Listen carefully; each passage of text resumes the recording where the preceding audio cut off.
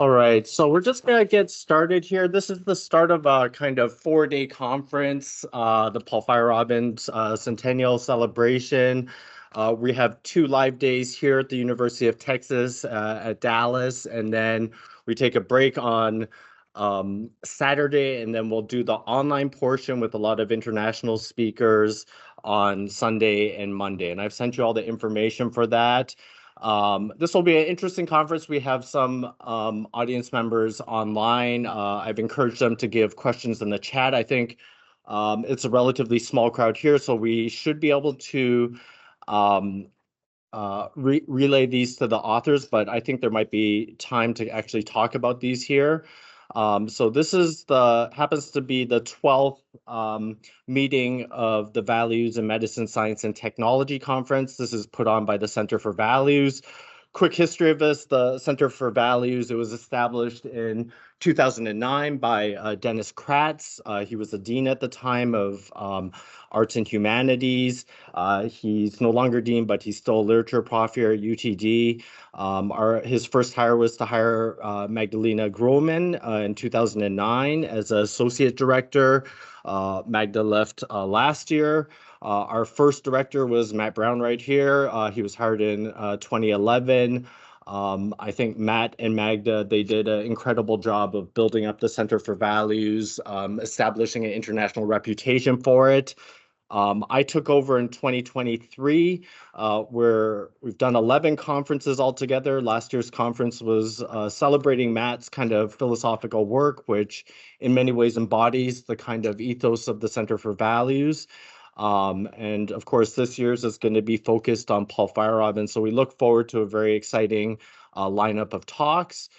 For some upcoming kind of events, very soon we're going to put in submit this book. We have a contract with the Boston Studies. It's going to be titled Values, Pluralism, and Pragmatism, Themes from the Work of Matthew Brown. There's going to be a special issue of Philosophy of the Social Sciences coming up soon, which was hosted by the Center last March. Next year's Values Conference is going to be focused on Ian Hacking's Philosophy of Science's legacy in philosophy. So I encourage all of you to kind of submit to this. Ian was one of my supervisors. Very sad that he passed away this year. And VMST-14 tentatively is going to be New Perspectives in Philosophy of Psychiatry.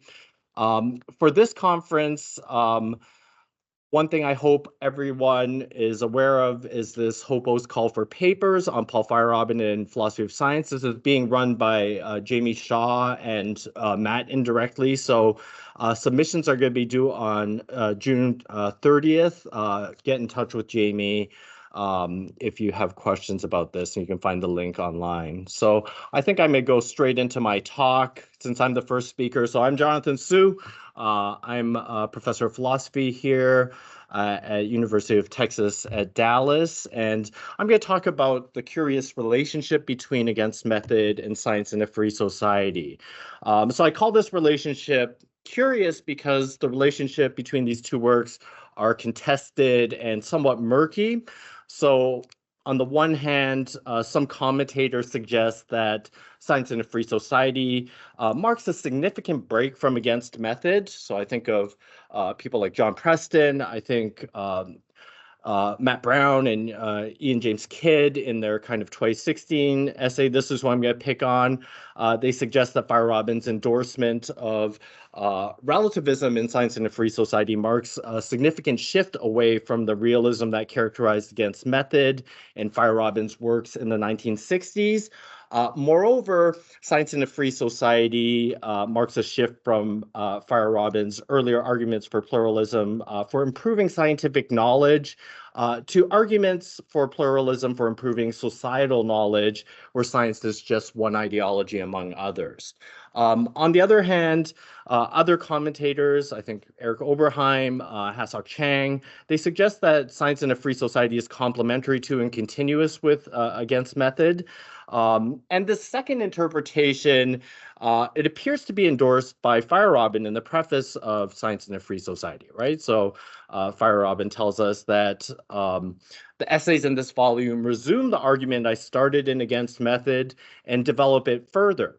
Like the earlier book, this volume has one aim: to remove obstacles intellectuals and specialists create for the traditions different from their own, and to prepare the removal of the specialists, the scientists themselves, from the life centers of society.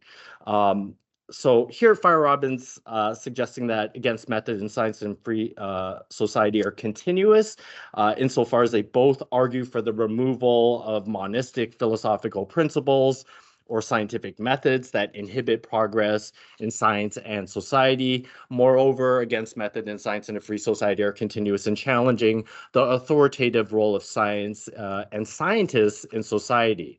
So in my talk today, I'm going to end up defending this second interpretation of the relationship between against method in science and a free society. I think these are largely continuous works. Feyerabend's endorsement of relativism doesn't mark a significant break from against method. This talk I'm giving today is kind of a companion piece to another paper I've written on the issue of realism in Feyerabend's writings in the 1970s. This is for the kind of MAT volume that we're working on right now. And there I articulate an argument about how and when we should distinguish Feyerabend's early and middle works. So in that paper, I make this argument with reference to Brown and Kidd's proposed framework for distinguishing different phases of Feyerabend's published works. So in their framework, Feyerabend's works are divided into early works. Feyerabend, he defends a kind of type of semantic realism. He argues for pluralism within science. And the main goal is to defend science from rationalistic or monistic philosophies of science. His middle works, starting circa 1978 with the publication of Science in a Free Society, Feyerabend argues for pluralism in society. He, with science kind of understood as one tradition amongst others, and he calls this view relativism. And the goal here is to kind of defend society from science. And in his later works, Feyerabend, he returns to an interest in realism and what he calls the problem of reality. He explicitly denies relativism, and he takes up metaphysics in earnest. And Matt, of course, he's contributed significantly in clarifying the nature of Feyerabend's later works in the 90s.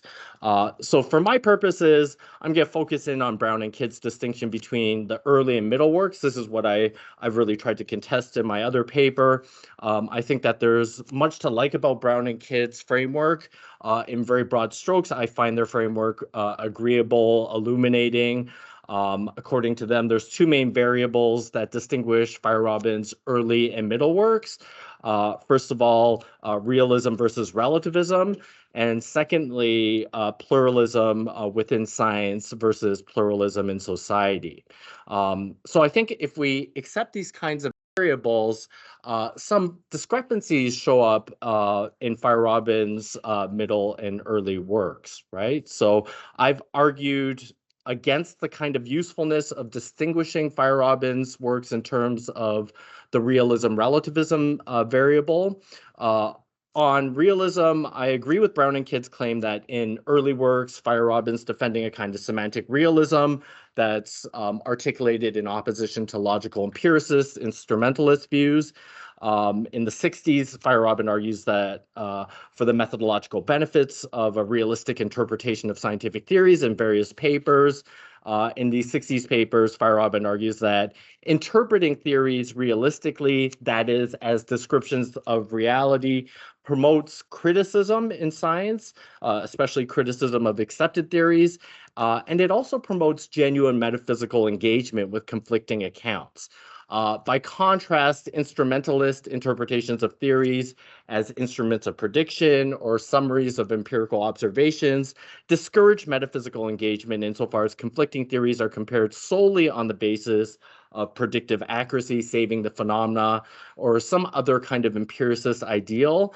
For Feyerabend, scientists' attempts to resolve metaphysical disagreements among competing theories, this is a crucial element of his pluralism and his idea that pluralism can promote criticism or the synthesis of new theories from conflicting theories.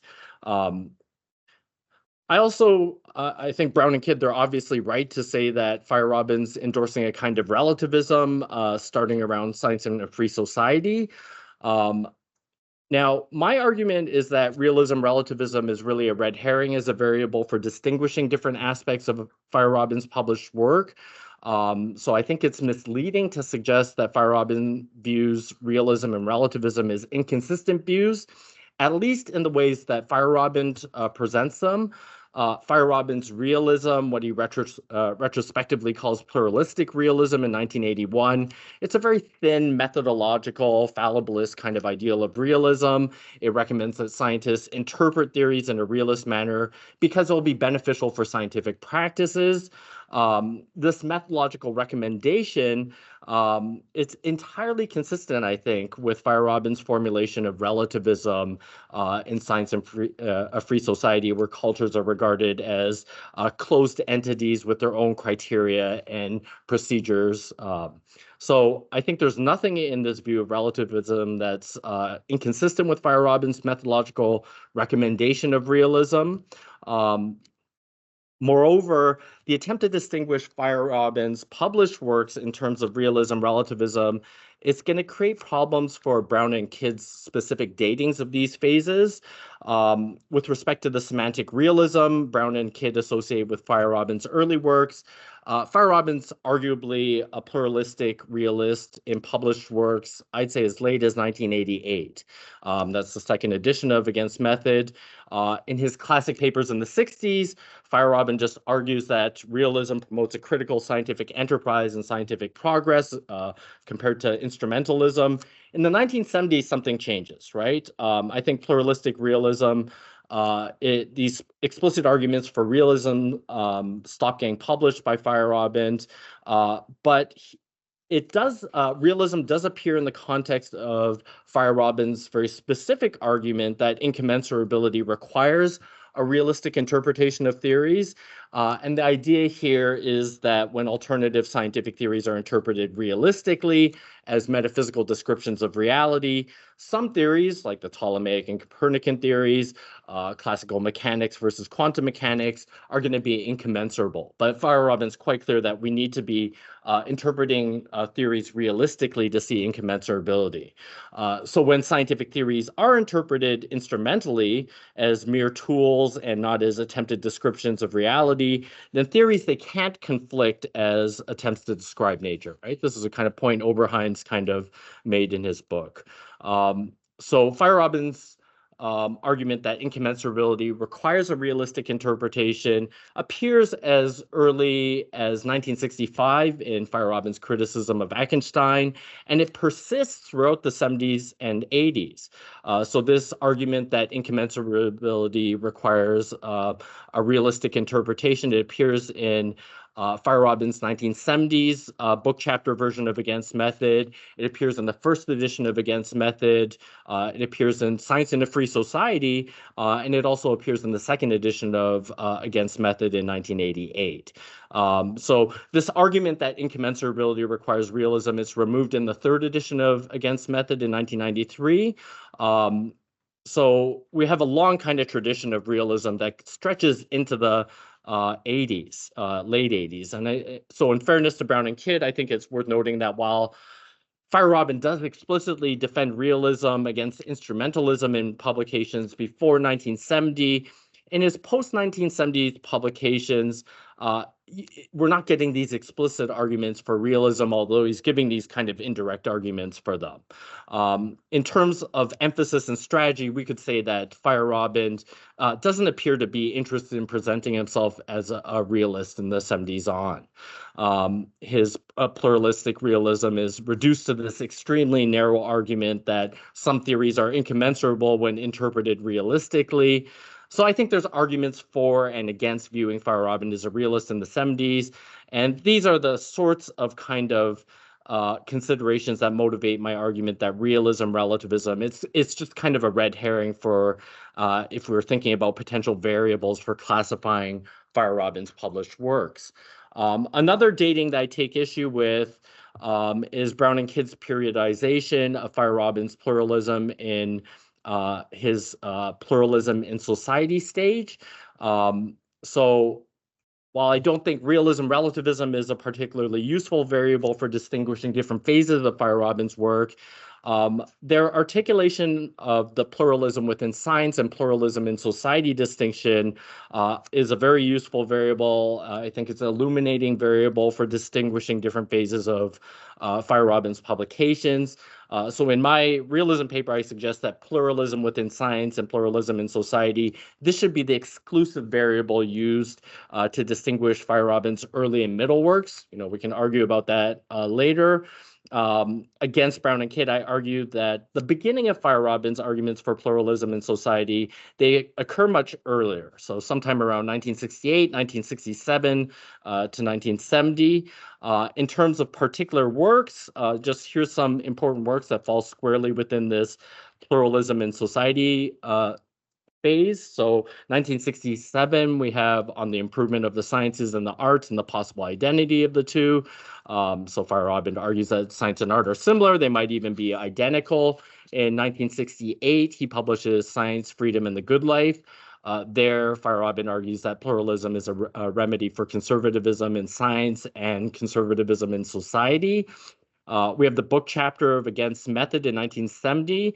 Feyerabend, he cites Mill's pluralism on liberty as a means to combat dogmatism in science, facilitate the psychological development of individuals, and improve civilization. And besides promoting progress in science, pluralism and proliferation are supposed to be essential ingredients for a humanitarian outlook that seeks to improve society and culture. Also in 1970, he publishes Experts in a Free Society. So Feyerabend, he defends society from science by arguing against the legitimacy of scientific experts. We have the first edition of Against Method, where he argues that non-scientific ideas are meaningful and can improve human knowledge, and science and the state should be separated because of the authoritative status of science. We have How to Defend Society and Science, where Feyerabend aims to defend society and its inhabitants from all ideologies, including science. Science in a Free Society, Feyerabend argues that modern science is not superior to non-scientific ways of knowing. He defends relativism and argues that science is just one ideology among many.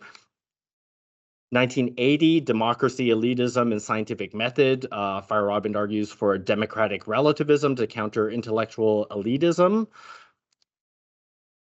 And Farewell to Reason, right? Feyerabend defends a specific form of cultural relativism against rationalistic forms of thought. He argues that cultural diversity promotes human happiness and freedom, while uniformity is detrimental for attaining these goods, right? So I bring attention to these works just to suggest that Brown and Kidd's dating of the start of the kind of middle works, Feyerabend's kind of pluralism in society stage, I think it should be much earlier, right? So they date the beginning of this in 1978. I think we can date it at least a decade earlier. And so I think Feyerabend's, he's presenting these arguments for pluralism in society a full decade before Brown and Kidd's dating of the beginning of Feyerabend's pluralism in society phase. So in my realism paper, I suggest that a more appropriate starting date for Feyerabend's pluralism in society phase is 1970, right? And this ought to also mark the beginning of his middle works. So this is my proposed revision to Brown and Kidd's taxonomy.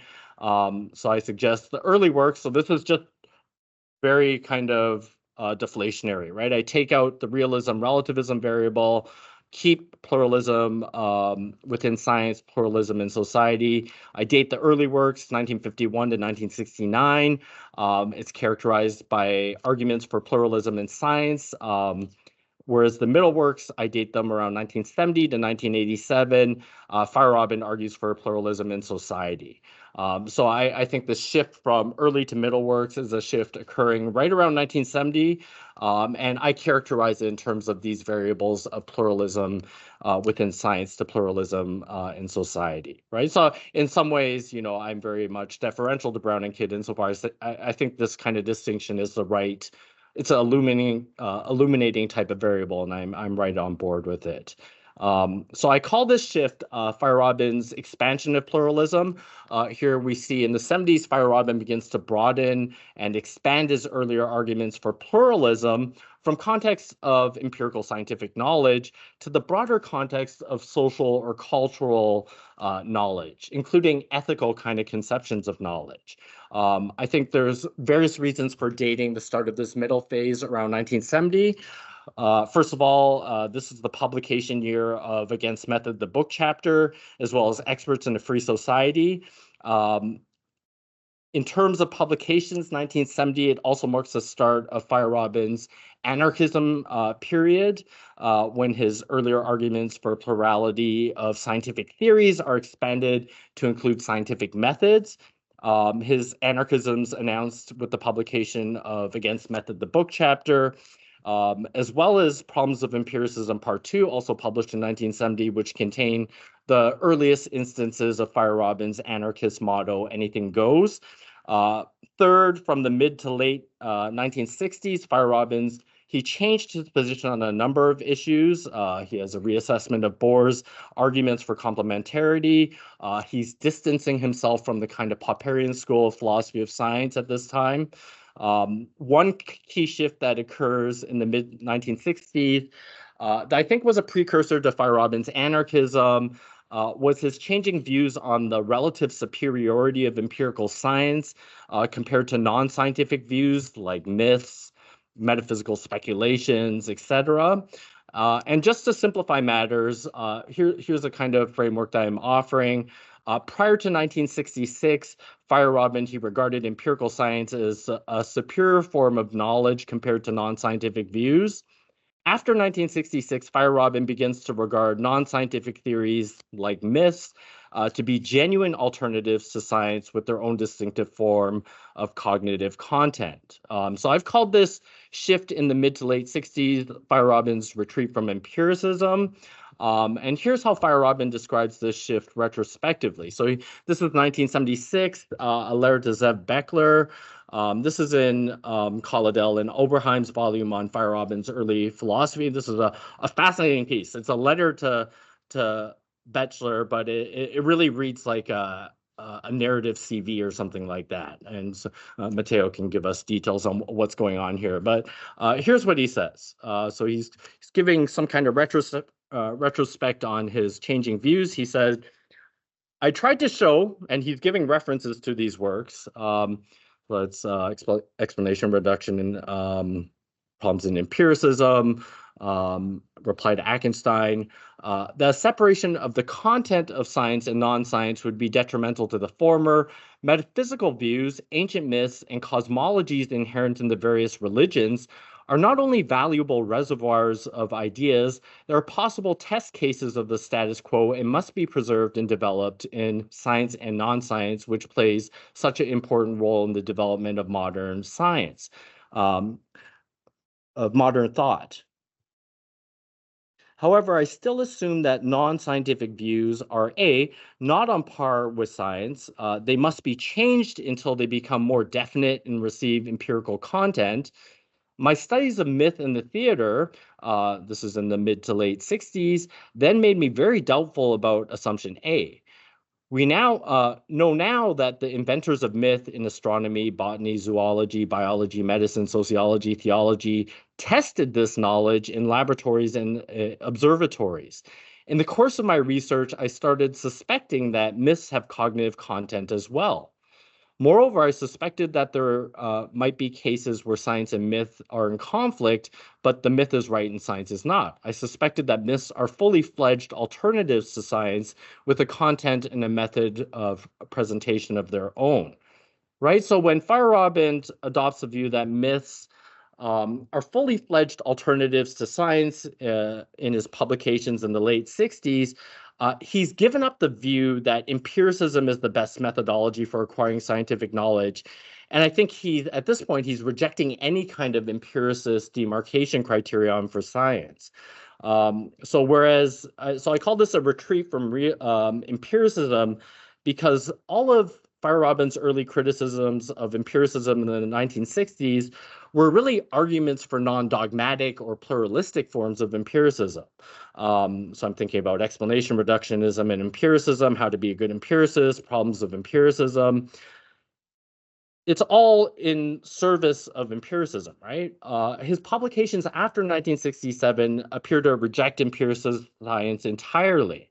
And I think this anti-empiricist stance is most explicitly announced in his 1969 paper, Science Without Experience, where Feyerabend rejects the idea that scientific facts are necessarily empirical. So Feyerabend's argument for the cognitive or epistemic content of alternative theories is really crystallized in the fourth chapter of Against Method, where Feyerabend argues that there's no idea, however ancient or absurd, that's not capable of improving our knowledge. On this specific issue, my contention is that Feyerabend's kind of retreat from empiricism, it really paved the path for his kind of anarchism and his kind of corresponding interest in arguments for pluralism in society. So this is why I'm dating the middle works at 1970. Another important precursor for Feyerabend's arguments for pluralism in society and anarchism was Feyerabend reading Mill's arguments for pluralism On Liberty. This is sometime around 1968, 1969, thanks to Matteo. Matteo's done the interesting homework on this. I think it's got to be sometime in 1968. This is on the advice of John Watkins. So in a 66 book review of Beyond the Edge of Certainty, which includes problems of empiricism, Watkins remarked that, quote, a reference to J.S. Mill would have been in place where Feyerabend calls for an extension of his epistemological pluralism to extra scientific walks of life, end quote. So based on various kinds of accounts we have, Feyerabend took up Watkins' advice and he eventually read On Liberty sometime in 1968 or early 1969 when he made it required reading for his kind of general philosophy course at UC Berkeley. The first reference to Mill's On Liberty in Feyerabend's publications is the book chapter of Against Method, 1970, where Feyerabend presents Mill and Hegel as the kind of most important precursors for anarchism. And in his publications after 1970, Mill's consistently presented by Feyerabend as the most important influence on his pluralism and anarchism. And in his book chapter, Feyerabend, he praises Mill for not simply applying pluralistic arguments narrowly to questions about knowledge and truth, but applying pluralistic arguments to problems in life, where ideals of scientific method are closely related to humanitarian ideals or ethical ideals regarding how to live the good life, right? So here's what he says in the book chapter. He says, proliferations introduced by Mill as the solution to a problem of life. How can we achieve full consciousness? How can we learn what we are capable of doing? How can we increase our freedom so that we're able to decide the manner in which we want to use our talents? Today, the only question is how science can improve its own resources, no matter what the human effect of its methods and of its results. For Mill, the connection still exists. Scientific method is part of a general theory of man. It receives its rules from this theory and is built up in accordance with our ideas of a worthwhile human existence. Thus, methodological and humanitarian arguments are intermixed in every part of Mill's essay, and it's on both grounds that pluralism is defended. So whereas Feyerabend's arguments in the 60s are really confined to these narrow claims that pluralism will promote scientific progress and it will kind of maximize the empirical content for any kind of scientific testing situation, after 1970, Feyerabend, he expands these arguments for pluralism or anarchism to apply to broader ethical humanitarian ideals of knowledge. And Matteo, he's kind of reconstructed this kind of nicely. I really like what he says. This is Matteo. He says, his summary of it, he says, on the basis of its ethical underpinning then, pluralism was not to be recommended only within the limited precincts of scientific methodology, but it had to be extended across the board to every aspect of human life. Now, I think there's aspects of this in Feyerabend's earlier works, but I think when Mill comes, this really becomes crystallized in Feyerabend, right? So that's kind of brief summary of my argument. And what I want to do now is, in light of this kind of argument, shifting the middle works a bit earlier than Brown and Kidd, I want to reconsider the relationship between against method and science in a free society, right? So questions to me that are of interest to me include, is there a significant shift from against method to science in a free society? How are these two texts kind of similar? How do they differ? Are the differences significant enough to mark a philosophical shift in Feyerabend's thought? Or, as suggested by people like Oberheim, is science in a free society largely continuous with against method? And I address these questions by engaging first with Matt and Kidd's analysis, and then I'll talk about John Preston's kind of earlier argument on this issue. So in arguing that, I'm going to be arguing that science in a free society is largely continuous with against method. I'm going to suggest that the differences between these two texts are quantitative rather than qualitative differences. That is, there's going to be more arguments for pluralism in society in science in a free society compared to against method, but they're certainly there in against method.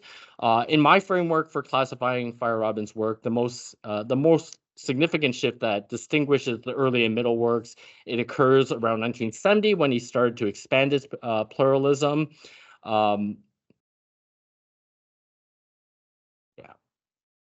So let me, just as a comparison between Brown and Kidd and my kind of framework, basically the beginning of, I suggest that the beginning of Feyerabend's pluralism in society phase should be dated in 1970 rather than 1978. And I've kind of rejected realism relativism as a useful variable for distinguishing the early and middle work. So here's the kind of revised picture. Now, in discussing the relationship between against method and science in a free society, I think Brown and Kidd, they say quite reasonable things, right? So I'm going to reject their kind of dating that they give in their framework, but here's what they say in the text about against method and science in a free society, right? They say the shift, this is the shift from early to middle works, is definitely complete by 1978 with the publication of Science in a Free Society, which is firmly situated in the themes of Feyerabend's middle work. We suggest that one can read the 1975 edition of Against Method as a transitional work, mainly occupied with the concerns of the early work, but moving in the direction of the middle period. So although I've rejected their dating of the end of the early works and beginning of the middle works, I find this kind of statement totally unobjectionable, right? On this issue, it's worth mentioning that while I consider against method something like a mature Feyerabendian work published squarely during his middle works, there's a kind of natural explanation for why against method is mainly occupied with the concerns of the early period. And in my terms, the themes of the early period are pluralism within science. The explanation goes something like this, right? As Feyerabend often said, against method is this kind of collage made up largely of previously published works, especially works from the 60s. The background for the book, it's drawn from his PhD theses and his 58 Aristotelian Society paper. The main arguments for pluralism and against method, they're all kind of drawn from, How to Be a Good Empiricist, Problems of Empiricism 1, and the Against Method book chapter of 1970. Feyerabend's argument that theory and observation can't be separated and they form some kind of indivisible whole, that appears in his 64 review of Nagel's Structure of Science. Now, the newer materials in Against Method, they include pretty explicit arguments about pluralism in society, right? And so this includes chapter 4, right? He says there's no idea, however ancient or absurd, that's not capable of improving our knowledge. Chapter 17, the content of certain theories, for example, myth and science, they can't be compared, right? Part of incommensurability. In chapter 18, science is much closer to myth than scientific philosophy is prepared to admit. I should say I'm not sure how new Chapter 17 is. He's certainly saying similar things in 1967. It might just be a repackaging of that. I'm sure there's people here that could tell me better, but certainly Chapter 4, Chapter 18 are newer kinds of materials. So here's my quick assessment of Brown and Kidd on the relationship between against method and science and free society. I think they're incorrect to present AM as the last kind of early work, and Science in a Free Society is the kind of start of his middle works. I think the shift to middle works occurs much earlier on, around 1970, according to me. They are correct that Against Method can be viewed as a transitional work that mainly includes concerns of the early works and some concerns of the middle works. But this is just a quantitative difference, right? The amount of space devoted to arguments for pluralism in society rather than a qualitative difference. So I don't think it's a significant break.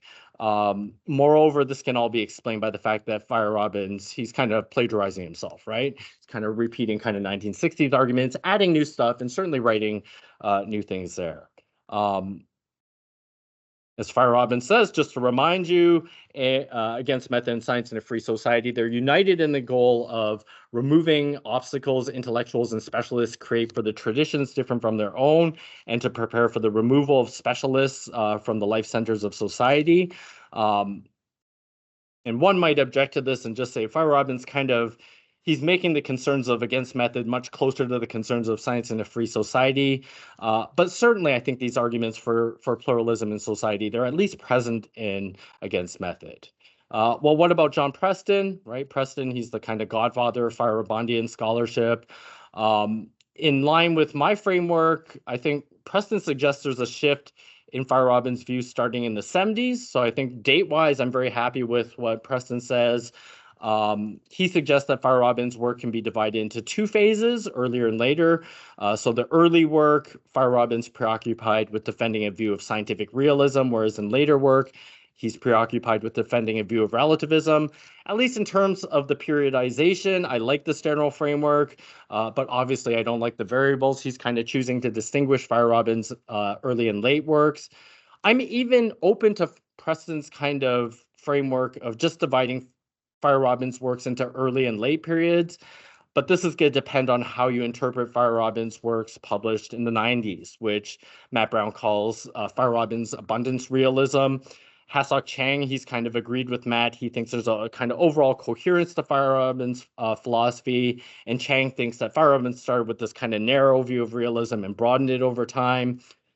In correspondence, Eric Oberheim, he suggested a very similar view, right? So I'm going to cite Eric here. He says the only significant difference between Feyerabend's Kant on Wheels realism in 1962 and his abundant realism in late work is that the former recommends using science as a guide for reality in science, whereas the latter recommends using happiness as the relevant factor for deciding on what to believe is real, hedonism. In both, reality results in an interaction of your conceptual framework and the abundance. So I don't have a particular horse in this race. I'm more interested in this earlier shift, but I think it does drive a strong wedge between Matt and Ian's kind of view and Preston's. So I think Matt and Ian should write about this, right? You have a nice kind of, they're all nice and conciliatory in providing their framework, but I think there's a clear difference on the late works, right? Preston thinks the late works are postmodern, they're relativist. Now, I'm less kind of interested in Preston's framework for classifying Feyerabend's works and more interested in his view on the relationship between Against Method. He's kind of pushed this view that there's a significant break the most. In his narrative, Feyerabend has this retreat from realism, which starts around 1970. And he says he's no longer a realist in Science in a Free Society, where he explicitly endorses this Protagorean form of relativism. According to Preston, after kind of Feyerabend's defense of realism in the 60s, he says there was this long transition period in which he had not clearly rejected realism. In Against Method, realism was still needed as a premise for the identification of incommensurability. I talked about this earlier. Even though, as I've argued elsewhere, Feyerabend was no longer entitled to it. By the time of Science in a Free Society, there was a discernible change of emphasis. There, Feyerabend asks whether electrons really exist or merely fictions with which to order observations. So 2 comments on this, brief comments. First of all, In 1981, in his introduction to the first two volumes of his philosophical papers, Feyerabend kind of presents his classic 1960s arguments for realism as pluralistic realism. He offers no indication that he no longer endorses pluralistic realism. I take this to be significant because Feyerabend often announced his changes in views. Second, Feyerabend's view that realism's need for incommensurability, it wasn't dropped after the first edition of Against Method, right? As I talked about earlier, he held this view pretty late, all the way up to the second edition of Against Method in 1988. So Preston's certainly right that it appears in the first edition of Against Method, but Feyerabend repeats this argument in Science in a Free Society, right? It's note 118, and the second edition of Against Method. So there are some problems with Preston's kind of narrative here. So it's these kinds of textual issues that motivate my conclusion that realism, it's not really a useful variable for classifying different phases of Feyerabend's work. Feyerabend's all over the place. And certainly, as others have commented, his views of realism, they're quite unorthodox. They don't fit in nicely with the realism literature. His views of relativism are kind of weird. I think Cush has kind of made this kind of argument. He's giving these very unorthodox kind of arguments. So on Preston's view of the relationship between Against Method and Science in a Free Society, I think it's incorrect to distinguish Against Method and Science in a Free Society in terms of realism relativism. Same argument I gave to Matt and Ian. The argument that realism is necessary for incommensurability, it's present in works beyond 1975. And his relativism in Science in a Free Society, I think it's consistent with, and it might even require a kind of realistic interpretation of different forms of life. So the idea that cultures are kind of closed systems, their paradigms, conceptual schemes, forms of life with their own kind of internal criteria and their own knowledge-producing procedures, it's not inconsistent with Feyerabend's methodological recommendation to interpret theories realistically. By the logic of Feyerabend's earlier arguments for semantic realism in the 60s, we might say a plurality of alternative forms of life, which are interpreted realistically, will lead through a dialectical debate to new and better forms of life. So it might be the case that Feyerabend's arguments for pluralism in society are not only consistent with, but they might require something like a realistic interpretation. So for these reasons, I think it's misleading to say that Feyerabend made a retreat from realism after 1970. It would be more accurate to say that Feyerabend made a retreat from empiricism in the mid to late 1960s, which ushered in his kind of pluralism in society phase. So just by way of conclusion, I think Feyerabend, he offers an accurate report when he states that Science in a Free Society resumes the argument started in Against Method. Against Method and Science in a Free Society, they differ with respect to the primary targets of pluralistic arguments, empirical science and social knowledge, respectively. Versus kind of Kidd and Brown. I think this difference is quantitative rather than qualitative. I should say it's either an agreement with Brown and Kidd or against them, right? There's just kind of more arguments for pluralism in society and Science in a Free Society. I think at the end of the day, we should look at Against Method and Science in a Free Society as kind of mature works by Feyerabend. I think by the 70s, certainly by the mid 70s, we're looking at kind of mature works. And I think they're unified by this rejection of the false idol of scientific rationality and the authoritative status of science in society. All right, thank you.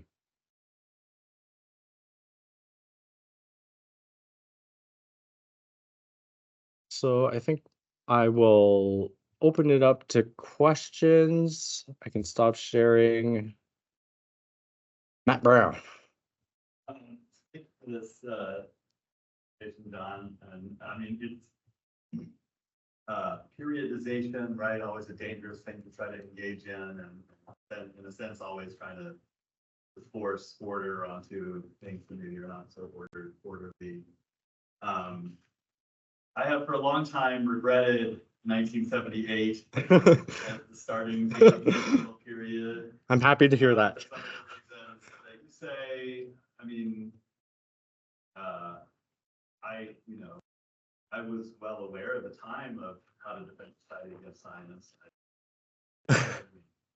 that was relevant. You know, but moving earlier, I think is tricky because in 1970, you know, you point to several sources which seem more in line with the middle period, but there are also several works in 1970 that are more in line with the earlier period. I mean, Calvin Pierce too, to the specialist. I think the essay written against method, even more so than the book, is focused on early period stuff. So it's kind of half and half. And then, you know, 71, 74, he essentially publishes nothing of any significance. And 1975, you only get against method and defense citing science and minor important things. And the movies, that's not even a topic. And so I would be maybe inclined to move the start date of middle period to 1975 for these reasons. And just to acknowledge that, you know, like these things develop, right? So there's precursors of the middle period and the early period. There are echoes of the early period and the middle period. Yeah. You know, they're fuzzy. It's fuzzy. Yeah. Feyerabend's a complex thinker whose ideas are in motion all the time, right? So, but I think, to me, against method 1975 as a transitional work is kind of is a really important part of how we periodize things. Yeah. And I might even say the 1970 paper, that's the transitional work, right? I think you're right that it contains a lot of the arguments for the new one, but we get new announcements, right? We get Mill in there, this big section on Mill, this section talking about how, well, Mill is going to improve civilization. In the text itself, it's focused on empirical scientific knowledge, but I don't even think he says there. I think it's in 75 where he says anarchism's a means for better and a more humanitarian kind of thing. But that's clearly drawing on the kind of earlier Mill stuff.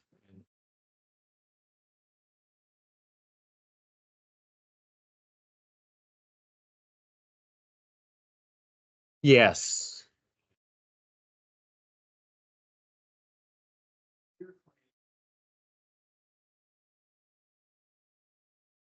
Chapter 18 method, and also I think on the big text,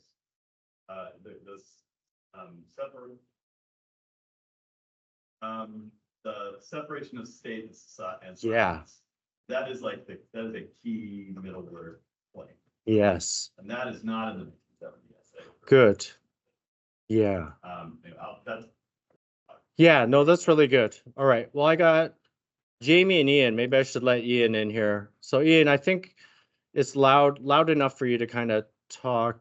So yell and I'll tell you how well we're hearing you. Okay. Can you hear me? Oh, very good. All right. Thanks, Jonathan. That was really great. And thanks for the interesting reinterpretation. I think I'm broadly sympathetic with a lot of what you say. But here's my question. A lot of your discussion focused kind of retrospectively upon the kind of the earlier stages of Feyerabend's career.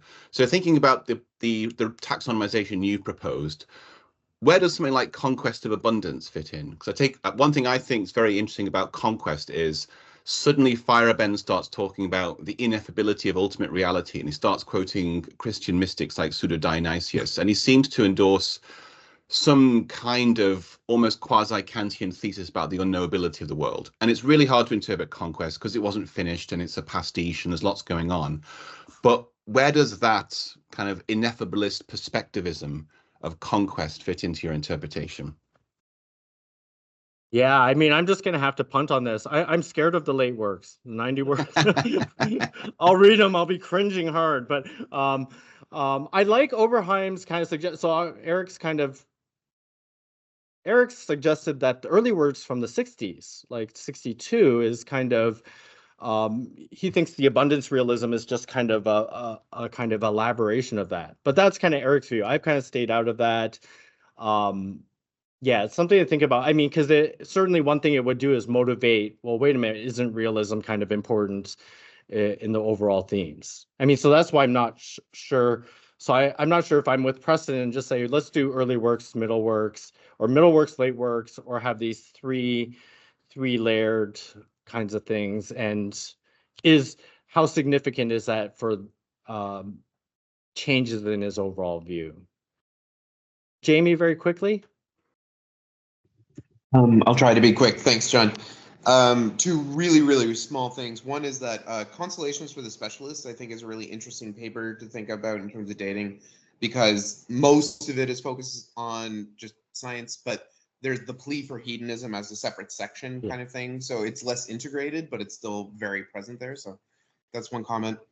My other point, which is also fairly small, has to do with what's going on with realism in the second edition of Against Method. So I can't remember which chapter it is, but there's a new chapter that is only in the second edition where he defends the church, Osiander's instrumentalism and the kind of the church's instrumentalist rebuff of Galileo, partially on empirical grounds, but partially on ethical grounds.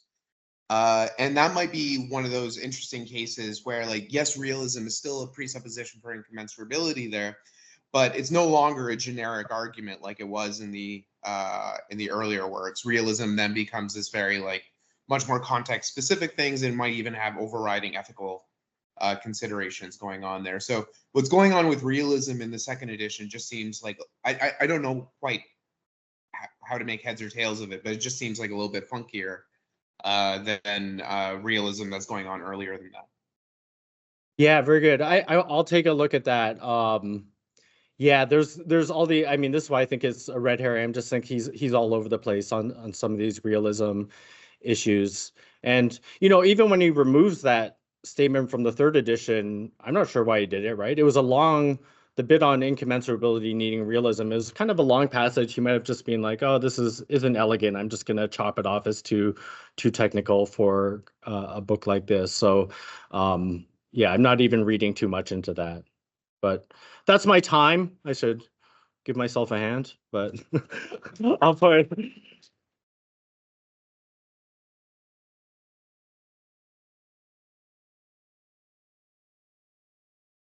So Gregorio, do you want to get up here?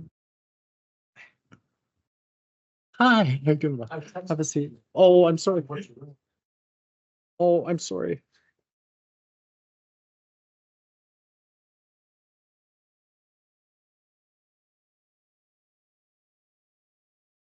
Can you guys see the screen? No.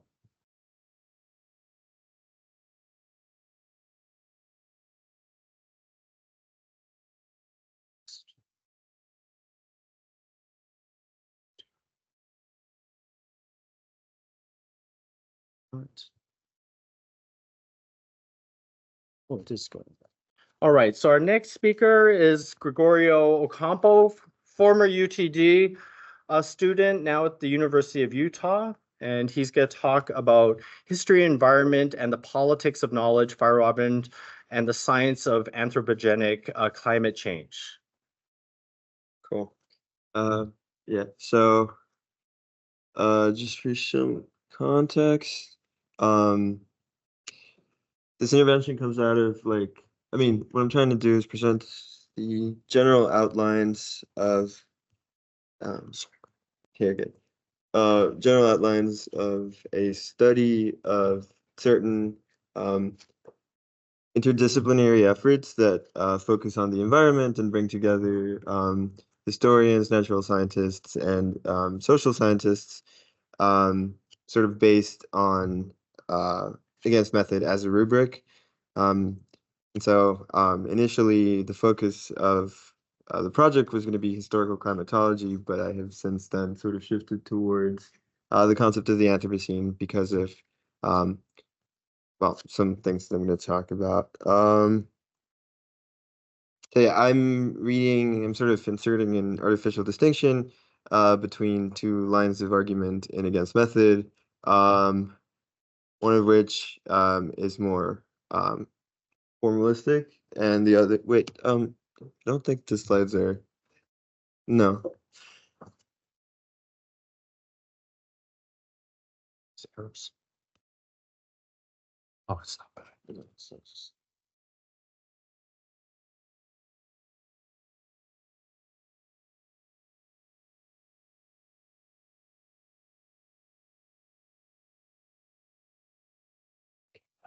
Yep, I gotta just move Jamie off here.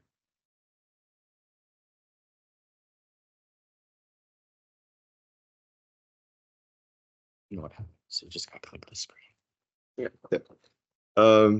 Yeah, so I am inserting a bit of an artificial distinction between Feyerabend's interventions regarding the conduct of science as a human activity, and then the study of science, the historiography of science. I think, I mean, I'll readily acknowledge that Feyerabend does not uphold such a distinction, and in fact, forget exactly where, but kind of abolishes it very clearly. I just think that in the context of this particular project, it helps to trace different ramifications of Feyerabend being applied to the Anthropocene and so on. And yeah, my general thesis is that Against Method helps to illuminate how both the institutional form, or the form and the content of the Anthropocene framework lack a theory of action or of human agency that is vital not only to any effort to remediate or mitigate ecological disaster rooted in the concept of the Anthropocene, but also to the very concept of anthropogenic climate change as a plausible container for phenomena observable to natural science. Yeah, again, for context, sort of from the start of the project to now, the International Commission on Stratigraphy had a vote on the question of whether the Anthropocene would be accepted as a valid interval in geological time, and so it was voted down. The specific golden spike that was presented by the Anthropocene Working Group to the ICS was the sediment in the lake bed in Canada that shows signs of exposure to the byproducts of nuclear testing and nuclear energy production.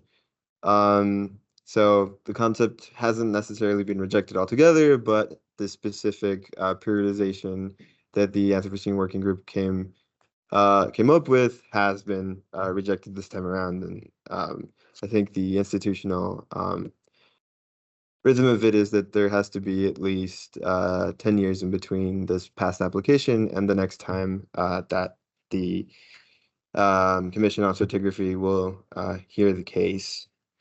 And so, yeah.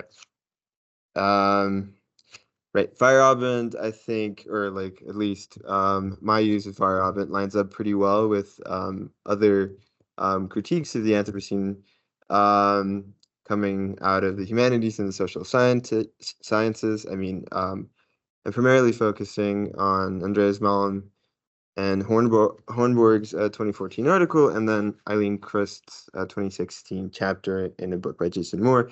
But there are also other alternatives posited coming out of the humanities and the social sciences. There's even alternative names, sort of, for largely the same web of interrelated concepts that the Anthropocene represents. So there's a Capitalocene proposed by Jason Moore. There's a Plantationocene. There's a Cthulhucene proposed by Donna Haraway, and so on. And I think, Feyerabend in many cases, or my use of Feyerabend approximates what is being put forward by these thinkers, but I think the distinctiveness or the possible value in turning to Feyerabend specifically is that Against Method sort of plays, I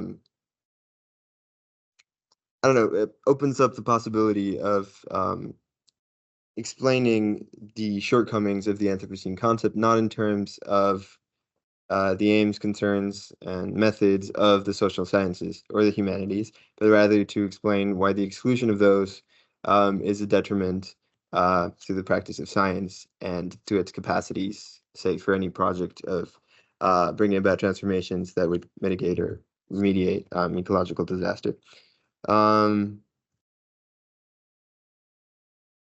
So yeah, starting point is that environmental change, anthropogenic environmental change, specifically like following the Industrial Revolution, let's say,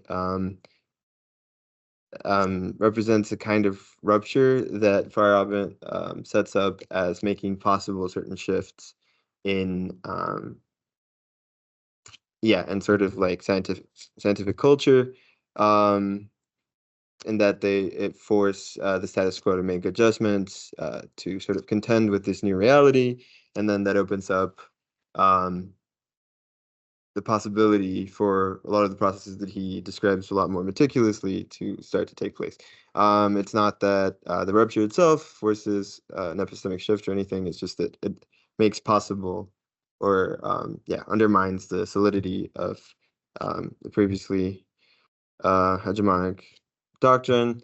In the Anthropocene, I would contend is an attempt to theorize one such rupture event.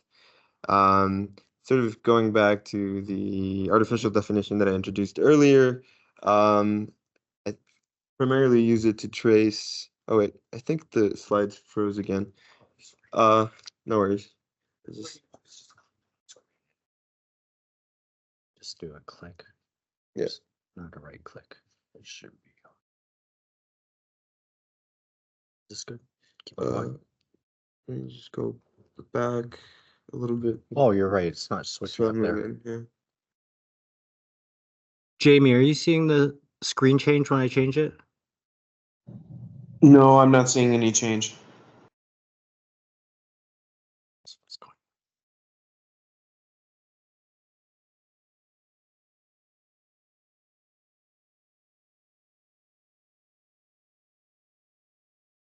There we go. Cool. Thank you, sir. Yep. Right. Yeah, sort of going back to the distinction I introduced earlier between what Feyerabend might have to say about the conduct of science, and then scientific historiography. This is sort of related to these different dispositions to the Anthropocene as a project that I'm identifying here. One of them as being like politically charged and action-oriented, primarily looks to the Anthropocene as a picture of the sheer magnitude of environmental transformations that human activities, especially human industrial activities, have produced, and sort of appeals to cultural prestige of science and what the consequences would be in terms of scientific institutions for the Anthropocene to be declared like an official, a valid periodization of geological time. And then the other one is more formalistic, just sort of seeing trying to determine whether or not the human signature is distinct enough to warrant distinct like geological periodization. Those, at least in terms of I'd say the action-oriented disposition to the Anthropocene takes the critique, I say, one step further than the formalistic component does, and I'll get to that later. Just sort of quickly going over the Anthropocene. I mean, the concept was coined by Crutzen and Sturmer in a very brief 2000 essay to designate like the present moment in geological time and you know open up the discussion on whether or not it was valid to use it to periodize geological time, defined by the presence of distinct markers resulting from human activity in the geological record.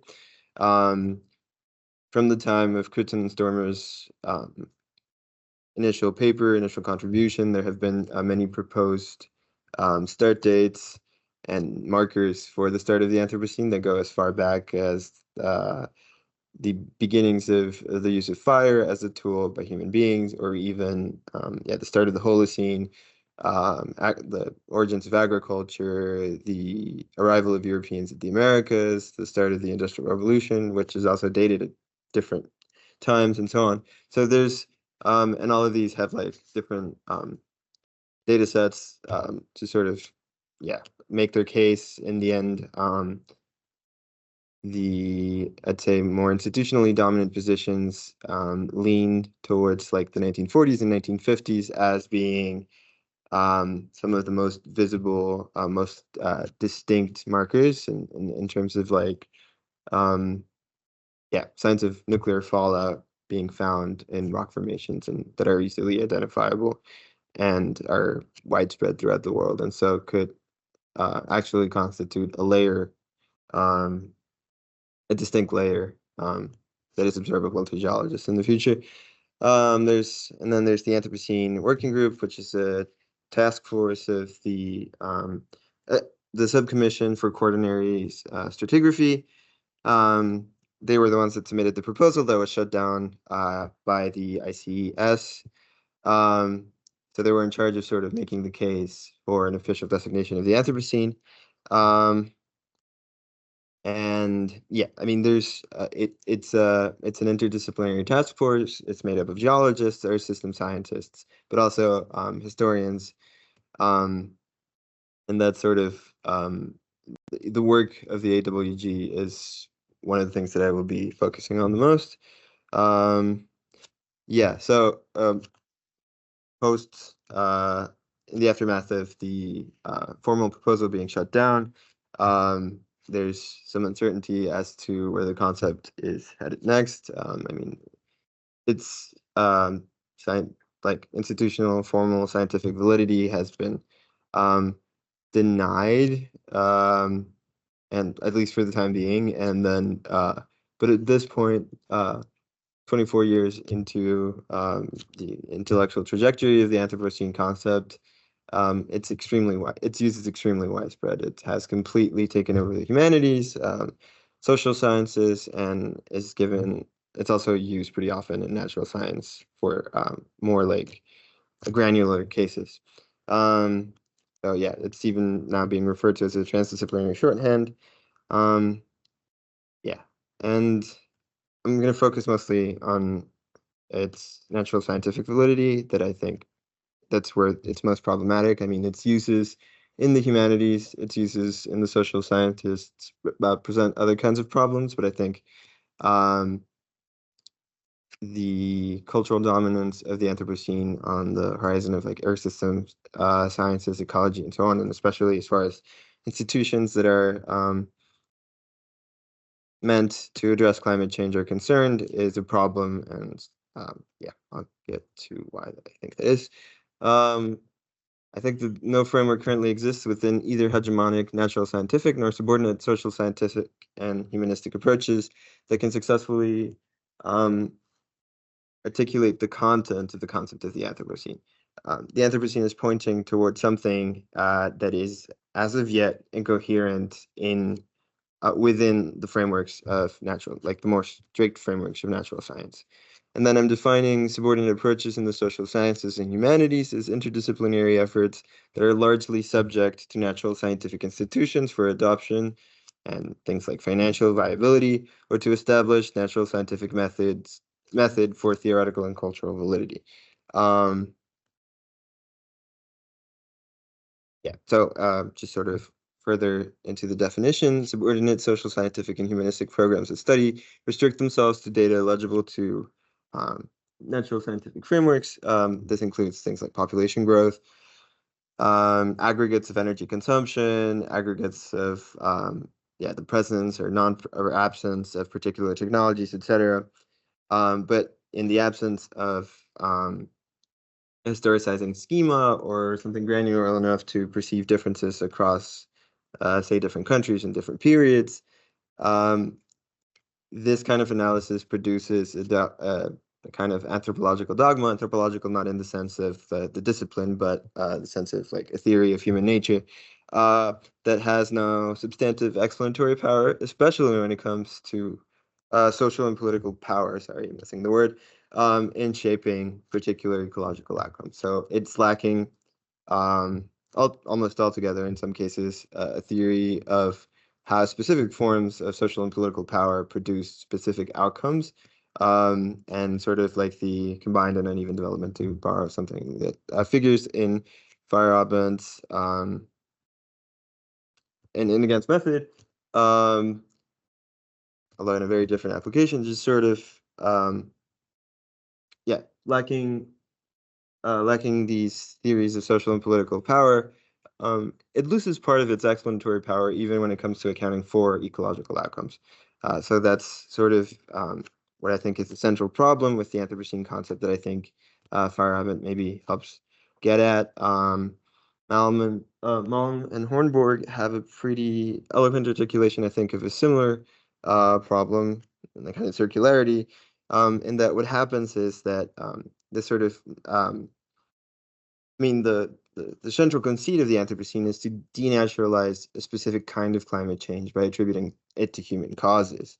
Then these subordinate approaches restrict themselves to a certain kind of like naturalistic data or natural scientific data, which in turn renaturalizes the causes of that exceptional change to the Earth system that warranted the concept in the first place. And so there's because these subordinate approaches are accountable to science being to natural science and especially like the institutions that maintain it, they are not able to articulate necessary explanations. And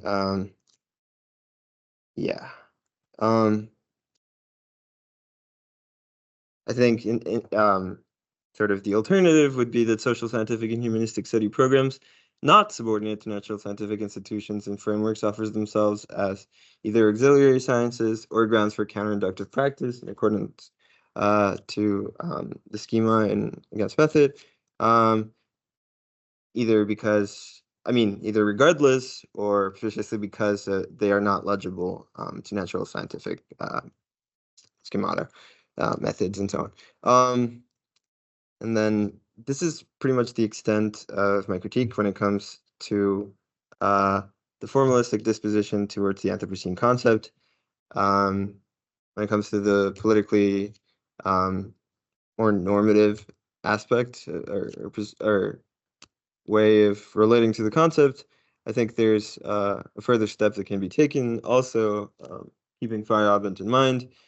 And then, a crucial recurring insight in against method is sort of the relationship between political processes, political forces, class tensions, and so on, and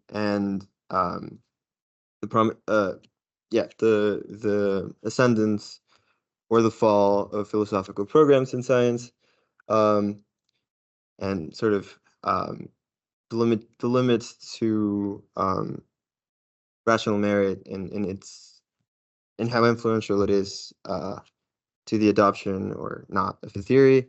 And so even though I think that taking some of the prior steps and separating these auxiliary sciences and the humanities and social sciences from under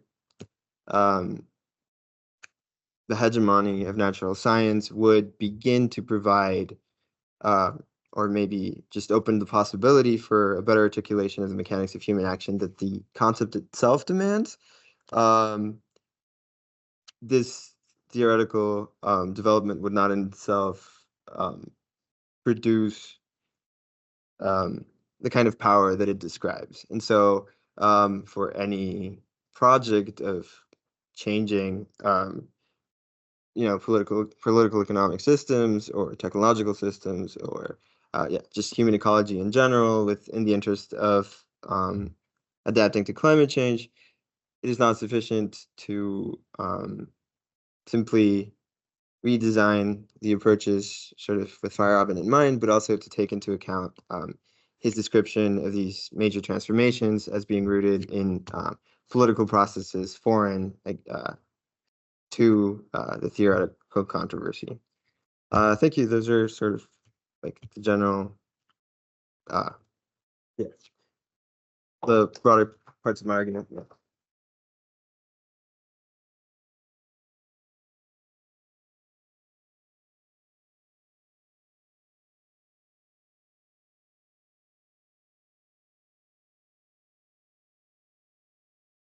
Good question. Go ahead. Yeah.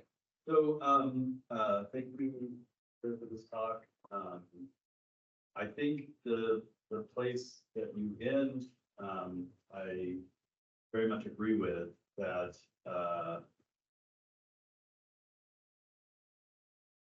You know, the sort of adequacy in relation to the dominant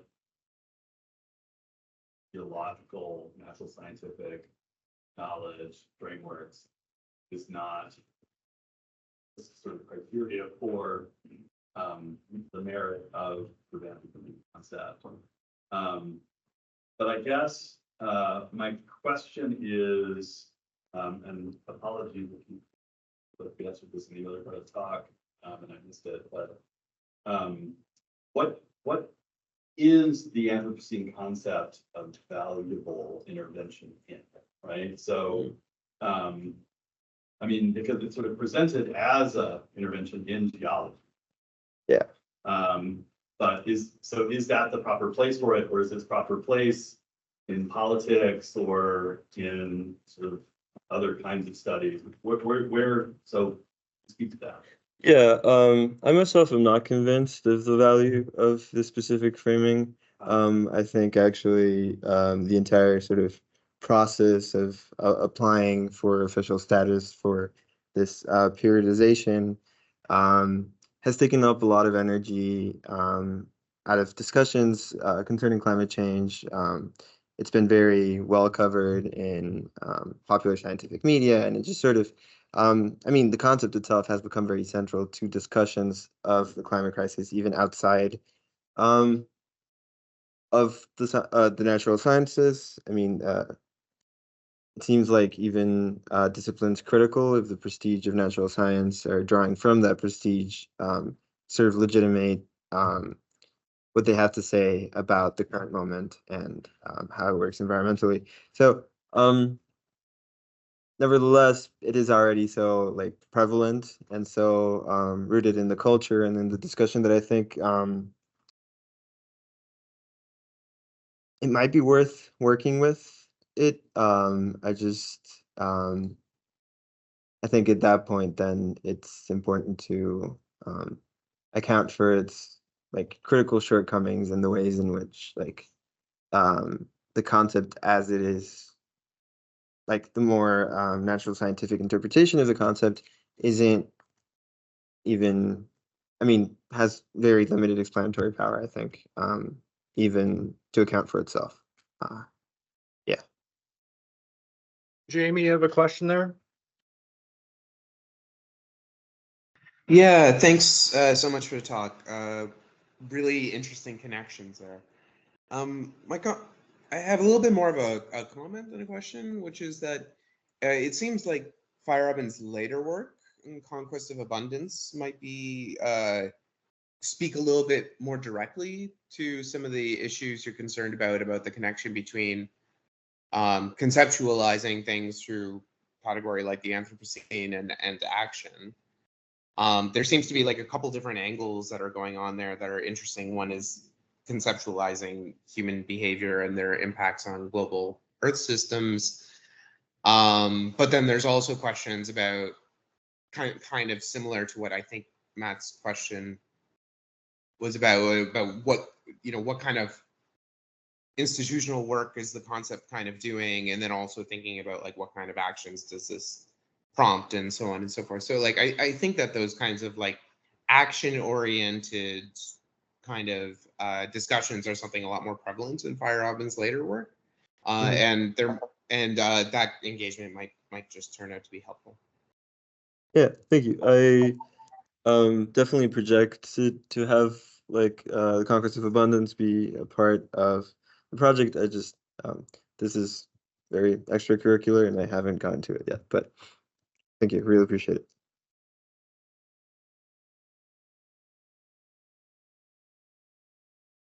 Hear a bit more about the auxiliary science and counter-inductive science. Is there some kind of general criteria by which we would categorize sciences in that? Not Not so much of a general criteria. It's just I think both auxiliary sciences and the importance of counterinduction to like the arguments in the earlier portion of the book give a bit of a formal justification for turning to sciences and programs of study that are not necessarily valid by natural scientific standards. In looking for explanations for some of the phenomena that are eligible to natural scientific standards. So I think that was mostly why I used those terms. I think very broadly they can apply in different ways to different things. When I was thinking of auxiliary sciences, I was thinking of things like sociology, environmental sociology, historical climatography, and other like environmentally focused but like humanistic or social scientific approaches. And then when it came to counterinduction, it could go a little further in that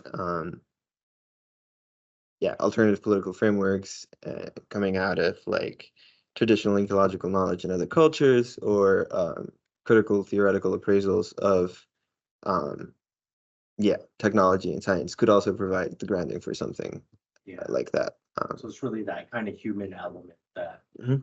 So I would, Two I would, different pathways. I would think of psychiatry, because like obviously in some ways it can be modeled as a natural science, but there's other ways, which critics of psychiatry have suggested it's not a natural science. So I just wondered if it would fall in under that, but.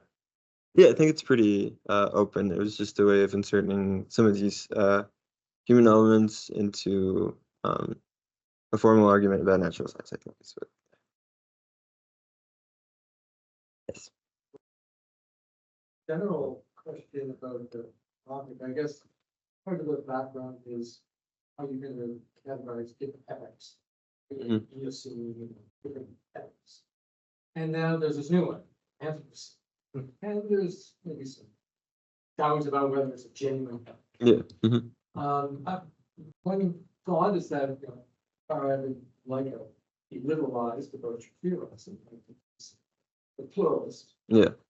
And so his view might be, yeah, sure, a lot of the number of epochs are that's suitable for your investigations. And you can imagine a little resistance to that. Is what is very pluralized. We're going to have as many epochs as you like. Your concerns or your interests. So you can imagine the resistance to that.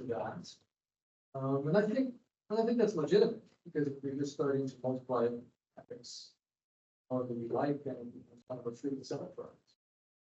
Standards by which we decide whether or not a useful standard for investigating a scientific topic. Yeah.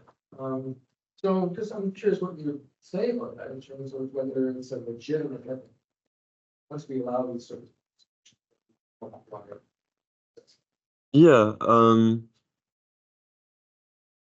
I think the International Commission on Stratigraphy sort of establishes its own legitimacy, and that sort of its position in the field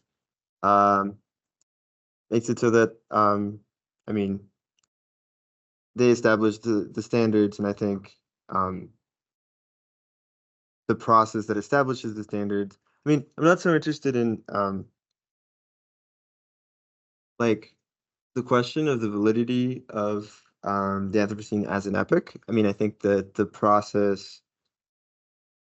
that question is accountable to the process that establishes those standards, and that process has more or less decided.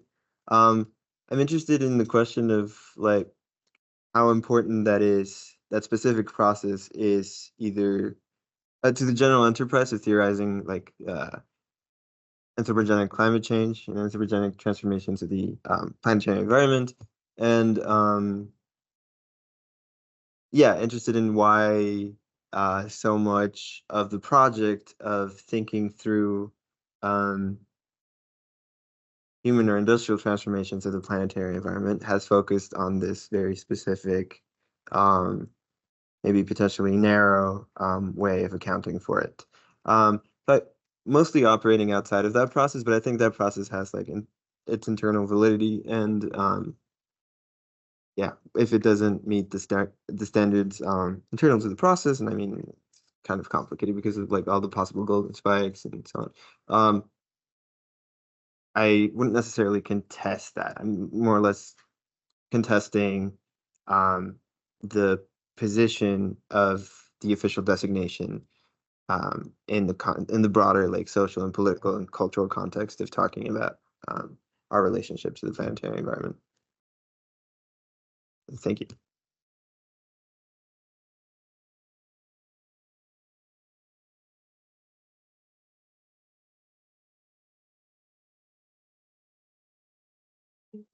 Human nature for the last few decades have been kind of clash, this hollow distinction between nature and culture. And I happen to think that all like Feyerabend may more or less indirectly have played a role in this.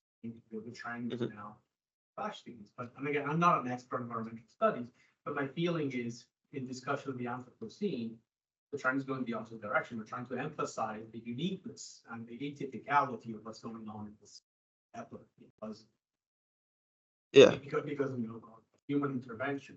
So I'm just curious about how you navigate this transition. If you see what's your position, how you see it influences some Feyerabend, and how I'm not sure if this makes total sense. But I mean, I see a tension. Of all the nice analogies you're drawing, I see a disanalogy in the way, approaches to human nature and approaches to climate change and ethics have been drawn apart. I'm just kind of curious to see if you think they can be brought together, and if someone like Feyerabend has a role in doing so, perhaps not.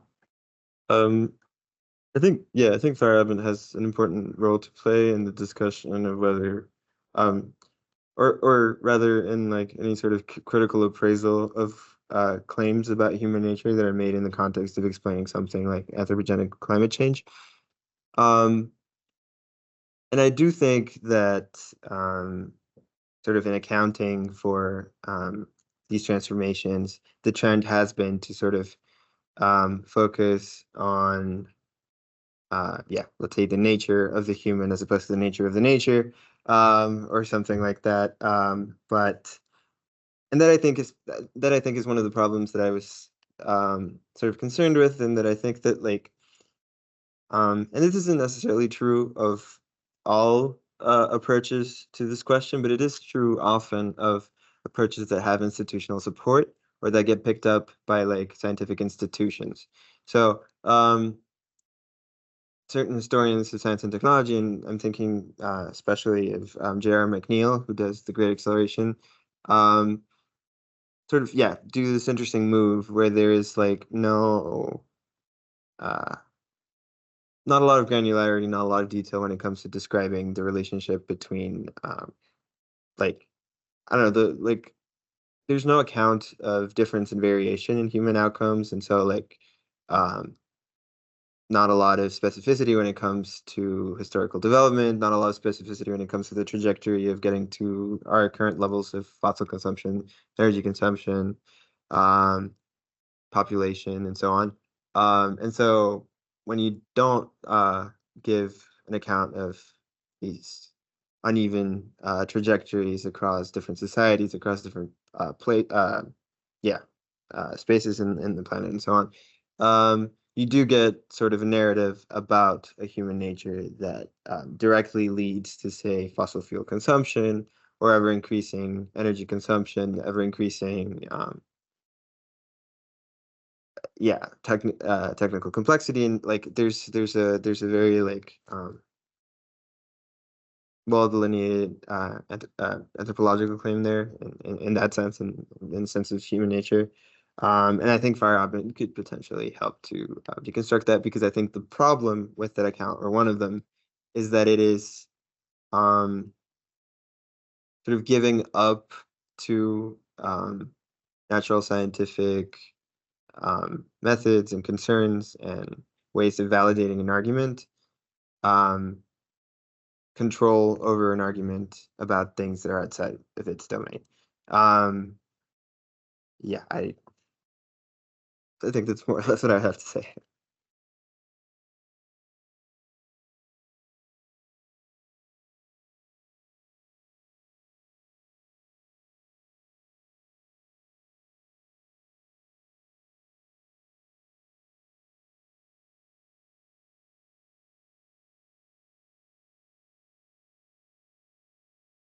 passage in a letter to Watkins dating to 1976, May 1976.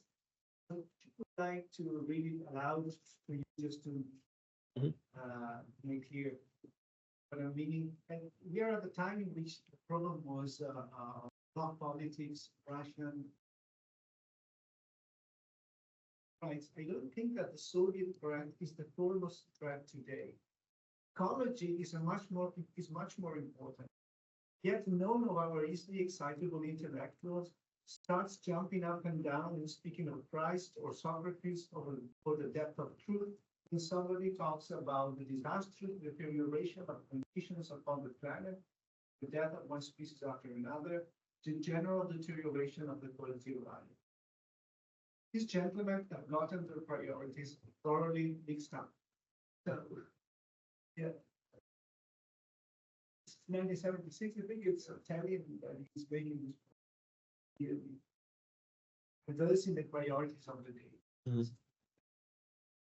Yeah, thank you. I did have the general impression that Feyerabend was well attuned to ecological matters, and some of like the preface and the later additions to the book does show some of that, but it's really cool to see it more explicitly stated. Thank you. Yeah.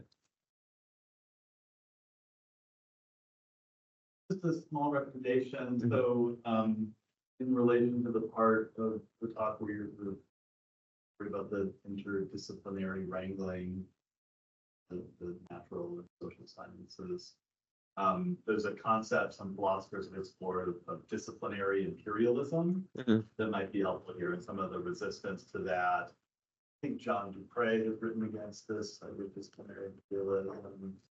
And in other contexts, the like imperial disciplines are the ones like physics, economics, neuroscience, and the whatever colonized disciplines tend to be the social sciences, sociology, anthropology, psychology, etc. So that might be helpful in this context as well. Definitely.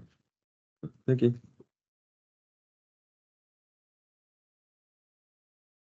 Raise your hand.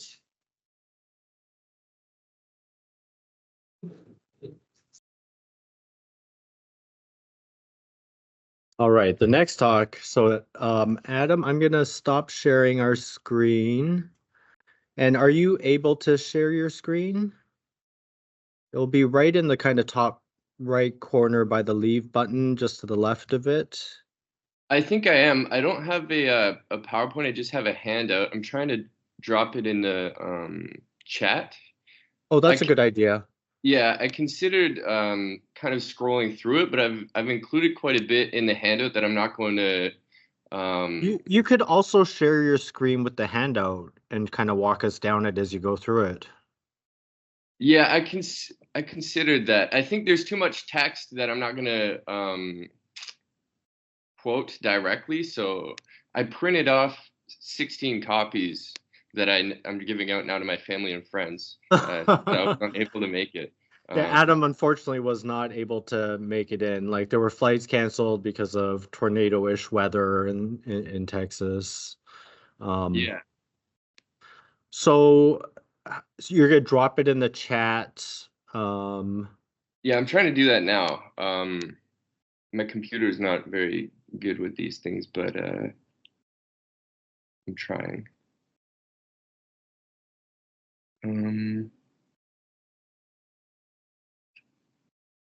As you can see, everything you're saying is being transcribed, so that I don't know if that helps. Is it? Okay.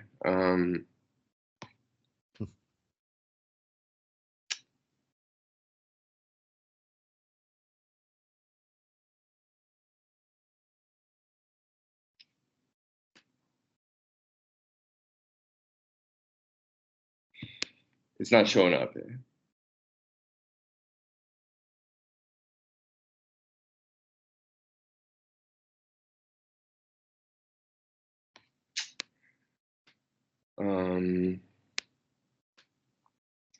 You were trying to do a share screen, or just put it in the. Just to put it in the chat. You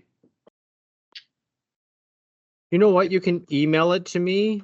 I can send it Okay. to all the kind of participants, and That would be helpful. Yeah, that'd be and great. you can just do a talk through. Is that Does that sound all right? That sounds great. Yep. All Yeah, I'll right. email it to you now. So how do I just focus in on his screen? I think there's a thing that's like spotlight. Okay, Adam, you're in the spotlight now. So whenever you're ready, okay? Okay, sounds good. I sent you the handout.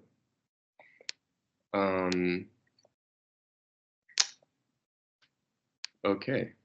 Yeah, and again, I wish I could be there in person. I appreciate you being able to accommodate me, allowing me to do this virtually, even though it's not one of the virtual days yet.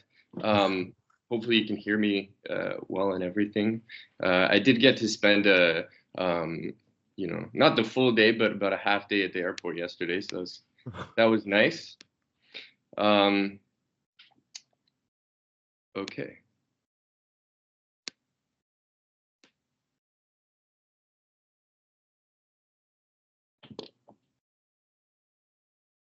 Okay, so I'm just going to do the kind of the classicist in me. I think this is the standard. I'm just going to read through the paper. It's very much a work in progress, and so I invite any kind of feedback that you're able to provide. And like I said, there are quite a few texts on the handout that I'm not going to address directly, especially at the end. There are a few. I think the last page, 25 to 28. I won't talk about them directly, but I thought they were relevant, so I thought I would include them. And so this paper is on Feyerabend and early Greek philosophy, and I've tried to keep it primarily to a discussion of against method. Although I think, you know, I think in the future I'm going to look more closely at some of his later works, Farewell to Reason, and I think also the Philosophy of Nature seems to have a lot to say there. So, okay. So in Killing Time, Feyerabend tells us that one of his motives for writing against method was the desire to free people from the tyranny of abstract concepts such as truth, reality, and objectivity, and that's in T1. It was among the early Greek philosophers, most especially, I'm going to try to argue most especially Parmenides. It seems like this also is extended to Xenophanes. So it was among the early Greek philosophers, most especially Parmenides, that he found the inception of these concepts and the beginning of their reign. Liberation is achieved to the extent that against method is successful through a sustained attack on rationalism, an attack which takes seriously the Wittgensteinian exhortation, don't think, but look. So this is in text 2. He says, to those who look at the rich material provided by history, it will become clear that there's only one principle that can be defended under all circumstances and in all stages of human development. It is the principle, anything goes.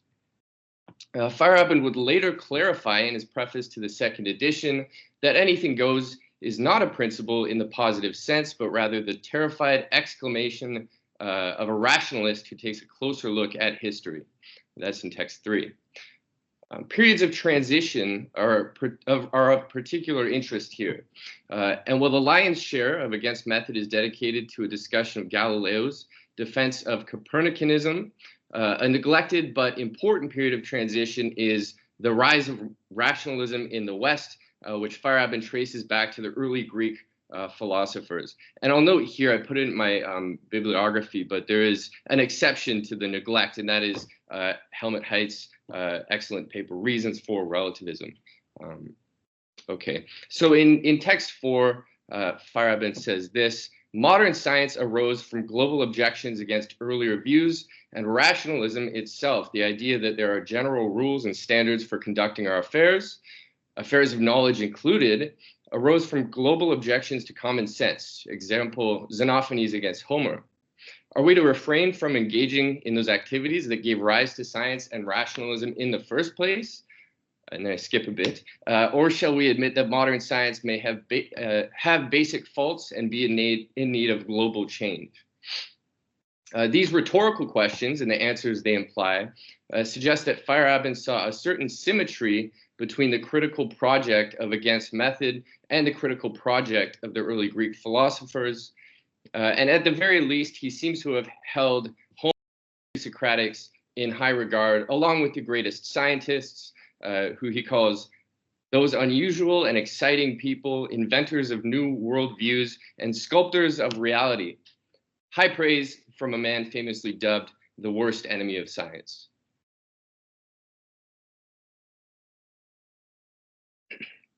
Okay, so all right. Feyerabend's inquiry into the period of transition from Homer to the early Greek philosophers occupies most of chapter 17 of Against Method, chapter 16 in later editions. I tried primarily to cite the first. This chapter is also an inquiry into incommensurability, a phenomenon that otherwise resists definition. So in T5, he says the phenomenon, that is, he's referring to incommensurability, must be shown. The reader must be led up to it by being confronted with a great variety of instances, and he must then judge for himself. This inquiry is especially difficult because it will at times call into question certain fundamental concepts, including the idea of truth itself, which Feyerabend elsewhere calls a relatively recent product that arose with the pre-Socratics. And that's in T6, and that's quoting from an earlier article, Rationalism, Relativism, and the Scientific Method. Sorry, a later article, 1977. His approach is self-consciously anthropological. And so here I'm kind of summarizing text 7 through 10. The activity of the scientist is something concrete, complex, and only imperfectly understood, like the mental contortions of the medicine man. Against Method presents us with a series of rough sketches of an anthropological study of particular episodes in the history of science, adding to the field work done by Hansen, Kuhn, and Lakatos. But where the social anthropologist enjoys the advantages of personal contact with the tribe, the epistemological anthropologist must rely on written records and works of art. So in a letter from November 1972, Feyerabend writes to Lakatos, I have found an excellent new gimmick for my chapter on incommensurability. Greek pots. Now try to criticize me in that field. Despite this limitation, Feyerabend suggests that field studies should be conducted in accordance with the three-stage procedure of the social anthropologist: identify, internalize, and compare. So on the first stage here, this is text 11, he says an anthropologist trying to discover the cosmology of his chosen tribe and the way in which it is mirrored in language, in the arts, in daily life, first learns the language and the basic social habits. He inquires how they're related to other activities, including such prima facie unimportant activities as milking cows and cooking meals. He tries to identify key ideas. So that's the first stage. Once the key ideas of the tribe have been identified, the anthropologist then tries to understand and internalize them, though importantly without the aid of more familiar and comprehensible categories. Feyerabend, quoting Evans Pritchard, says the native society has to be in the anthropologist himself, not merely in his notebooks. Finally, once key ideas have been internalized, the researcher can then start comparing the cosmology of the tribe with other cosmologies and making decisions about whether it can be reproduced in different terms or whether it has a logic of its own. To better understand the history of science and to better illuminate, though not identify, the phenomenon of incommensurability, Feyerabend applies this three-stage procedure to the ancient Greeks, identifying, internalizing, and comparing the key ideas of the Homeric and pre-Socratic cosmologies. Ultimately, this study shows that the Homeric universe, that Feyerabend refers to as cosmology A throughout the chapter, is distinct from the pre-Socratic universe, that is cosmology B, both ontologically and epistemologically, that is in its view of things and in its corresponding view of knowledge. Is there a question there from Eric about the handout? About that? Don't worry about it. I'm emailing Okay. Okay. Okay. Right. So cosmology A, cosmology B, that is the Homeric universe and the pre-Socratic universe, are distinct. I think both ontologically and epistemologically. And I think I should say as well, I think part of the difficulty I found in interpreting the chapter, his discussion of these cosmologies, the second step in the anthropologist method is to internalize the key ideas. And that's something I think it's going to be difficult to reflect in writing. So that's why, right, he says the society should be in the anthropologist, not merely in his notebooks. So assuming against method is what we have effectively Feyerabend's notebooks here. And I suspect possibly the philosophy of nature as well is in part this field study of his. I think it's going to be difficult for him to try to reflect this internalization through writing. Okay, and so this next section is mostly a kind of summary of the chapter of his discussion of these cosmologies, to try to draw out the differences, the ontological and epistemological differences. So the Homeric universe is, according to Feyerabend, an aggregate universe.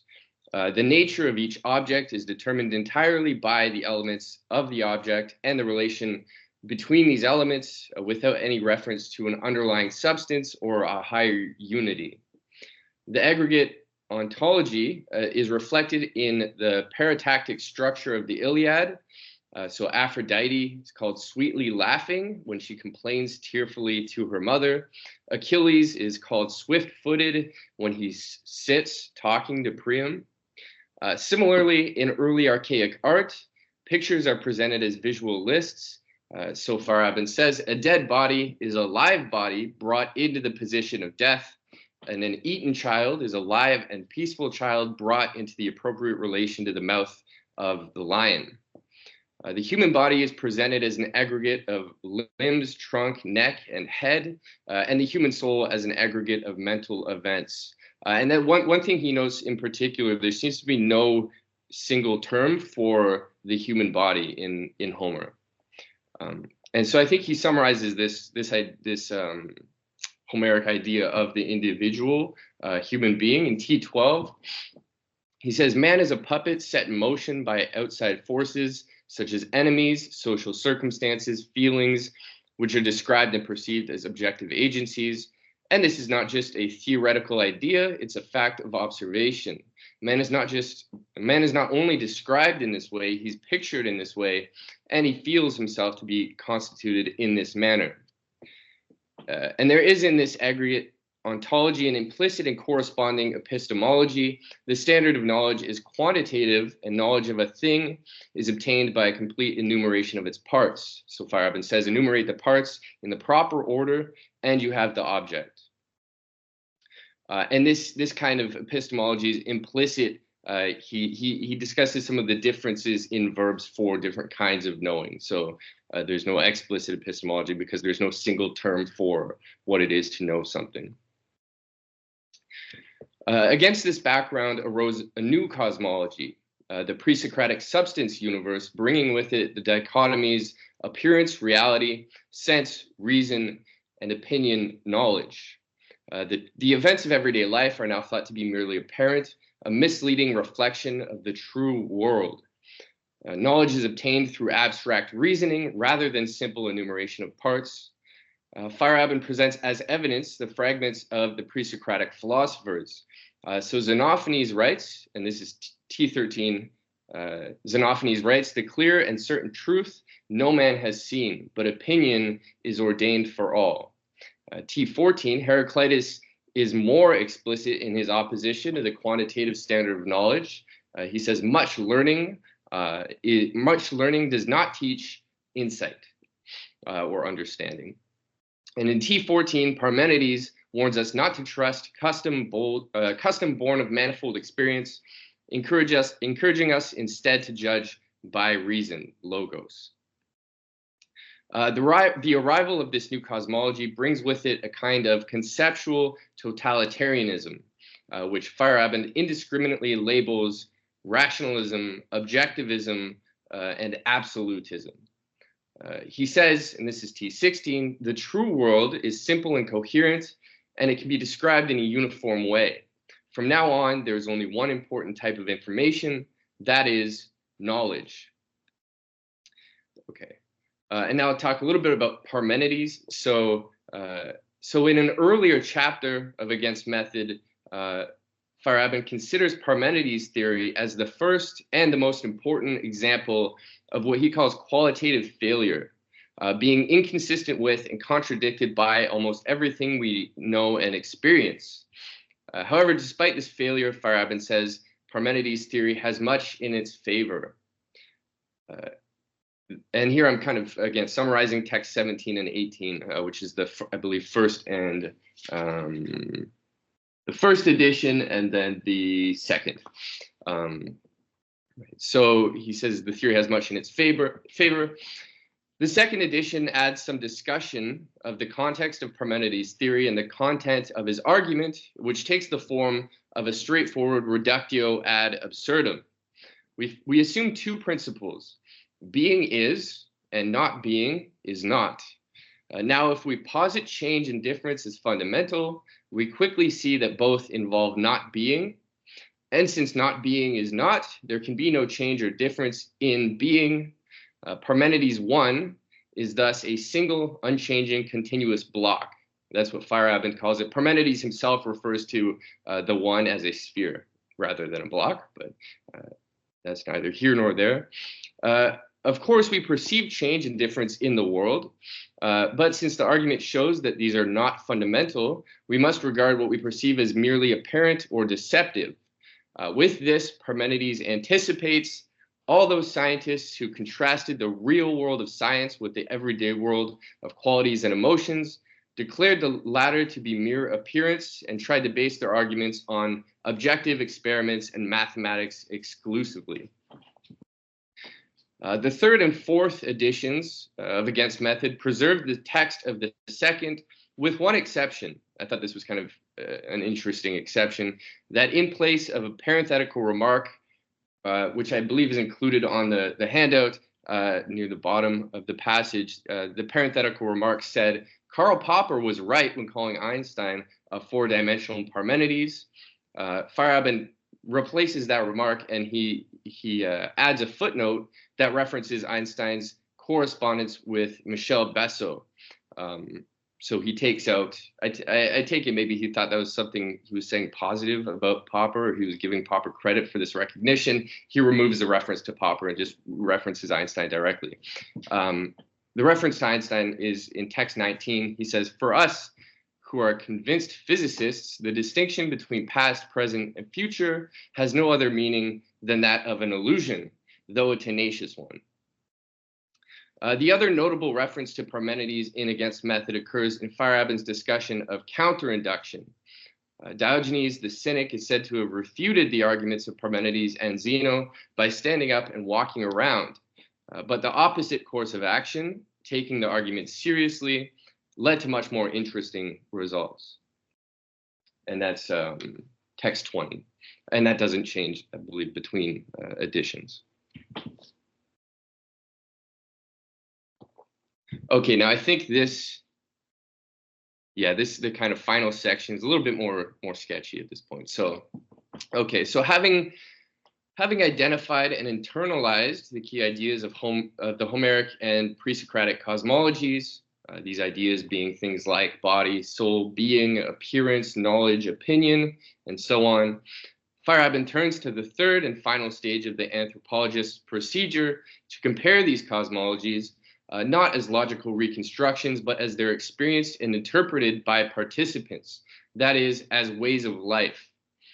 It's here in the transition from one cosmology to the next that we encounter the problem of incommensurability, or the phenomenon of incommensurability.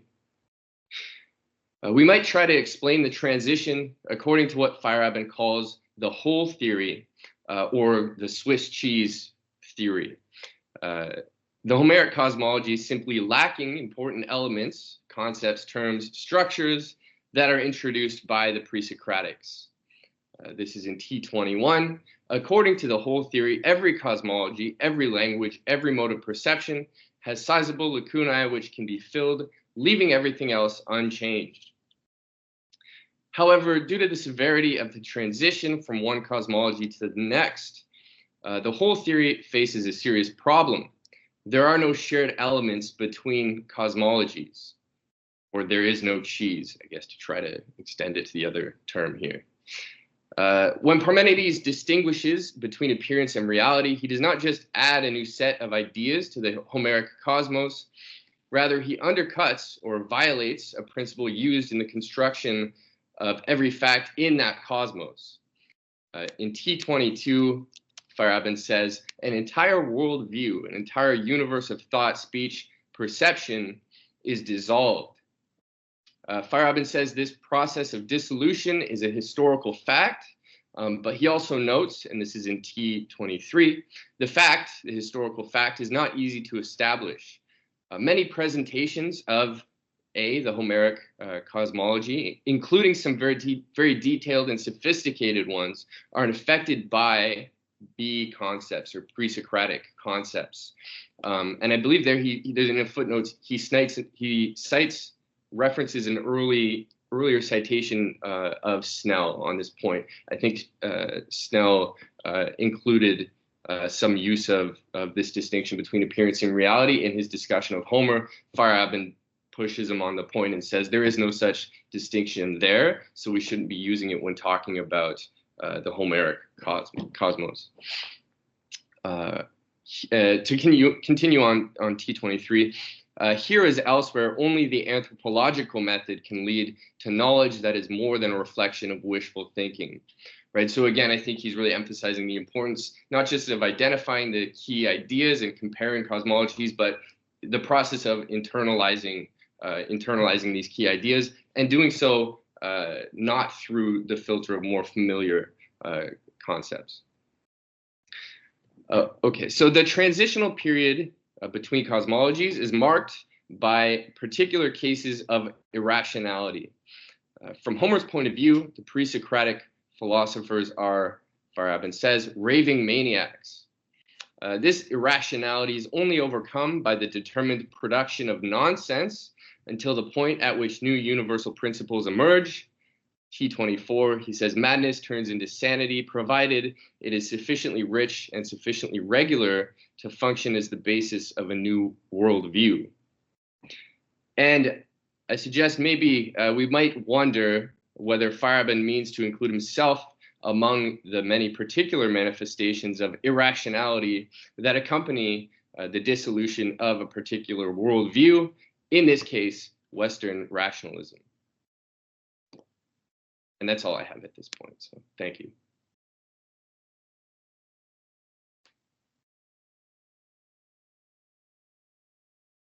Right, fascinating. Any questions from the room? Yeah, Babette's got a question. And if you can't hear, I'll try to repeat for her. Sure.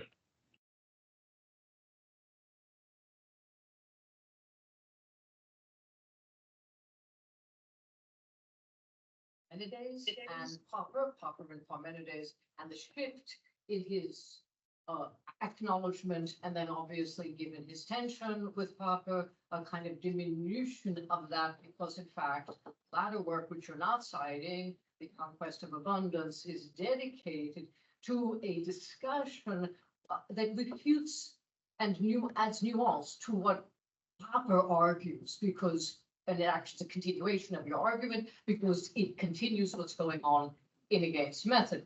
What strikes me in what you're detailing in Against Method is that simultaneously and in the background is another Austrian philosopher who's a physicist, who is absolutely dedicated to the pre-Socratic thinkers, and that is Erwin Schrödinger.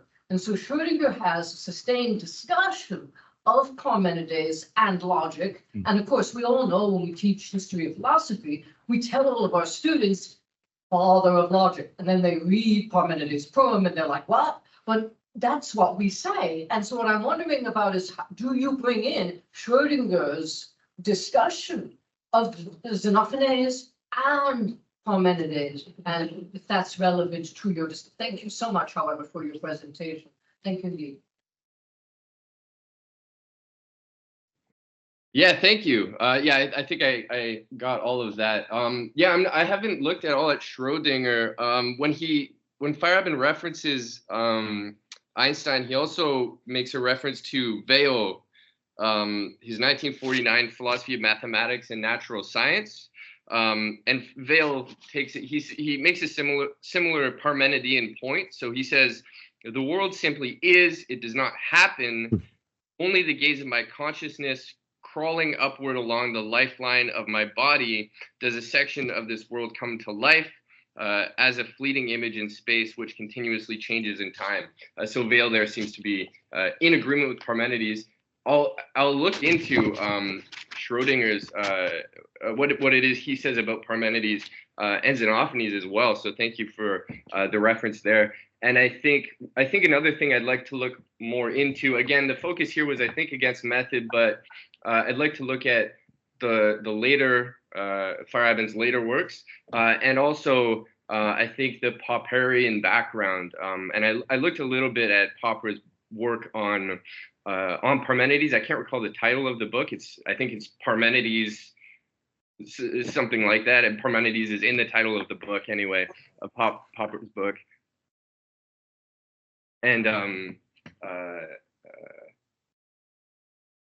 right, yeah, he seems to I think in some ways Feyerabend seems to try be opposing this kind of traditional picture of the development of science. I mean, maybe that's something that's not, this is not a controversial point, but there's this picture that it starts with Parmenides and things kind of progress.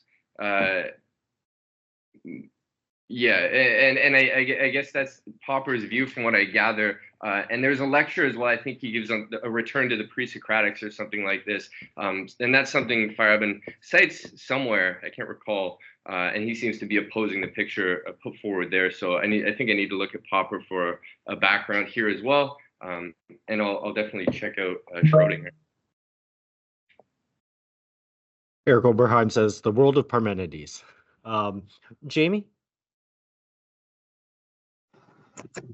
Cool. Thanks, Adam. Like really, really awesome stuff. I think there's like 50 different directions that you could take this.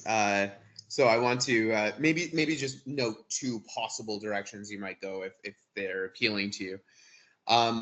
One might be kind of contrasting the notion of incommensurability and against method with the notion of incommensurability in explanation, reduction, and empiricism.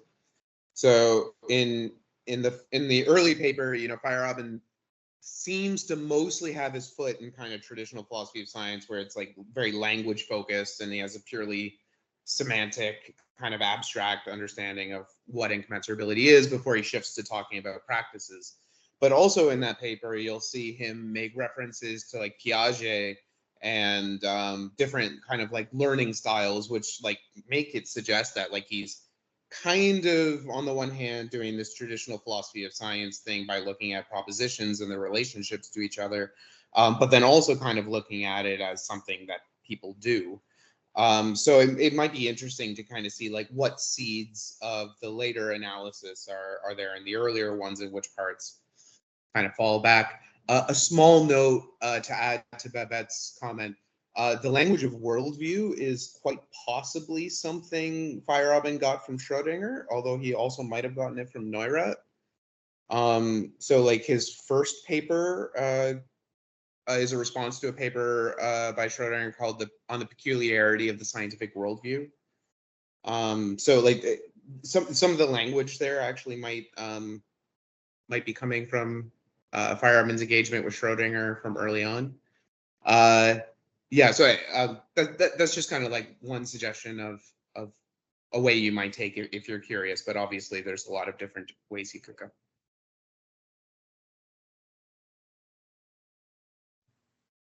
Yeah, great. Thanks, Jamie.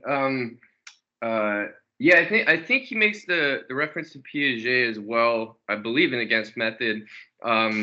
There's another one. I think it's a 1970 paper, the Defense of Classical Physics, and he refers to this in his correspondence with Lakatos as his pro-Parmenides, in contrast to Popper's anti-Parmenidean take. I think in one of the chapters of the World of Parmenides, as Eric clarified.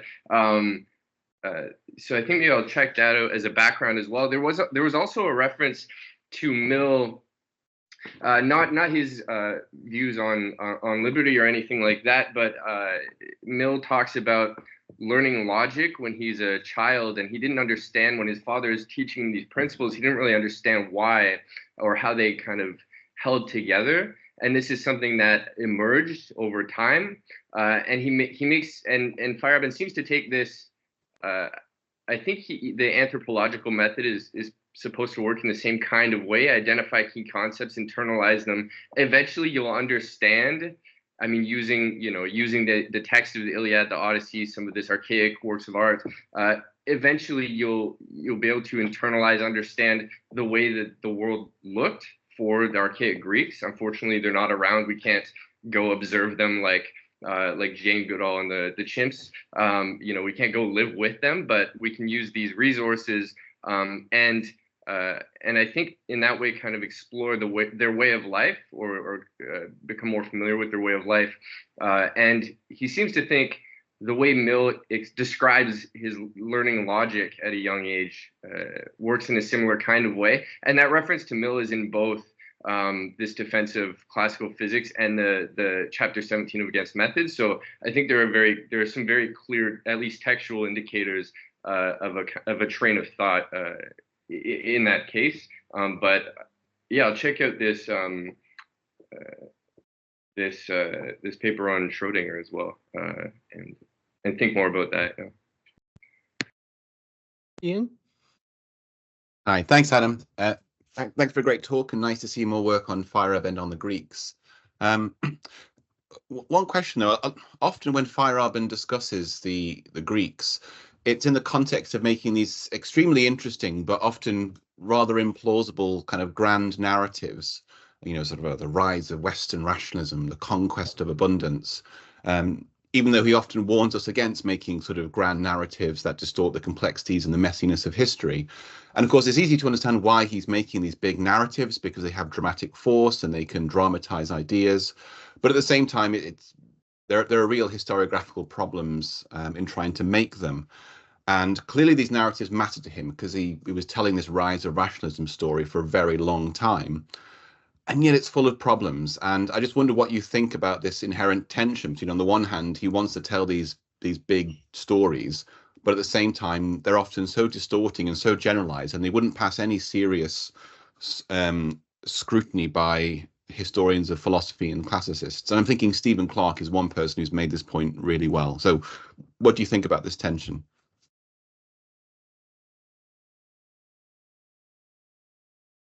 Yeah. Thanks. It's a great question. I think, I'm not sure how he doesn't seem to be too concerned with the historical accuracy here. I think, although he does seem to be.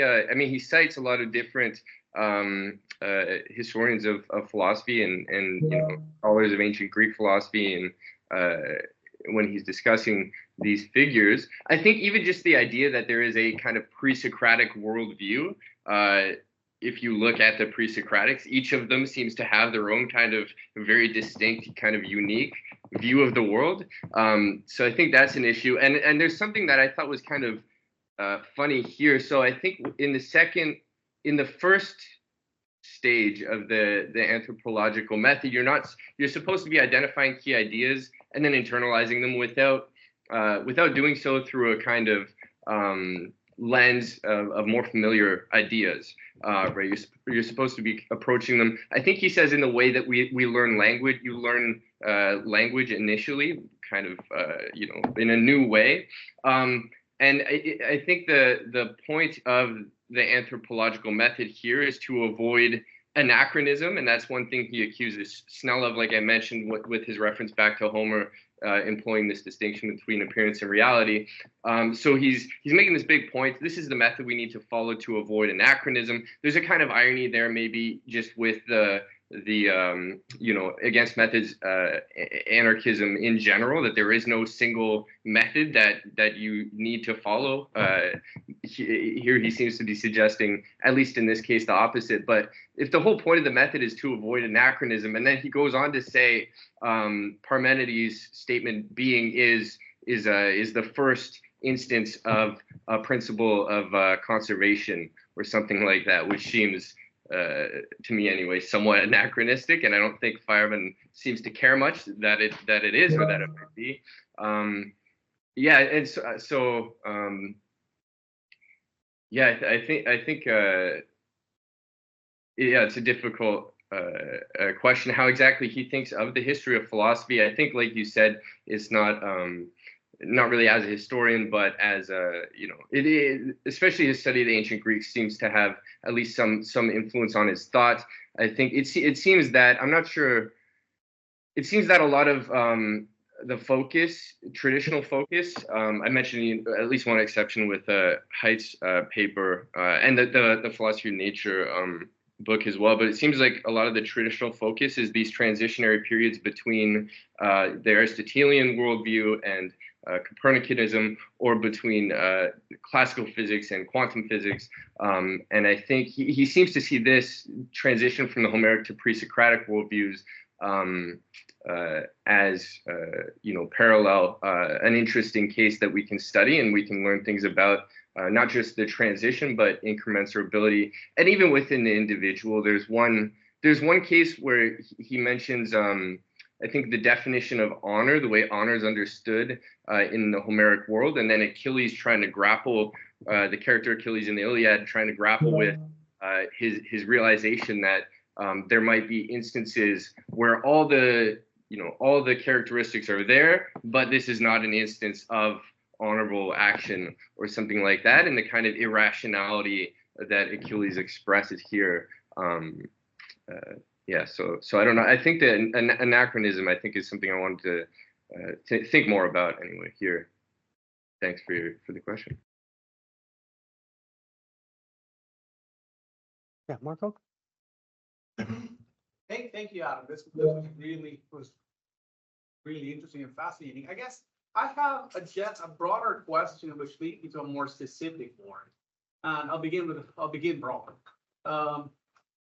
It seems to me that most critiques of rationalism in the ancient world tend, with the notable exception of Nietzsche, of course, tend to push in the direction of relativism.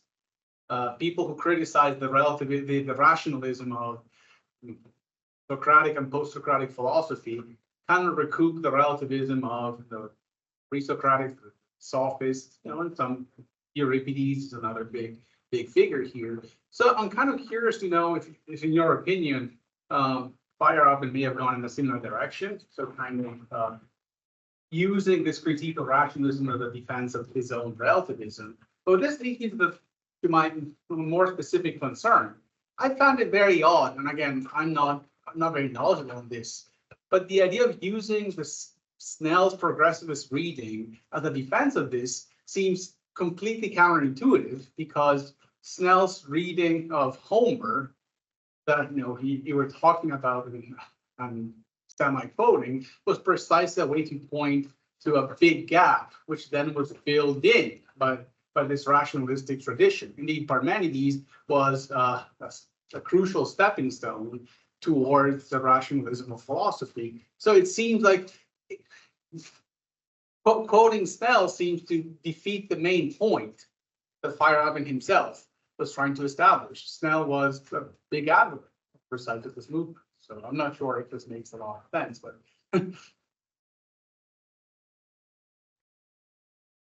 yeah, I like that. Right, there's the whole kind of in the Homeric world that Snell tries to fill with this distinction, maybe.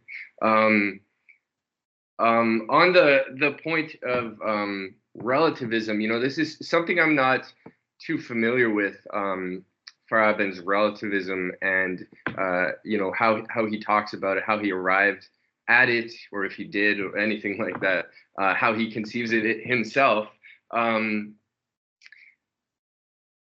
Yeah, I don't know if it's the references he makes if he makes reference explicitly to Protagoras, or it's referred to, I guess, as a kind of Protagorean relativism, which to me suggests maybe something more subjective, that each individual is, right, man is the measure of all things, of those things that are, that they are, things that are not, that they're not.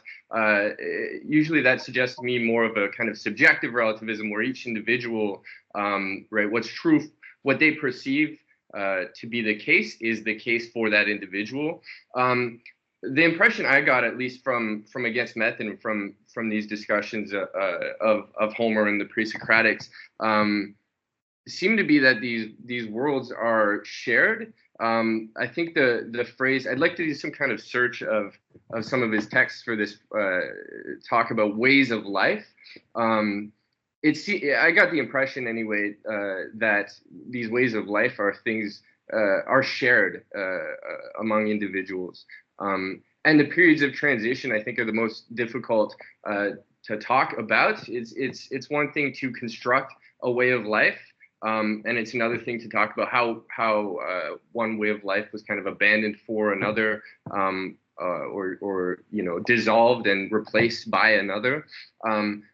Although he also does seem to refer to this happening within an individual, and he draws the analogy, I think, is it Piaget that Jamie had mentioned earlier, the analogy with perception and these kinds of something I'm not familiar with, but childhood development or something like that, and the way vision works. He makes some kind of analogy there. So he seems to think that within an individual, one worldview can be kind of replaced by another, but this is a kind of complex process, and something that I thought the one thing, I mentioned the case of Achilles, who Feyerabend cites as this is an expression of irrationality brought about by the dissolving of this way of approaching, in that case, honor. But he's talking about constructing the Homeric worldview, and then he's citing in the Iliad this case of the worldview itself falling apart. So I thought that was kind of funny. Yeah. Matteo has a question. Yeah, I have a comment and a question. The comment is about Popper, Feyerabend, and the pre-Socratics in general. So the 1959 paper by Popper, Back to the Pre-Socratics, was crucial reading. Back to the Pre-Socratics was a crucial reading for Feyerabend, as it was the starting point in the sense of knowledge without foundation, and that actually gave. But more interestingly, that paper that you mentioned on Parmenides, the word of Parmenides, the search for invariance, was Popper's inaugural lecture at the 1965 famous Bedford College colloquium. And the interesting thing is that when Feyerabend started criticizing Popper more openly in the late 60s, he published a paper in defense of classical physics, 1970, in which Feyerabend attacked directly that paper that was not published, that was circulating in draft version, because it was never published at the time in Popper's life. So I wouldn't dare saying that the Feyerabend's engagement with the classics and with the pre-Socratics is following on the steps of Popper, because Popper is, of course, not it's not specific to Popper, this trend, but it's typical of all the history of Western philosophy. Still, you can see this. And second point, this is more of a question. I don't think your idea of avoiding anachronism as the main point of this anthropological method, because of course the anthropological method has no issue with anachronism because it's synchronous. It allows for field work is a way of participating into the life of the community and to learn the language in a sort of natural way without translation. So this is the idea of now. How can you do that with things past? So you cannot participate in the life of the Homeric word. So this is the struggle of trying to convey or to lead the reader into that kind of participation that can be obtained only through words. And so this kind of narratives, speak narratives, or are, in my opinion, or storytelling, as we will see. I will talk about that in my paper. As crucial for Feyerabend as a way of participating, of learning by doing, in a sense, through participating into the community, appropriating, well, not in the vicious sense, but appropriating as being part of the culture you try to learn. So I think this is also part of the issue. Yeah, okay. Thanks. Thanks for all of that. I think I wonder about this Popper's Search for Invariance being a lecture, something unpublished that in Defense of Classical Physics, he does refer to the lecture, explicitly, and contrasts his approach with Popper's. I wonder if he had, maybe Feyerabend had a copy of this paper, if he That's was what I was just waiting for. if he was working from memory or something like that. How fair his characterization of Popper is. I wonder, that's another question, perhaps. I wonder on the point about learning the language without translation and the anthropological method. Maybe I can draw those of you who have the handout your attention. This is one thing I didn't talk about, but text 28, I put it as the last text here. This is a passage from the Philosophy of Nature, which I take it he's writing around the same time as Against Method, but it remains kind of unpublished. But in chapter 17 of Against Method, when he talks about the anthropological method, and he's citing the social anthropologist and being pretty explicit about this method and how he's applying it, or how it's going to be useful in these field studies and things like that. He seems to hesitate here in Philosophy of Nature. So he's talking about the dissolution of one world that's replaced by another, and then he says this. Anthropological field studies can give us insights into the status quo or into the dissolution of mythical worlds. Still, they cannot show us the indicators of an independent development into other fully developed forms of thinking and perception. And then he says, this is the most important reason why, rather than relying on the results of such field studies, I make use of studies in classic philology, archaeology, history of art, etc. This is why he focuses on the Greeks rather than African, Asian, South American demons. Maybe we think that's disingenuous. Really, the focus is driven by Popper's focus on and discussion of the Greeks. But I spent some time kind of mulling that over, and I think at the end of the day, I was having difficulty making sense of what he meant by indicators of an independent development into other fully developed forms of thinking. If he was just thinking there, maybe more of a kind of literal anthropology, and what he means to do in the Against Method is just kind of adopt something from this approach. It's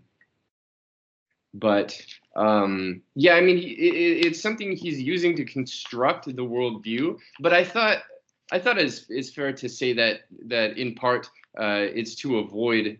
I'm using the term anachronism. He doesn't say that exactly, but to avoid reading back into, say, the Homeric world distinctions that had not been drawn, and concepts and ideas that it's not even that, because then that just brings us maybe back to the Swiss cheese theory, or the whole theory that he's filling up these holes. But instead, one case that he cites explicitly in T27 is Heraclitus. He says Heraclitus B45 is incommensurable with the psychological part of the Homeric cosmos. So right, incommensurability seems to have to do with kind of undermining these principles that are used to construct the world. So maybe it has more to do with that than anachronism per se, but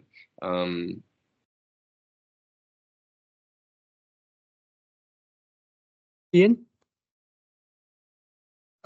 Just thinking about the Feyerabend's talk of sort of different worldviews and thinking styles and so on, I wonder if one reason he does this is as a strategy for trying to encourage a kind of epistemic respect for people's cultures who'd usually be regarded as sort of primitive, pre-scientific. I mean, there's a very long tradition that goes back at least to Giambattista Vico and Herder, right up to Wittgenstein on Fraser, of trying to emphasize that other cultures have distinctive worldviews, forms of poetic logic, etc., that they shouldn't be experienced as inferior preliminary versions of us as good, intelligent, rational, scientific people. They have independent traditions, independent forms of life, to a degree commensurable with ours, to another degree not, but that this is really a strategy of epistemic respect, or at least a way of discouraging invidious comparisons, according to which we are the pinnacle of history.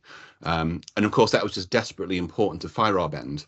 There are scientific worldviews and there are other worldviews. There are scientific ways of thinking and there are non-scientific ways of thinking, but none of this should be interpreted as a strategy of derogation or insult. And it's consistent with the sort of multicolored pluralism that he's very fond of. So I wonder whether we interpret it not just as an epistemological claim about other ways of thinking, but as a strategy of encouraging respect for extremely different ways of thinking. Yeah, I really like that suggestion. And I think that matches up well with the philosophy of nature. The first few chapters, the early chapters, go beyond Homer back to Stonehenge and cave paintings and things like that. And he's trying to motivate, I think, something like that point. And I think also, I mean, one of the theses or the thesis I think that I'm trying to develop or defend or something like that is this this kind of totalitarianism that he's pushing back against, right? He's defending this pluralism in place of this kind of, I'll say, monism, rationalism. This goes back to Parmenides. So Parmenides is the first to draw this distinction between reality and the way things appear, and he's the first to make use of argument as a kind of proof. I think Feyerabend elsewhere calls these proof procedures, and use this to convince us of something, and that kind of monistic approach persists. And then he's trying to push back against this in the same way maybe that Parmenides pushed back against the Homeric worldview before him, something like that. But yeah, I like this this idea that it might be in order to encourage epistemic respect. Yeah.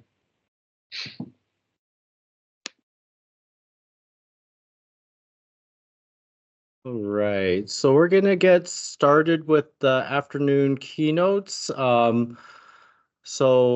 Matteo is coming all the way from Venice, right? He's at Foscari, University of Venice. He's been a very prolific organizer in the Feyerabend literature, so we are definitely very pleased to have Matteo here to present on how the book was born and where it's left us on the making and reception of Against Method. Well, first of all, I would like to thank you for coming today, and thanks the organizers for having me. It's a great honor for me, and it's a great pleasure being here with you. I will try to say something new about a book published 50 years ago, so a lot has been said about that. And what I'm going to say fits in very well with what Adam and what John have presented this morning. And so this is the overview of my paper. I would start giving the position of Against Method in Feyerabend's intellectual trajectory, how I would start breaking a long and distinguished tradition from the end rather than from the beginning with the reception of the book, and the issue of Feyerabend's professional integrity. Then I will go through the presentation that Feyerabend gives of against method and the archival evidence about that. And in the fourth section, origins and development of the project, the connection with the student movement, and Lakatos defection from the book project. And finally, some considerations about the anti-methodological approach of against method and what that means, so what has left us. So against method in Feyerabend's intellectual trajectory comes right in the middle, basically. 1975, this is the time in which it was published. And against method itself has a long history, in a sense, because, well, we have this is the first hardcover edition, the cover of the first edition, hardcover, and then in the late 70s we have the paperback edition by Verso, and then the American paperback edition against method, and another in 1984, another paperback edition with a different cover. I'm showing you all the covers. Finally, in 1988, we have the second edition, 93, the third edition, and 2010, I think, the fourth edition, which is basically the same as the third edition with a different introduction. But we know that this is not the whole story, because Against Method was also the title of a paper. John mentioned that. And one may say that also the subtitle has a story, because in 1968, Feyerabend published an outline of a pluralistic theory of knowledge and action. And in 1977, in German, he published a Unterwegs, it's towards a Dadaistic theory of knowledge. So we have pluralistic, anarchistic, and Dadaistic theory of knowledge as a subtitle. I would like to show you about the reception of Against Method, what comes in the fourth, in the back cover, comparable in level to Karl Popper's logic of scientific discovery. And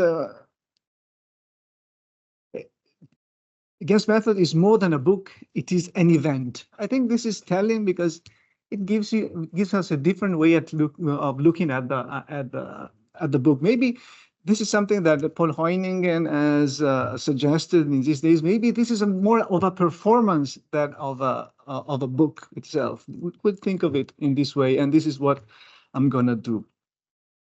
As for the reception, as early as 1977, Stephen Toulmin presents it as strictly connected with the student movement. He says that during his Feyerabend's time as professor of the Free University of Berlin, he became something of an idol to the radical activists. His arguments justified a new and creative liberation of thought and action from the restraints of the rational and conventional, not merely in science itself, but in the wider sphere. If science is hampered, if even science is hampered by an excessive preoccupation with rationality, then is it not the same surely true for theory of ethics and politics? And one may say, what about philosophy then? What about philosophy? If the problem is rationality, what remains of philosophy? What is left of philosophy? But also the reception was questioned, the integrity of Feyerabend. Commenting on the book and on Feyerabend's output in the 70s, Watkins wonders whether Feyerabend, the complaints that Feyerabend has about not having been read properly, is not actually Feyerabend's guilt. Often he writes so that it cannot be read properly. And how?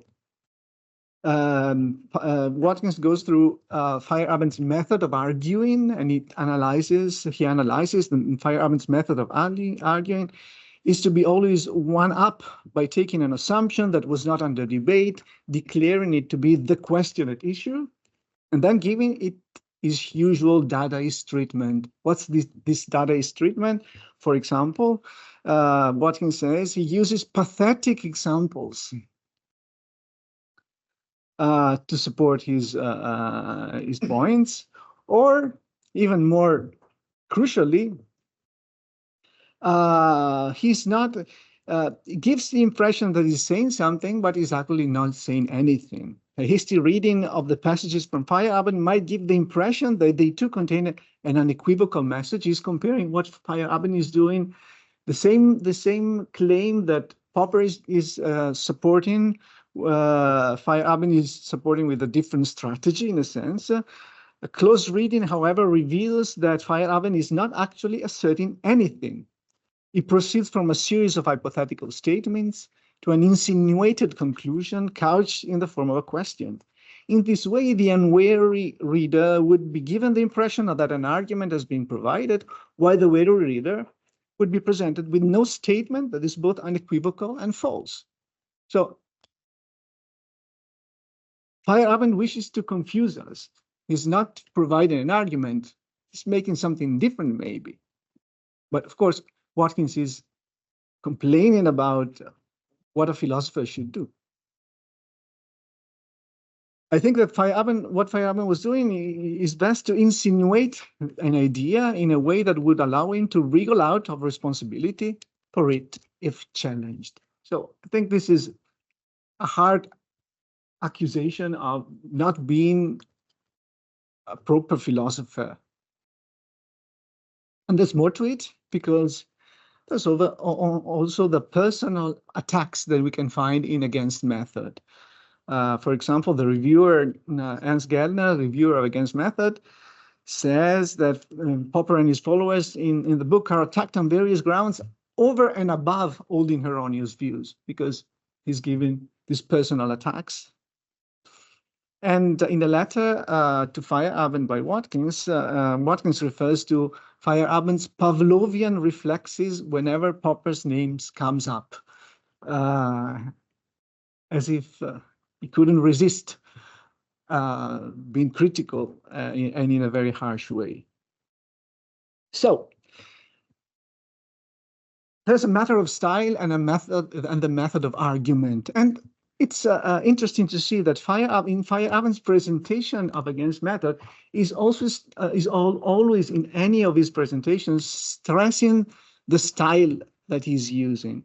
We have several of these presentations. None of them are identical. All of them add different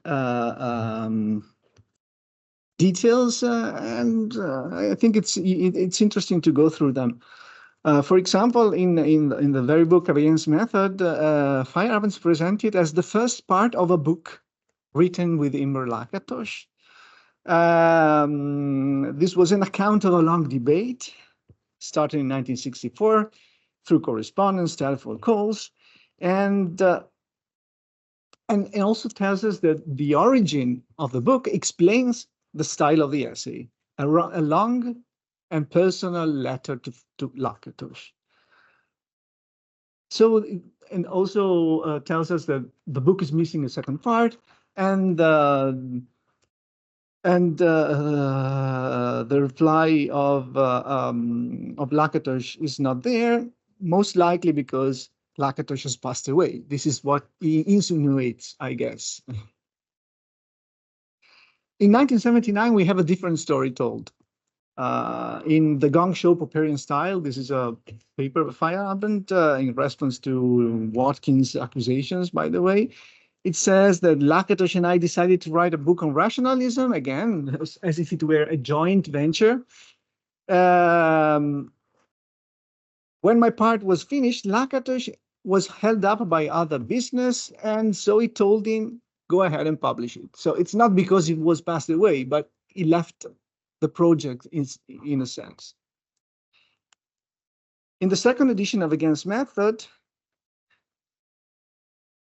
the story is, again, a little bit different. It was Lakatos' initiative that sparked the project. He cornered me at a party. Why don't you write down what you're writing, and I will give a reply. And he also adds some new details that the book was finished in 1972.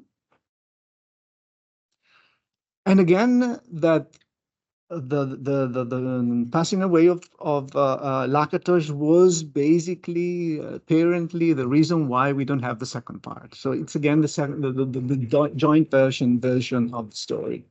And again, the history explains the form of the book, a letter to a friend. In Killing Time, the story is slightly different again, because this time the initiative is not by Lakatos, it's not by himself, but by the New Left Books. They wanted to publish a collection of my papers. And he also mentions the fact that Lakatos was not entirely happy with this project, with the publishing house in particular. Feyerabend decided to publish the book with the New Left, notwithstanding Lakatos qualms, and it presents again the form of the book as not a book, not a monograph, we will say, but a collage. So a letter, a collage. And he also mentioned the fact that he loved to shock people, and that's why we have these outrageous passages.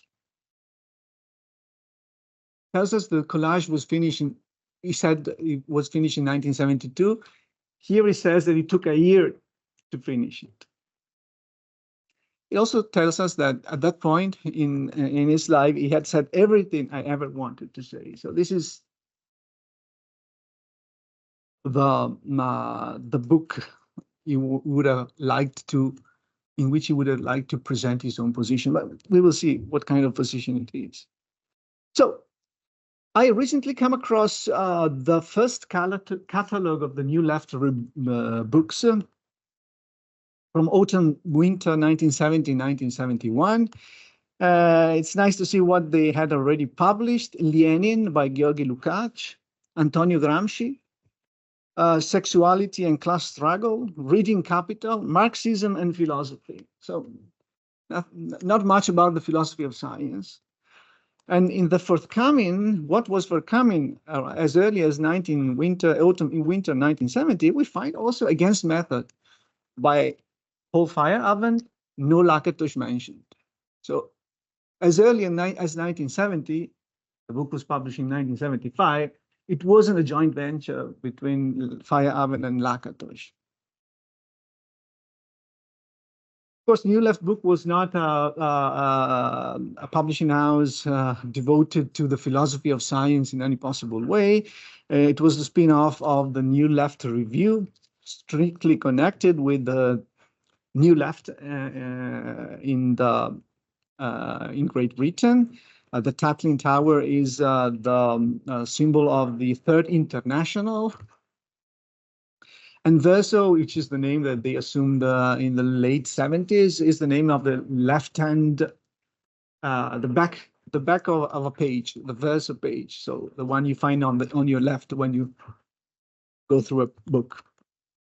So there's a clear political leaning in their program. Now let's go through the evidence, and through the evidence, through the letters, we get to know. I haven't been able to get in touch with the New Left people and with their archives. They're not very responsive from that point of view.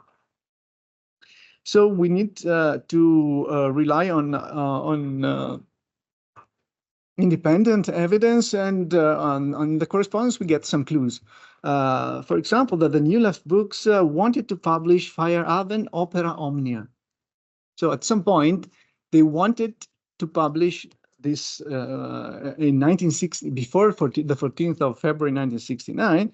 And we also have quoted in a letter to Lakatos what they wrote to Feyerabend. A highly dogmatic empiricism has long exercised a pervasive and pernicious effect on intellectual life here. The ferment among the students now offers us a chance of establishing a critical alternative philosophy, and we feel that the ready availability of your work would greatly assist such a development. So this was understood as a kind of political move in the student movement protests to support. We also know that what they wanted to publish originally was not Against Method, wasn't even written at the time in 1969. It was not published. It was not known to anybody. They wanted to publish Problems of Empiricism 1, so to make it better available to students. So that was their preference. So this evidence gives us the opportunity to trace the history of the composition process of the book. Starting in 1969, February 1969, as a project of the New Letter Books, and published actually in 1975. So it took 6 years to have the book on the shelves. But in Feyerabend's correspondence with Watkins, we have also the prehistory of the book. In 1976, we have long letters, intense correspondence between Feyerabend and Watkins, in which Feyerabend tells a long story about how the book was born and the meaning of the book in response of the critical review that the book had received by Ernst Gellner in the British Journal for the Philosophy of Science. Very interesting. It would nice to have them published in connection with the celebration for the 50th anniversary of the book, I guess.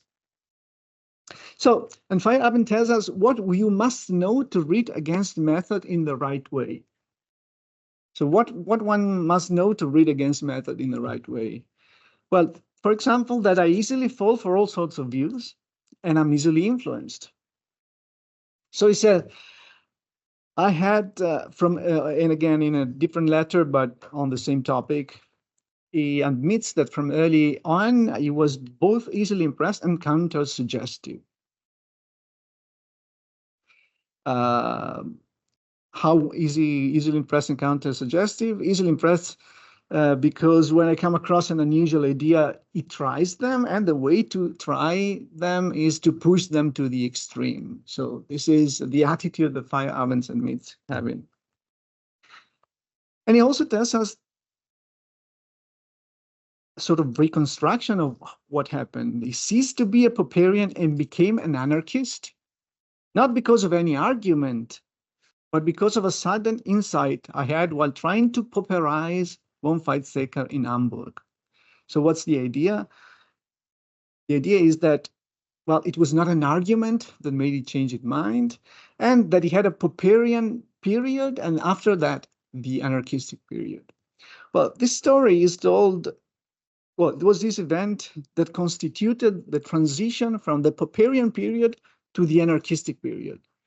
So about classification, periodization, taxonomy.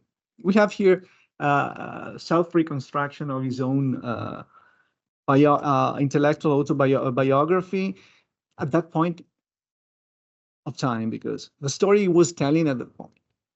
So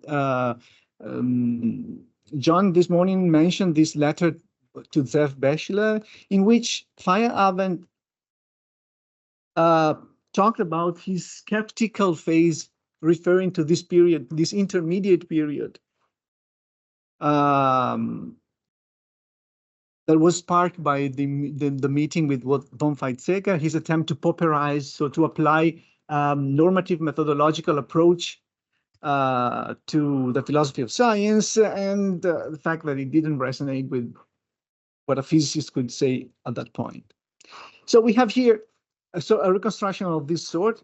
There was a Popperian period ending in 1965. From the letter to Bechler, we know that it started in what Feyerabend says, that his Popperian papers start in the late 50s. Then we have a skeptical phase. And finally, we have the anarchistic period phase. So this early Feyerabend, it's a very complex individual as far as the periodization is concerned. And then we have against method. Now, I would like to focus now on other details that Feyerabend adds, that other things that one must know to read against method in the right way, that he was also fascinated with Marinetti and the Dadaists, especially the latter, and what they were doing. Well, I won't go through that. Well, the Dadaist mocked culture. So the idea is that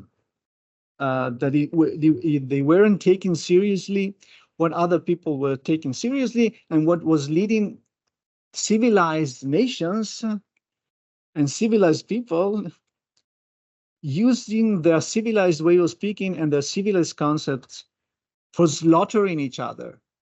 So the problem is the way in which these high ideals lead to violence, basically.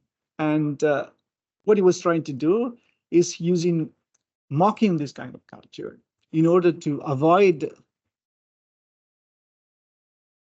these outcomes. The very interesting part of this letter is that it connects this situation with his older past. He says, this feeling that all our deepest values are just embroideries to let us get away with murder, including the murder of the minds of the young, is very strong with me, especially as I have experienced in my own mind how easily one can fall for all these sham realities. I know one first starts just playing the game, then comes conviction, then comes profound conviction, and suddenly one is committed when all that has happened was a piece of self-indoctrination. So this is possibly referring, what he is referring to, most likely to his upbringing in the totalitarian regime, maybe also to his adherence to the Popperian school. This is question mark. All this led me to the anarchistic phase. I strike out against the value merchants, the truth salesmen, the singers of the duty areas, against all these fakes and vile seducers. Because I'm sorry to say, I often really hate them with their fake tolerance, which just hides their greed for recognition and power. So there's a part, a failing of against method. The only failing is that the hatred sometimes comes through when it should have been hidden. So these, explicit attacks, personal attacks. So now we have all the elements to understand what he was doing when writing against method. I would like to focus. Well, the reference to his early past is also part of the prehistory, most likely, of against method. But I would like to focus on the skeptical phase, because here we see in a very clear way how Feyerabend really was easy influenced by all sorts of views, outlandish views in a sense. Oh, we need to pay attention to the fact that this skeptical phase is exactly coincidental with the highest peak of the student movement, 65, 69. But Feyerabend started in Berkeley, 65, 64, we have a free speech movement, the start of the student movement in the usual, in the received view of this political phase. And when Feyerabend was in Berkeley, well, he says, I'm one of the very few who do not wholeheartedly support the free speech movement. So in 1965, he was not supportive. I talked with Suzanne Goldberg, who was the wife, or I think, I'm not sure he was the wife of the partner of the leader of the student movement in Berkeley, Mario Savio. And she was also the teaching assistant of Feyerabend at the time. And she told me that Feyerabend was known, not like John Searle, for example, who was a strong supporter of the free speech movement, very, very warm, very cold with the movement itself. And as late as the 20th of April, 1968, Feyerabend was invited for a lecture by the Bayerischer Rundfunk, and he says, I will argue against the New Left. We are in 1968. But then, rather quickly, we see a change in Feyerabend's attitude. 11th of June 1968, he had started teaching in Berlin, and he admits that while almost all Popperians with the sole exception of yours sincerely. So this means he also understands himself at this point as a Popperian still. Are now rightists, but I'm leftist. It also tells us that the 18th of June 68, it was the students in Berlin who advertised him as an anarchist in the philosophy of science. Let's skip this one. And at the end of the year, at the 18th of November, 1968, he now sees Against Method. This is not the book. This is the chapter. As a weak and stumbly prologue to what others have done much better. Cohn-Bendit, for example. Cohn-Bendit was the student leader of the French and German student in the French mostly student movement. We have from the students, the Berlin philosophy students newsletters, this nice independent evidence which I found about the fact that it was them who labeled him an anarchist, basically. From his publication and his teaching, it is not so easy to decide whether he's a true positivist or rather an anarchist in the philosophy of science. He's willing to learn is evident. So, and now, from this point on, we see Feyerabend moving more and more to the left, moving in my lecture, in my actions, is not against the students any longer. He invites the strike committee to address his class. So at this point, he identifies as a dialectical materialist and is seen by the student as an anarchist in the philosophy of science. And it is exactly at this point when he's seen in this way and he identifies as a Marxist of sorts, an anarchical Marxist, that the New Left review, the New Left books offers him to publish his Opera Omnia. And he works at this, in July 1969, we have evidence of the book project being prepared by him. And in October is understood, is planned as a collection of papers. Initially, it was just a collection of papers. Which papers? Problems of Empiricism, Problems of Empiricism 2, Against Method, and maybe another one. He mentions 4, but it doesn't say which one is the 4th. Maybe Consolations, maybe, well, the original name of Consolation, the title of Consolations was Against Method. So there's a big confusion here. In May 1970, we have a manuscript of 650 pages with 280 footnotes. And in February, he streamlined it to 228 pages and to 2,060 footnotes. So the book was ready basically by June of that year, 1971, in that form. At this point, he had decided not to have a collection of essays, but to have a narrative which merged together all these materials, restructuring it. We have this self-plagiarism phenomenon, in a sense, or collage. The point is that by that time, Feyerabend had changed his views in a very significant way. So,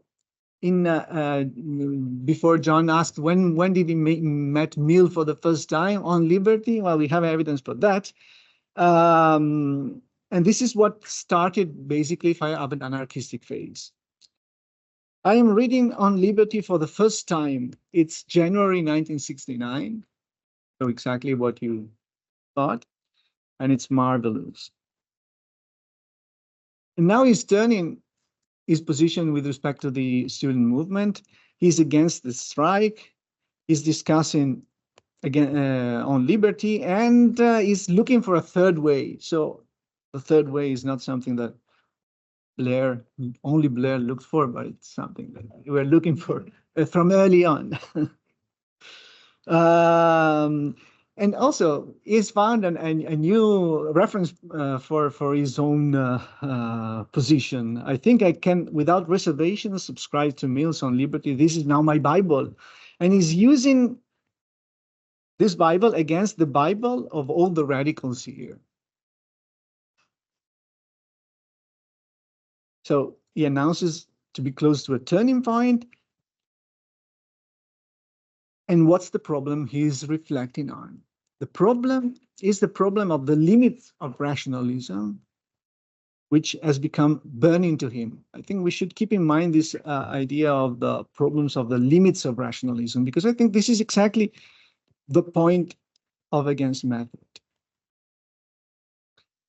Now his attitude towards the New Left changes dramatically. I spend my time cursing the New Left. I just attack who's around. He has this critical attitude across the board. The revolutionaries want to use him, and I laugh in their face. It's July 69. I blasted the radical left in my lecture yesterday, July 1969. I don't go. And then we have the discovery of the Dadaists. You mentioned that before as one of the points. The Dadaists are discovered, or at least announced as in his correspondence in 1969. And what have the Dadaists? I think I'm more a Dadaist than an anarchist. So he's changing his own self-attribution because Dadaism is anarchism plus humor, and Dadaists will never kill anyone. We need to keep in mind that the student movement at this point were turning more and more violent.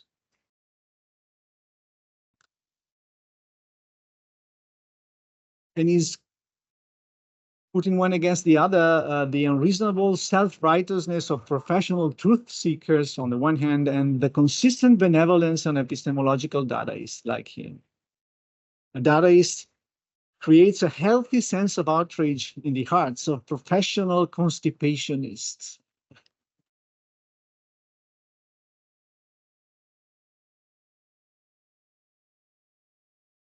Okay. So after writing against method, living against method, what does it mean? What does living against method mean? Well, it means that he's turning more and more not only against the left, I'm arguing against the integration of minorities in his lectures. And he will replace argument by ridicule. So the limits of rationality, argument is left out, and ridicule is put at the center as a method of arguing, in a sense. All the Science for a Democratic Society brood is coming to my lectures and are duly criticized. We are having some work. Can you hear me clearly? Or yeah, okay. So at this point, he's a Dadaist, and we'll see how how the perception with which he's seen is changing in time.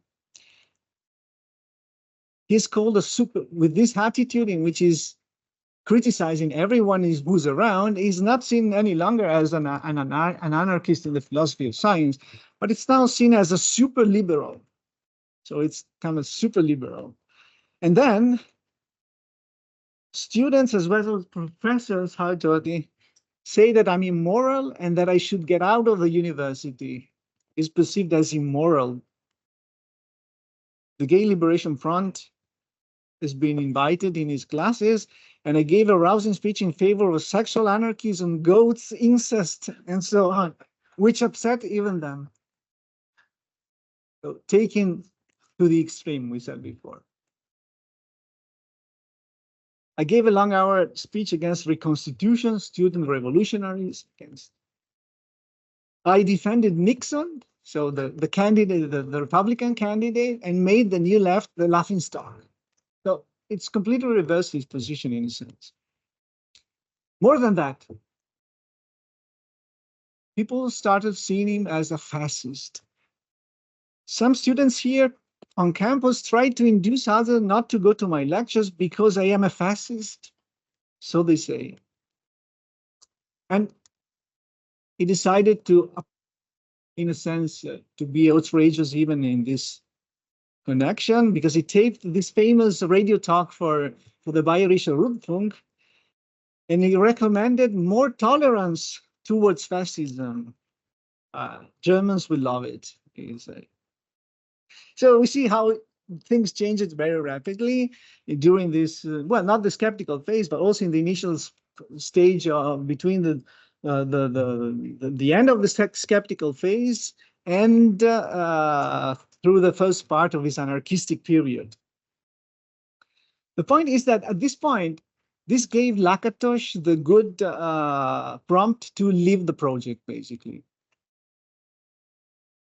I tell Lakatos right to Feyerabend, I told the left, the new left, that you have changed your position from against method, and thus that you have taken the carpet from under the book was underlying idea was a spectacular clash between a Hegelian type anarchism and strict orthodoxy in the philosophy of science. The book was generally based on that assumption that you are a wild anarchist and I a wild reactionary. But my favorite intellectual enemy vanished into thin air, and instead I got an ally. I may propose to the New Left book to try to get a new real anarchist or Marxist in the philosophy of science. I guess at this point, even if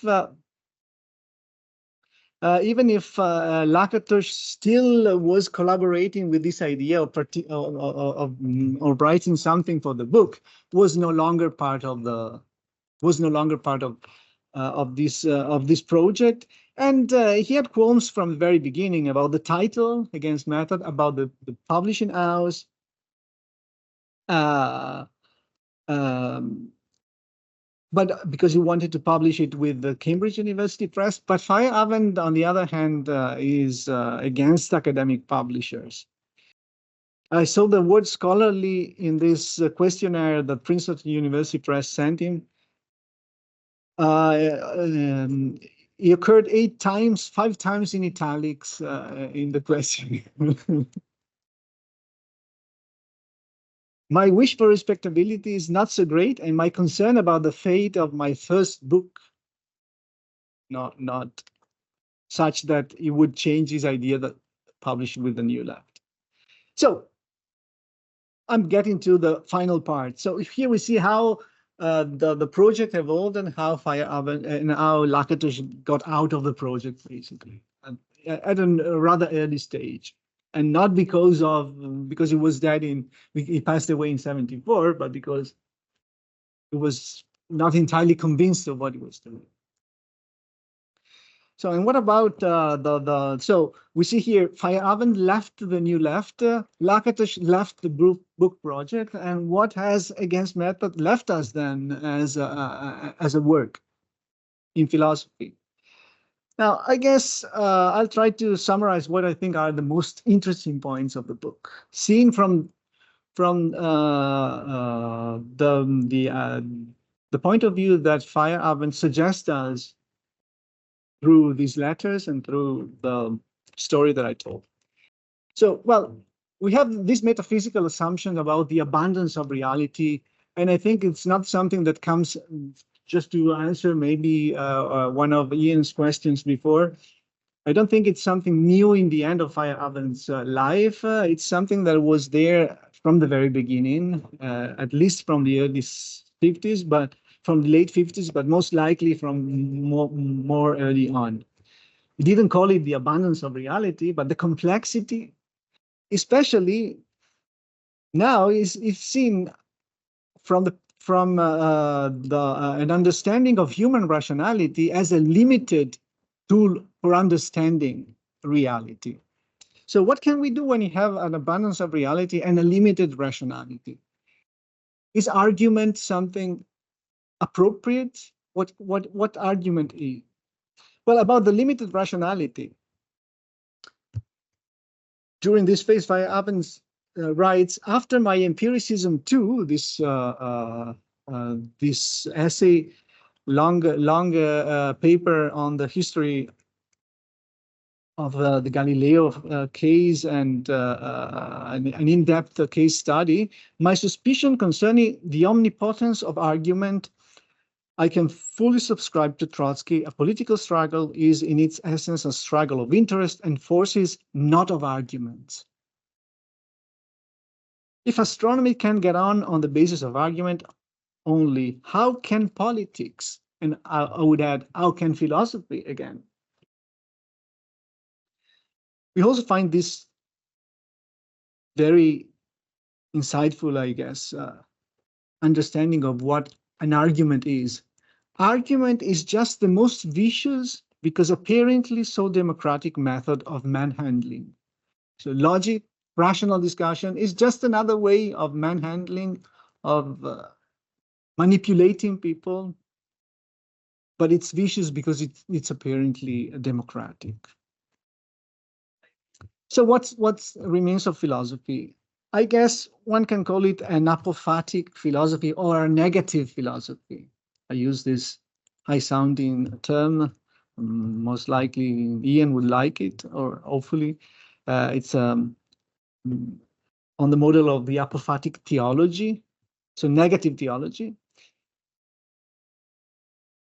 What can one do? Not argue for something, but only argue against. In Against Method, I hardly identify myself with the anarchist. What I am remains entirely open. So he's not putting forward a position himself. When he speaks in the first person, is only to show the limits of anarchism. So showing the limits. The idea is showing not defending a position, but showing the limits of a position. Well, this we know pretty well from a very well-known quotation from Against Method, page 32, that he mentioned in the letters. My intention is not to replace one set of general rules by another one, but to convince the reader that all methodologies, even the most obvious ones, have their limits. So showing the limits, the idea is. The demonstrations and the rhetorics used do not express any deep convictions of mine. They merely show how easy it is to lead people by the nose in a rational way. Again, this idea that rationality argument leads you, it's a way of manhandling, manipulating. And this is the famous quote about the anarchist as an undercover agent.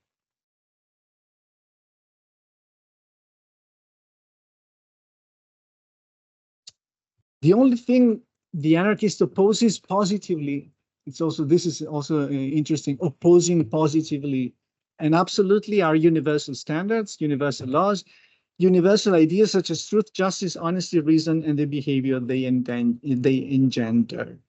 These are all epistemic values. This doesn't mean that Feyerabend didn't have any values through which he judged these epistemic values, but these values are ethic and not epistemic. In my lectures, I now put things so: truth on the one side, freedom and a pleasant life on the other. If I have to make a choice, my choice is always to prefer freedom and a pleasant life over truth, for any truth makes us decide otherwise is not human. So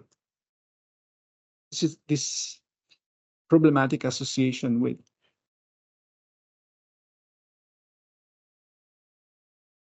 what I intend to do, so not provide an argument, but present some cases such as Galileo and Homer and indicate what one could make of them.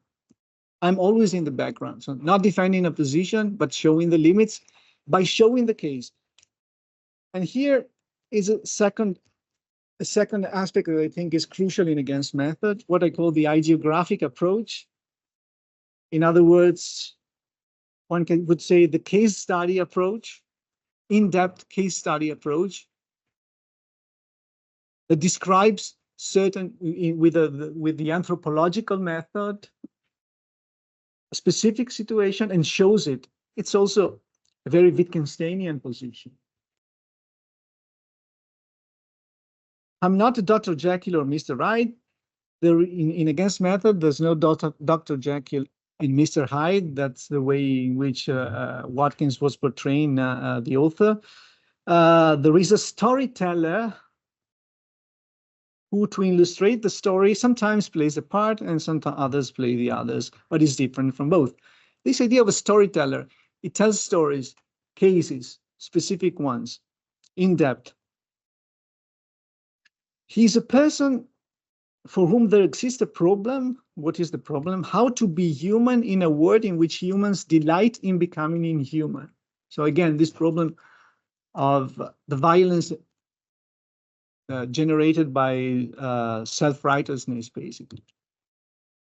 This is, of course, a problem of education. And for me, the problem of education is the foremost problem there is. Finally, criticism through mockery. So you can criticize by showing the cases and letting people see, look and see the Feyerabendian motto, or through mockeries, the Dadaistic way. Why should one argue when one can use ridicule? Why should one refute when everyone is already on the verge of forgetting? I could have finished off all of you damn rationalists by a nice play, exhibiting to ridicule the strange games you play. So it's again, not a it's a different kind of philosophical, it's trying to change the game of philosophy. It's not about arguing, it's throwing it to a more, to a different kind of enterprise, basically, intellectual enterprise. The middle way, the third way, should be something like Aristophanes: criticism, humor, sense of perspective, hedonism. So this is the model he has. So now let me finish. I've been speaking for a long time. This is really the last part of my talk. Well, we've seen that from June 1971 till 1975, the book was almost finished, but there were a few chapters that were not finished yet. One was you said you liked the Galileo chapter. What about the Imre chapter? There's a chapter in Against Method, which is truly a new part, as John. And then there is the long story on the transition from Homer to the pre-Socratics. For me, this plays a very important part in the whole book, yet nobody, you included, ever commented on it. This is chapter 17, in which he's trying to show the case, not.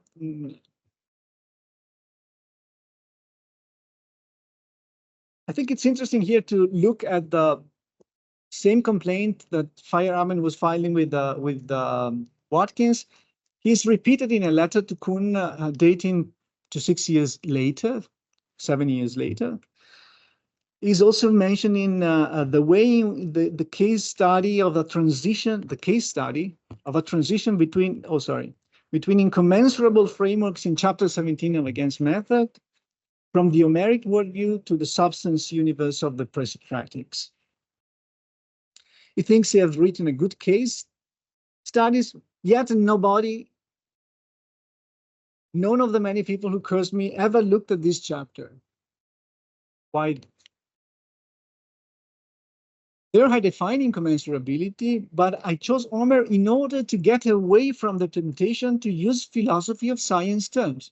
So he's deliberately using a different language, basically, playing a different language game in order to show, again, not to argue for, but to show what this incommensurability is supposed to be.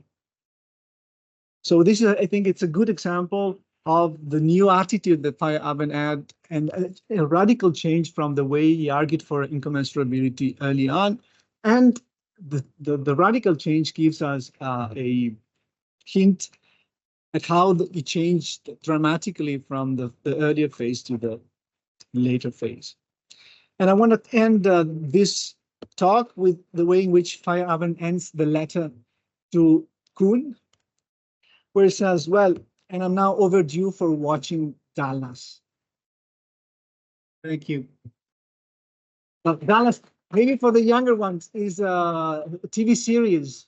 Yeah, you know that. So it's storytelling, and he was very into that. Thank you again. Questions for Matteo? Very engaging talk. Let me see.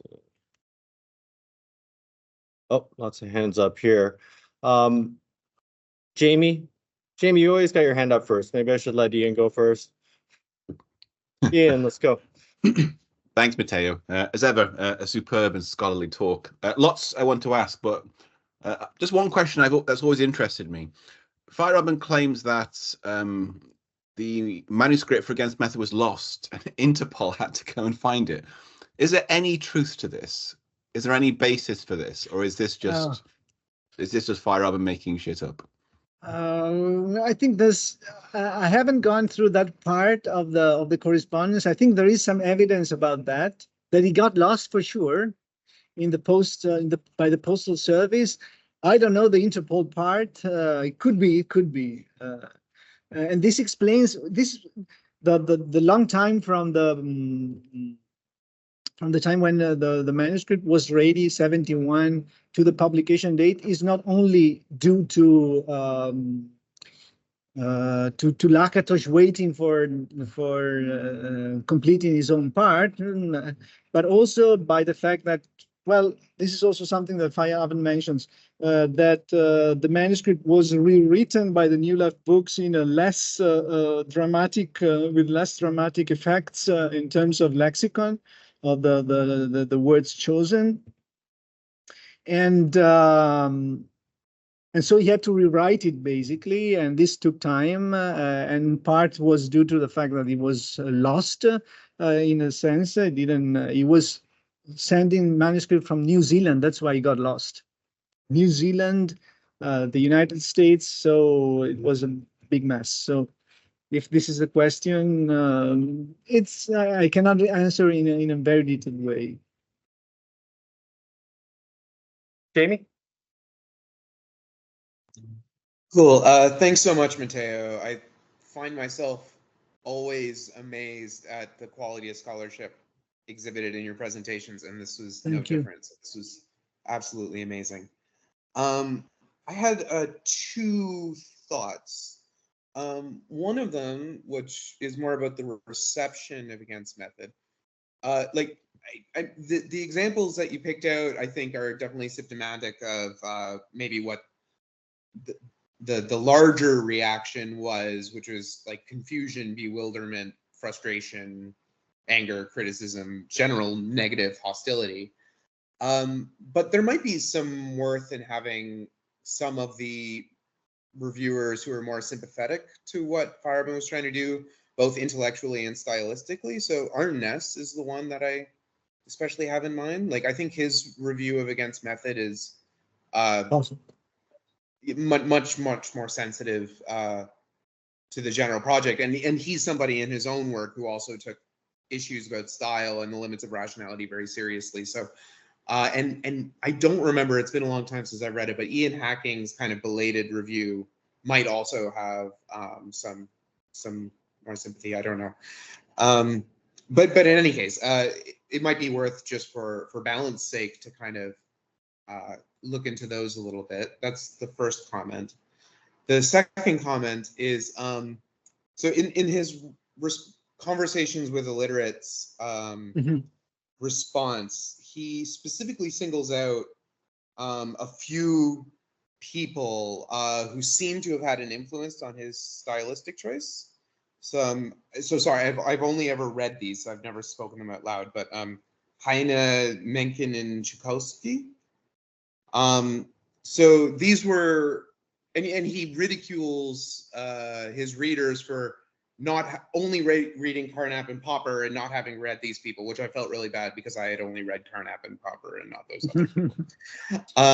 But in the library at the Constance Archive, he does have copies of a couple of those books, which I didn't read them. They were in German, but they were heavily annotated. So there might be something there where there's kind of more general theorizing going on about rhetorical style that might have influenced some of the matter of presentation. Might be worth looking into. Well, concerning this, it's clear, and Feyerabend makes it explicit in his correspondence, that the matter of styles becomes more and more substantial But it's not just because of the clarity, of course. It's not a matter of being clear. It's a matter of the kind of intellectual operation one is performing when writing a book in this case. And I think, well, the more interesting maybe aspect of Against Method is this attempt at finding out a different language, different way of arguing, a different style, as it calls it. And of course, this is typical in substantial philosophers, Heidegger, Nietzsche itself, we have here Babette, find a new language to express a new concept, a completely new way of talking, way of doing philosophy. And in this sense, I think that he is engaging with the literature of certain literature and the style people use. Writers used, playwriters. Brecht is mentioned twice in these quotations I gave. Became more and more crucial for him, just because he thought that the classical Western philosophical way of doing philosophy through arguments, arguing, logic, well, are not as so neutral and so democratic as they are portrayed to be, but they conceal some power struggles. So I think this is something to be put under the spotlight if we want to try to give a new reading of this work after 50 years. So this was the attempt I made to say something new, basically. I don't know whether, well, there's work to be done, of course. So if you want to go through Heine, Lessing, or Krauss, all the references he has of writers or playwriters who try to make philosophical point through a different kind of prose or a different kind of intellectual operation, well, I think there's room for that. Paul, did you have a question? Paul? You're muted. You're muted. We cannot hear you. Oh.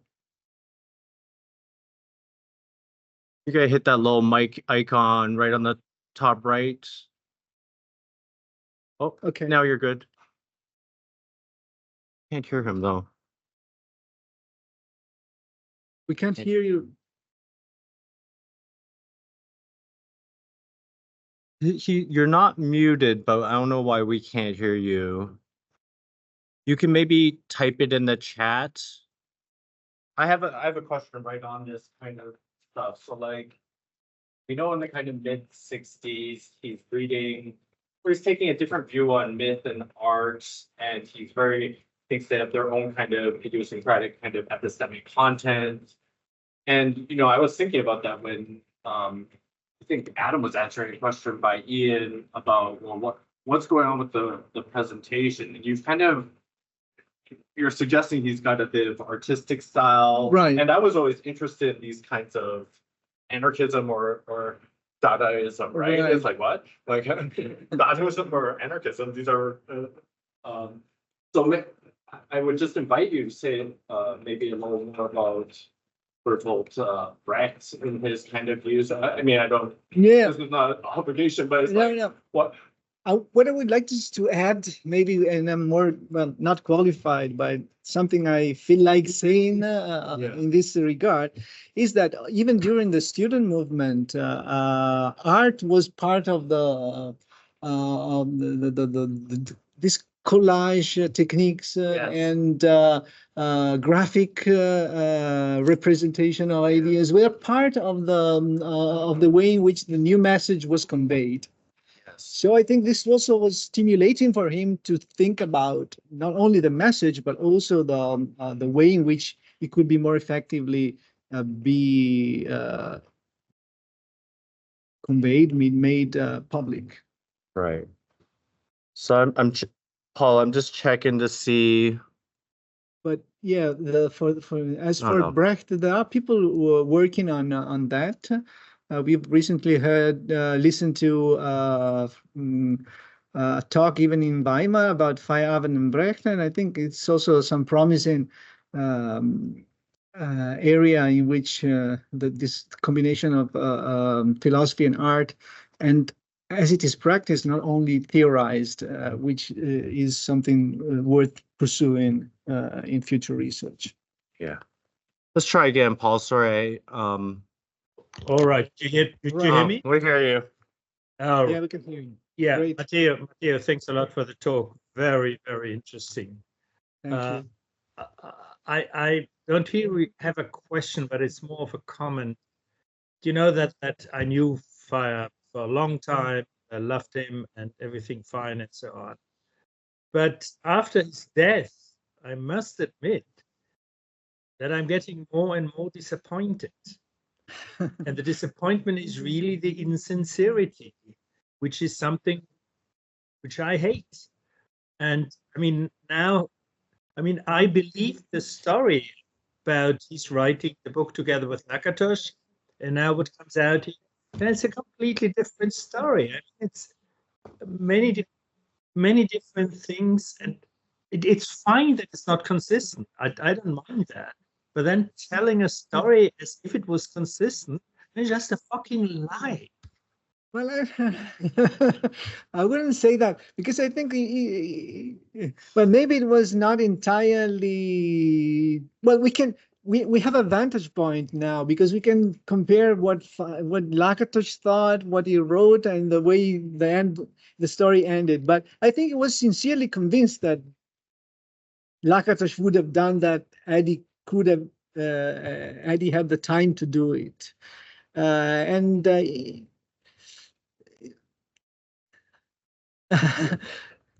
mean, This is not an authentic way of dealing. I would never, ever do that. So if I say something or write something, I hope that people know that they can rely on it. But aren't you making the same mistake as Watkins by understanding what he's doing in a rationalistic way, and instead he's doing a different thing. He's telling a story, even about himself. I mean, well, I mean, a story can be lies and fabrications and stuff. Fine. Yeah. But that is not what I want from friends, really, I tell you. I broke up friendships because people lied, and that was the end for me. I'm very strict about that. I mean, yeah. Also, the story about Wittgenstein has the same kind of character, doesn't it? But he seems to be really convinced of that, and not. He's telling the story as if it were truth. And that's even worse. I mean, maybe it's even worse. It was a self-delusion. Matt? We have Matt. So I have two comment and a question. In relation to your exchange with Paul, I mean, there's one of the ways of describing this sort of like insincere mode of arguing is immanent critique, right? Time-honored philosophical method. Just because you can sort of, adopt someone else's premises and generate an absurdity doesn't mean that you're thereby committed to the absurdity, right? I think, I don't know, I wouldn't call that insincere. But clearly, some of the stuff in the personal details that he relates about the book, there's a problem there. I guess I agree with Paul and everything like that. My question is, I found it fascinating there's moments in the correspondence where he's criticizing the New Left, and a couple of different times he either alludes to or explicitly calls out Marcuse. Yeah. And so my question is, do you know whether he actually did that? Did he actually took on Marcuse I'm only aware of this long, weird footnote in the 1970 Against Method essay, which is full of like Mao and Mill, and there's this sort of snark about Marcuse. And then in, I think it's his reply to Agassi, he complains about being compared to Marcuse, you know, when he's in fact like been citing Lenin, not Marcuse. But did it ever come up anywhere, or is it all come up? This project of criticizing Marcuse, it's something that you find in the correspondence from early on until the very end. So Really? Yeah. And he also writes, I'm writing this paper against Marcuse. I haven't never found it. Maybe in the new materials that's been given to the archive recently. I haven't had time to go through it systematically. So there could be something. Otherwise, I also know of that footnote, and this seems what is closer to the essay against Marcuse that he was planning to write. Yeah. Notably, that doesn't travel into Yeah. Okay. But they were together in Berlin 1968. Both Marcuse was there and Feyerabend, and he's discussing this repressive tolerance paper, and of course the one-dimensional man. Very vaguely, it doesn't say exactly what he is against. I think what he was worried about was the influence that these philosophers had on the students in terms of the violence that they authorized or legitimized, in a sense. The revolution as a violent act following the self-righteousness. This is the most common expression he uses. Not harboring enough doubts about what you're doing, and allowing yourself to be violent against the others. And of course, this has a strong connection with his past in Second World War, and the way in which he was led through propaganda to be part of an enterprise that was violent, extremely violent, absurdly violent in a sense. Yeah. So I think there's a sense of guilt here also for what he was pushed to do, in a sense. So the anti-authoritarian aspect of Feyerabend. There's also in repressive tolerance, there is critique of liberal democracy. Mm-hmm. As on the basis of the sort of false consciousness kind of theory idea, that strikes me Feyerabend would be deeply opposed to. I wonder if that's also part of what's driving it. No, I don't know, because I haven't found the paper, and I don't know whether he really ever wrote it. Yeah. And what we find in the correspondence is a clear statement of opposition, but not the arguments. So it's not. We cannot tell much more than that. All right. Well, we should give Matteo a hand for exhilarating talk. Thank you. Thank you, John. Well, thank you, John, Jamie, and Matt, for inviting me and for keeping this going, when disaster strikes. So that's very good. I mean, it's been quite an adventure. I'm glad I made it. I'm glad I'm here. You might be glad now, but I think by the time I'm done, you might, have changed your mind. So that's my promise. But the adventure, I mean, it's not just the last few days. The adventure in this context does begin a long time ago, although now that sounds like the beginning of The Hobbit or Lord of the Rings. But I just want to mention how I actually read the second edition of Against Method in the late 80s when it came out. And I'm not sure whether it was in the Spanish translation that came out very quickly with a actually slightly original preface, or the original that was in the library. And I was a physics undergrad, and we had in the library we had a collection that was mostly philosophy of science, and most of the stuff that was written in English and whatever. So I'm not sure, but to me it was quite a shake. It really provided a very new, rich, and comprehensive perspective on things that put things in that perspective in a sense, but also it gave me a sense of contrast that illuminated the kinds of things that I was gradually noticing about the way I was learning things and the kinds of things I was learning. I was doing, theoretical physics. I mean, I was doing all kinds of other things, but my professional, I was doing theoretical physics, and it was all about the, quantum field theory and the standard model and the unification. It was, it was all very formatted, very rigid. It was supposed to be, of course, in a Kuhnian sense, very productive, etc. But these kinds of contrast classes, in a sense, were very illuminating to me. And Paul's book, in that sense, it was even more so, partly because it was also technically sophisticated, unlike other discussions, critical discussions of science. People make fun of Deleuze, but I mean, I love Deleuze in many ways. The way I love a lot of philosophy as performance art.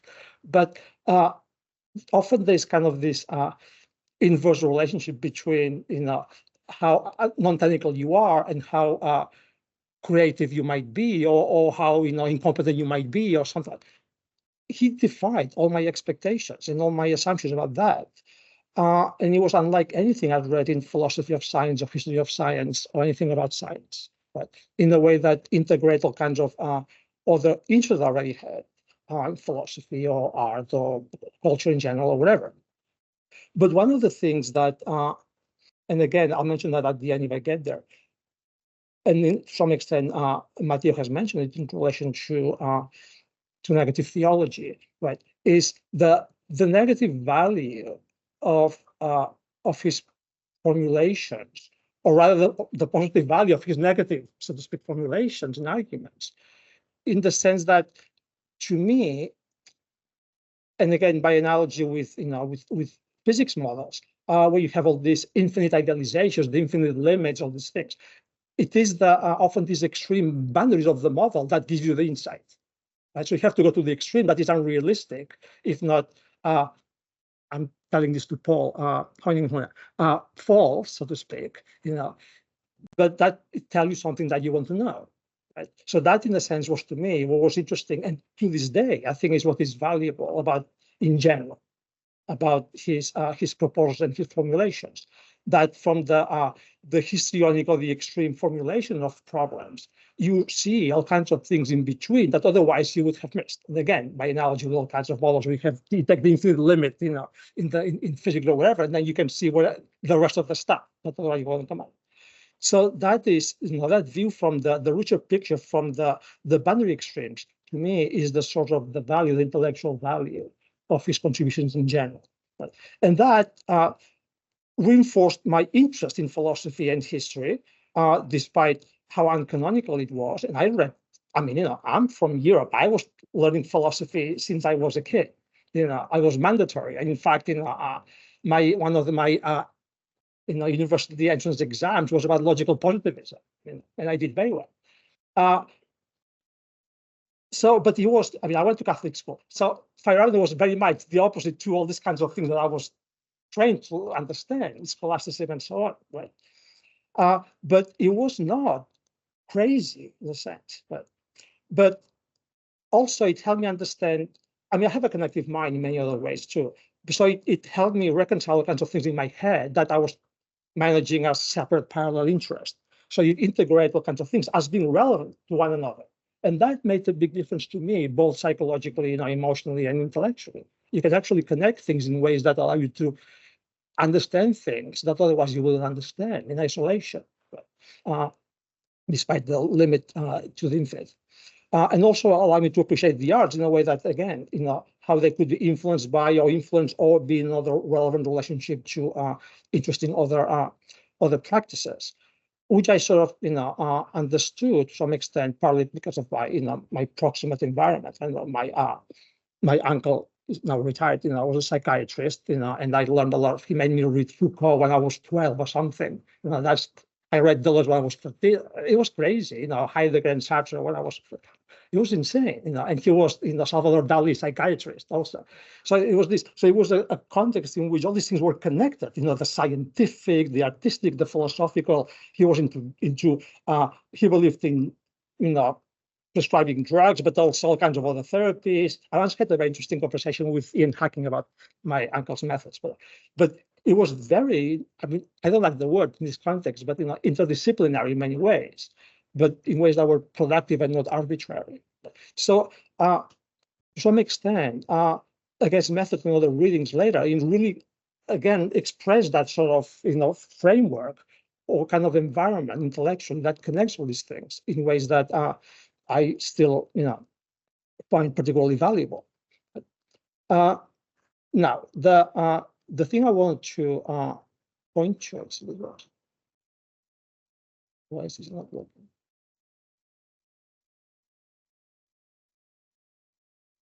Okay, sorry.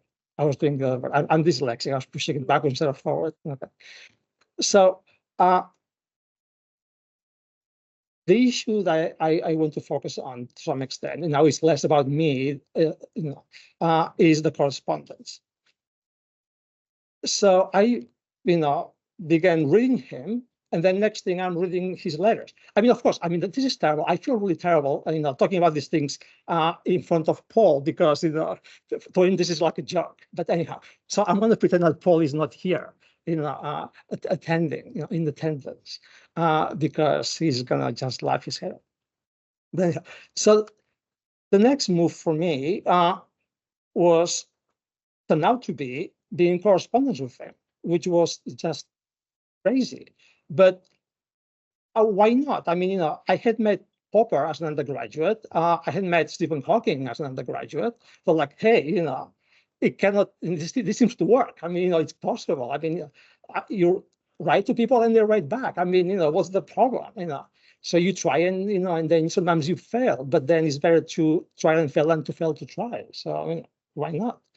Especially when it seems relatively easy. That's the thing. So in the fall, of '89, I arrived at Stanford for an MA with Pat Suppies, Nancy Cartwright, Peter Gallison, all of whom I'd also read. And after surviving the big earthquake of October, I thought I could also meet Feyerabend, even take a seminar with him at Berkeley. It was just right there, so it's not insane. Except this was right as he was moving permanently to Switzerland. He had just decided to turn full-time his part-time appointment at the, at the ETH, at the Swiss Federal Technological Institute in Zurich. So that didn't work.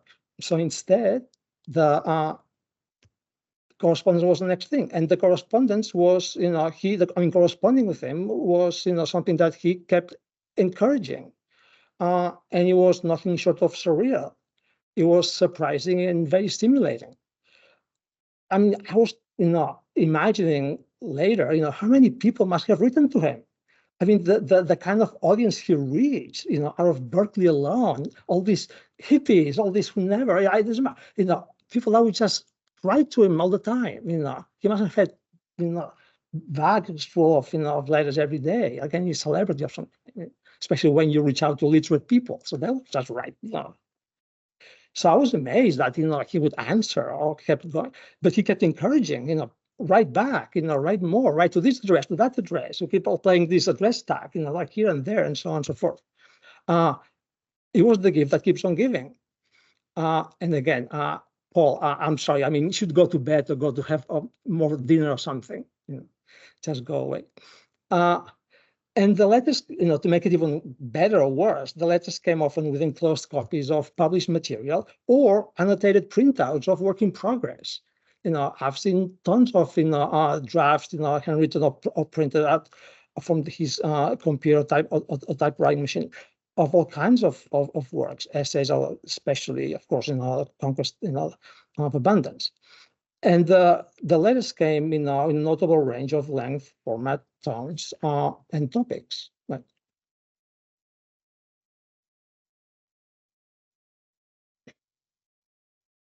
So these are some of the examples.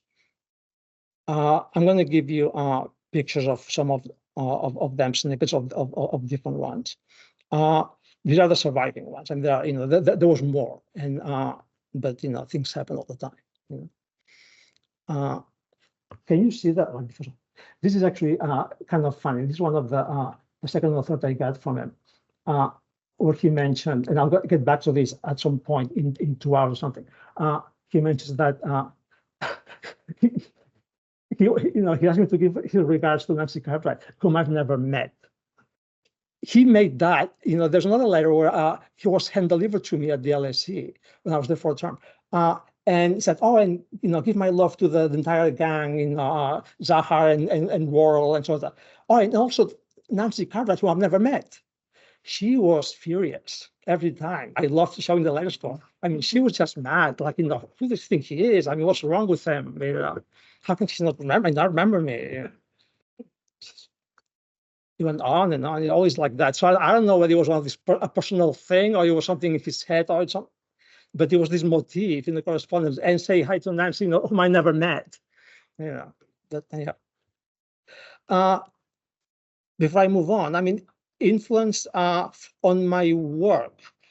It certainly enriched my views of society and culture at large. I mean, it was like, reading people like Deleuze, all people that read everything, that they are very efficient entry point into all the kinds of things. You don't have to believe anything they say, but they're very useful.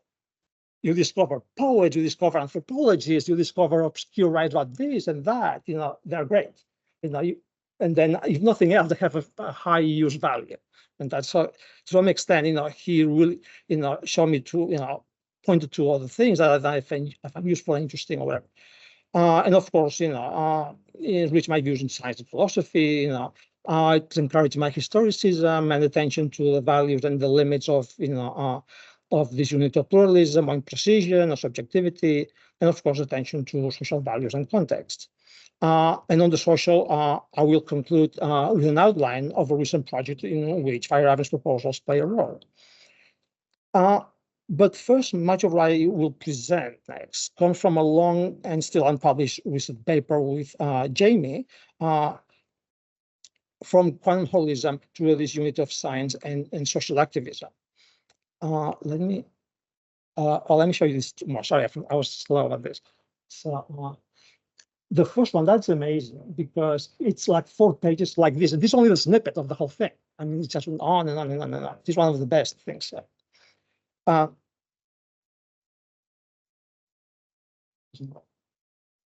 one was the last he wrote before he died from the hospital. He already had a tumor and he could hardly write and he was very tired and so on and so forth. There was another one that I sent and something else, but then I lost all that sort of stuff. Okay, so based on Jamie's suggestion to publish some of the letters, our paper gives selective attention to the small surviving correspondence to track themes and neglected aspects, context and connections in Feyerabend's later work in the 80s and 90s. His renewed appreciation, let's see, sorry, I'm doing this wrong. So you have his renewed appreciation of the Vienna Circle and Neurath, his later views on quantum mechanics and its philosophical significance, and his connection to the Stanford School, and my in between or go between role. And of course, different sorts of considerations of realism and pluralism also run through all these themes and bring them together to some extent and problematize them. I think we all agree, well, I missed several talks, I have no idea what we agree on anymore, that since the 1960s, and again, one of the things that everyone has been showing, I mean, not just Eric, but other people too, is how difficult it is. And we've seen also, with Matteo, how difficult it is to periodize, to really draw out the periodization of any evolution or development. Everyone will find a letter or something written when he was a teenager saying exactly the relevant thing, and then, what is the point of drawing lines to some extent. So it cannot be that. So it cannot be that he used that word, so the periodization, if anything, has to somehow meet another standard or be about something else, right? I think in our case, it's more about emphasis, because again, for anything that, any context, in any concept, things get reshaped, but there's always a kernel that you find early on. And of course, you can say, well, but that's incommensurable or something. You can play these games, but still, I mean, but realistically, I think it is genuinely, let's call it pedantically, a historiographic problem. Right? So we agree that since the 60s, if not before, his work is characterized by methodological historicism, and by that I mean instrumental theoretical realism. I mean the sense of Carnap's methodological solipsism, right? It's meant to be serve a purpose, and methodological in that sense pluralism, not pluralism about methods, and then of course pluralism about methods, methodological pluralism about methods. That comes up more clearly in the Kent's method. But again, I'm sure you can find something somewhere from before that will say something. I don't care. So pluralism and realism, as we know, serve aims of science and society as well. Pluralism also served philosophy. And as Eric has defended, Feyerabend realism was not what we'd call scientific realism about theories or entities or both, but a normative, neo-Kantian, between quotes, non-realism. Norms and choices are key throughout and from very early on. So the issue is what's changed based on that. That's the main issue, not whether he suddenly talks about this. Also distinctive is the methodology. The methodological authority Feyerabend gives, and I'll get back to this because it is part of the line of argument. Historical actors in the history of science. So you get to pick your physicist and preferably a philosopher physicist. But that's also significant because, and I'm improvising now, because to some extent is the way in which he wants to show, and then as long as he can find more recent instances besides himself, is a way of undermining the rigid boundaries between disciplines that he thinks are not just, again, constructs and disciplinary dogmas, that, we patrol our boundaries and we lay them out, and that's how it works. But obviously he thinks that that's part of the problem, and that is what makes many issues that we think about, many problems, constructed based on those premises. The letters, feature interesting particular examples of these themes and commitments.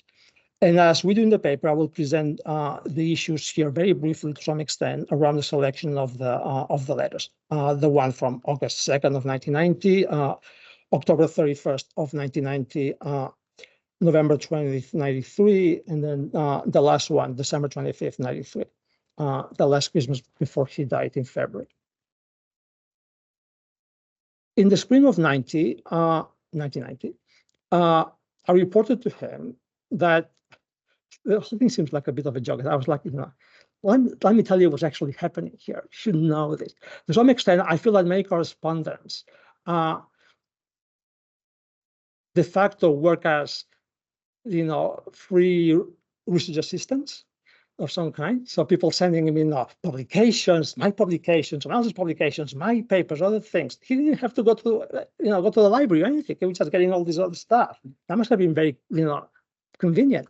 So I am reporting about all these people who he never met. He must have loved it. Please keep writing. And I was, oh sure. Let me tell you.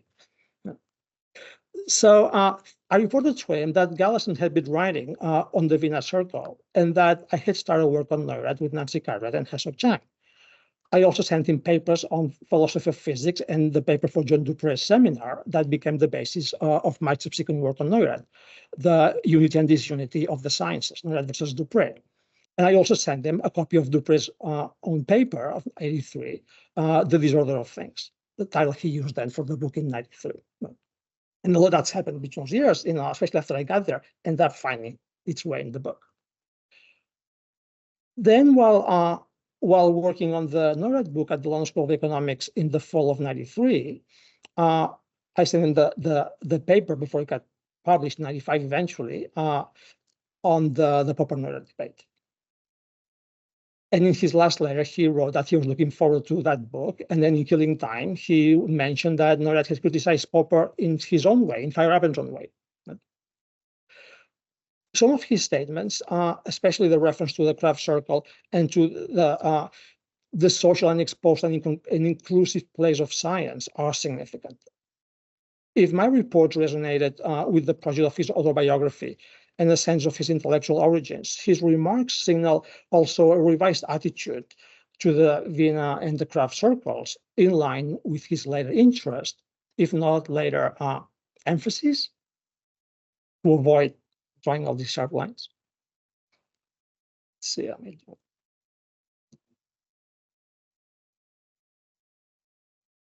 okay, so these are the things that that he mentions. Neurath is a hero of mine.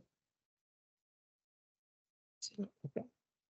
A few months ago, I saw a taped exchange between Hempel and Popper on the Vienna Circle, which, thanks to Popper, was rather boring. Boring was a very damaging, descriptor for him. I think to some extent it is part to going back to what Matteo was saying, in the part of the role of humor to some extent and mockery. So I mean that's something that is an easy dismissal now. I mean you can see many people, younger people said, "Oh, this is just boring." You teach something and say, "Oh, that's boring." "Oh, you are boring." Someone will tell your friends, "Oh, you are boring. Please go away."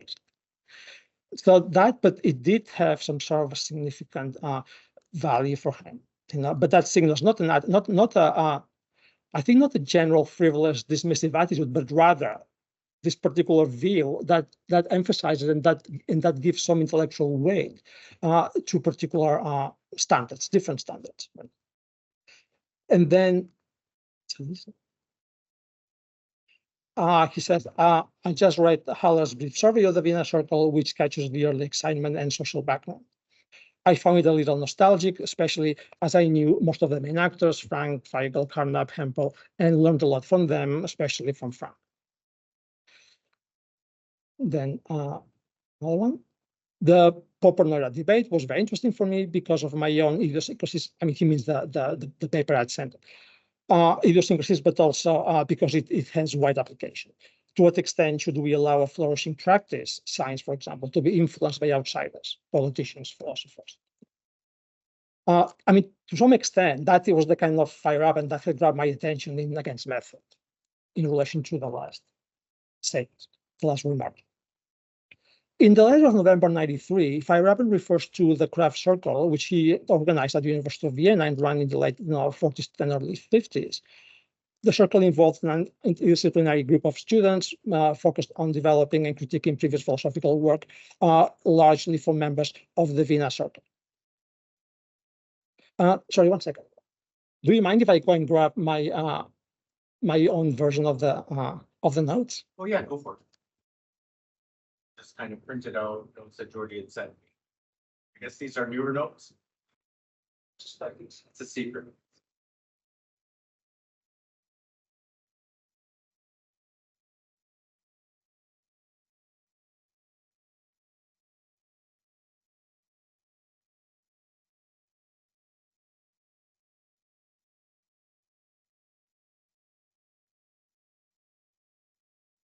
I'm back.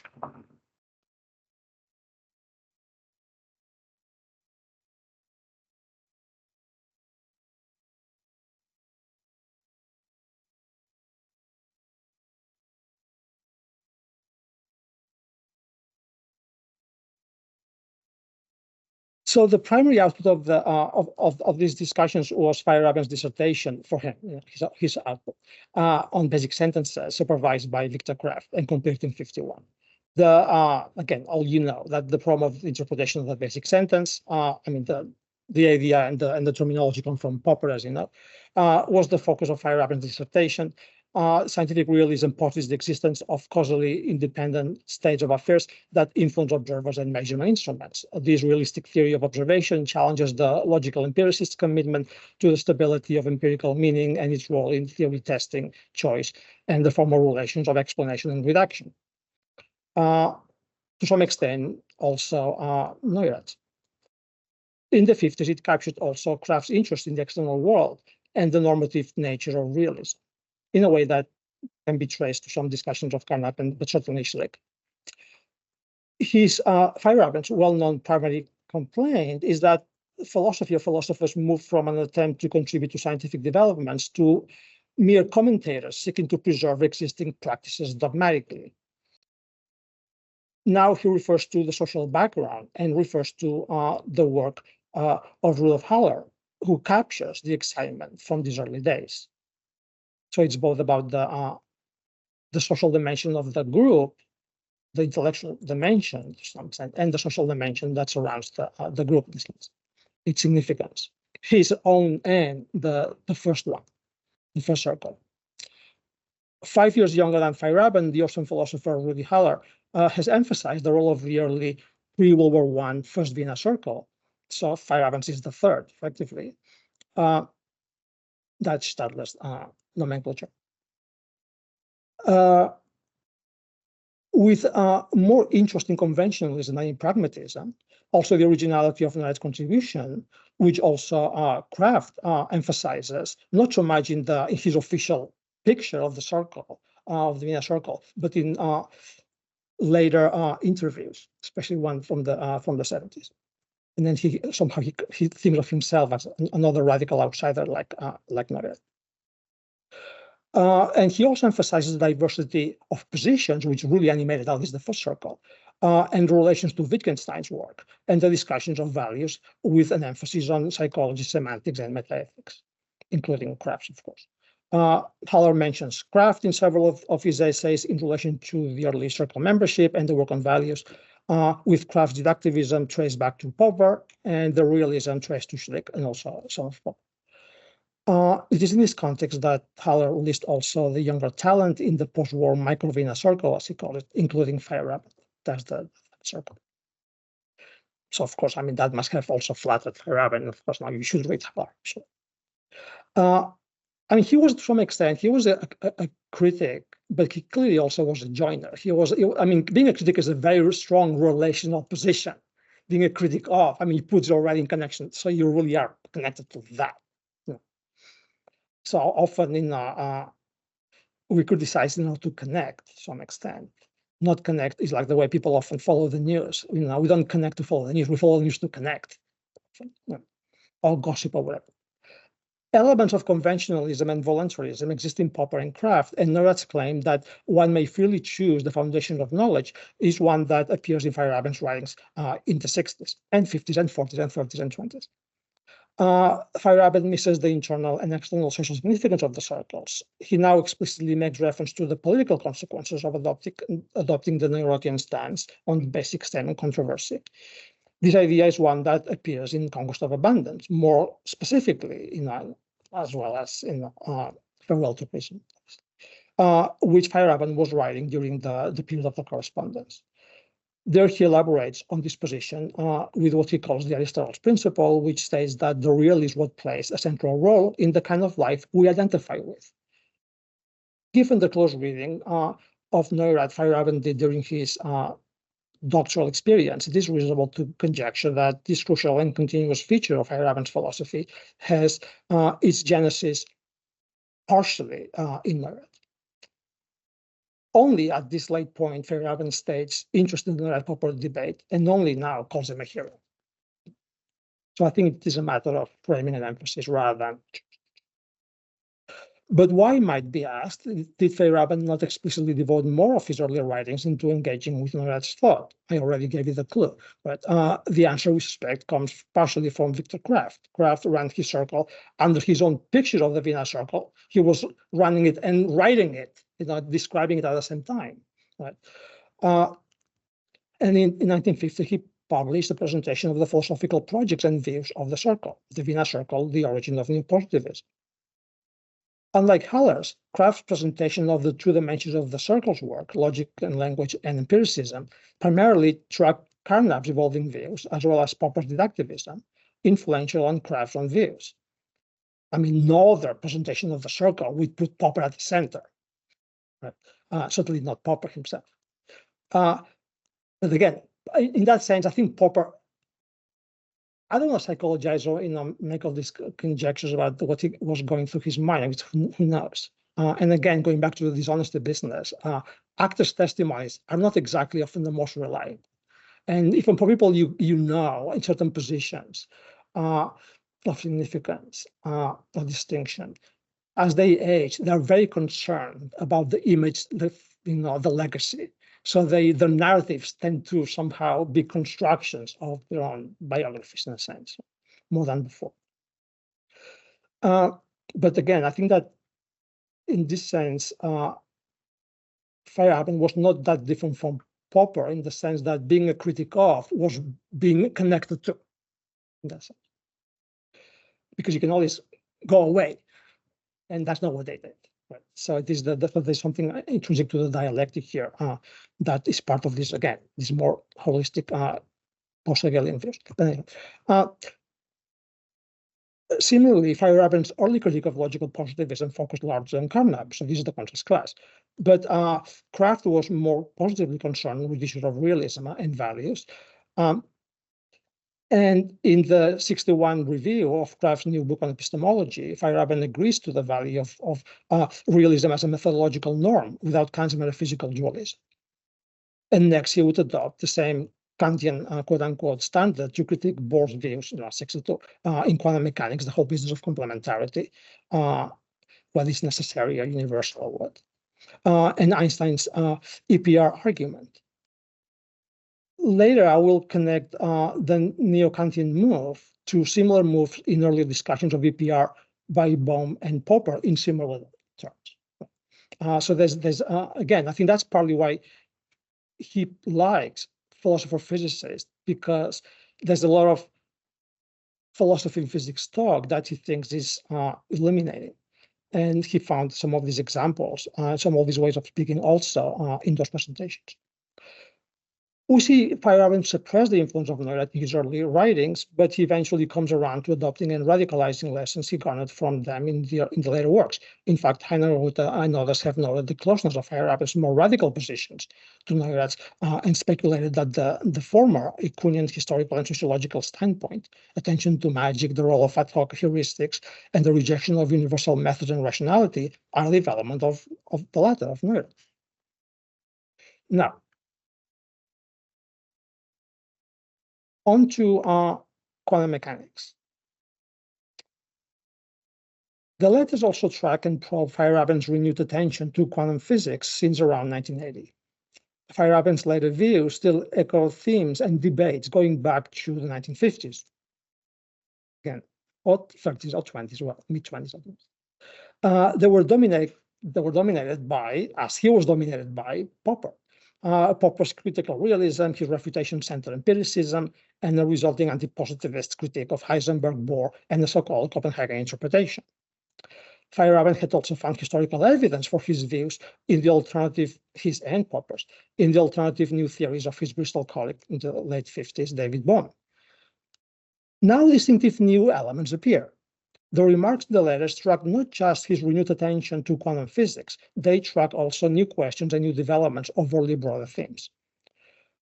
A new academic position in Zurich and his early contributions, neglected contributions to a more abstract formalistic strand of the early debates over quantum mechanics, would allow him to engage David Bohm's more recent works and Tsou's intellectual culture and Tsou's school of quantum mechanics, all through the project and works of his new colleague, not David Bohm anymore, but the quantum chemist Hans Primas. This episode has received the attention of neither historians of quantum mechanics nor Feyerabend scholars. The letters include the following notable remarks reacting to recent course papers in philosophy of quantum physics I had sent them. I just kept sending my term papers.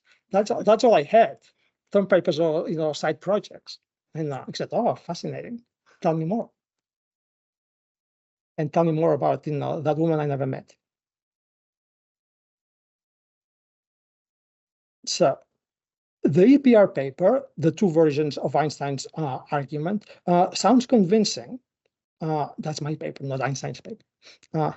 Sounds convincing and makes his point much stronger. Using the criterion of reality against Bohr always seemed to me to be taking for granted what has to be shown. That is the key issue. What has to be shown. We can end, again, going back to Matteo, you can discuss whether it's about shown versus saying or said or argued or whatever. But the idea is that it's something that you cannot no longer take for granted, and that's my emphasis here. It's not about realism versus non-realism anymore. It's about the specificity of the semantic elements. We might call them sort of a priori elements in theorizing itself in science. So the reason is that Bohr's whole approach excluded such a criterion long before EPR. This explains Pauli's reaction. See his letter to Heisenberg of June 15, 1935, or Pauli says you need to revise yours, so to speak, your a priori here. And I'll get back to Pauli, that's the thing. But after Bell-Shimoni's, and especially after the delayed choice experiments in the 70s and 80s, which seem to be more impressive than Bell-Shimoni, all of this is history.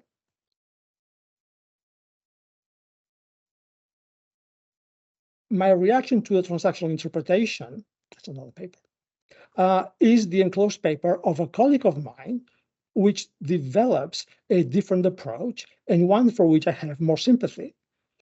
The background is the idea that quantum mechanics and classical mechanics are both specifications of a more general theory, a generalized quantum theory, and are therefore on the same level.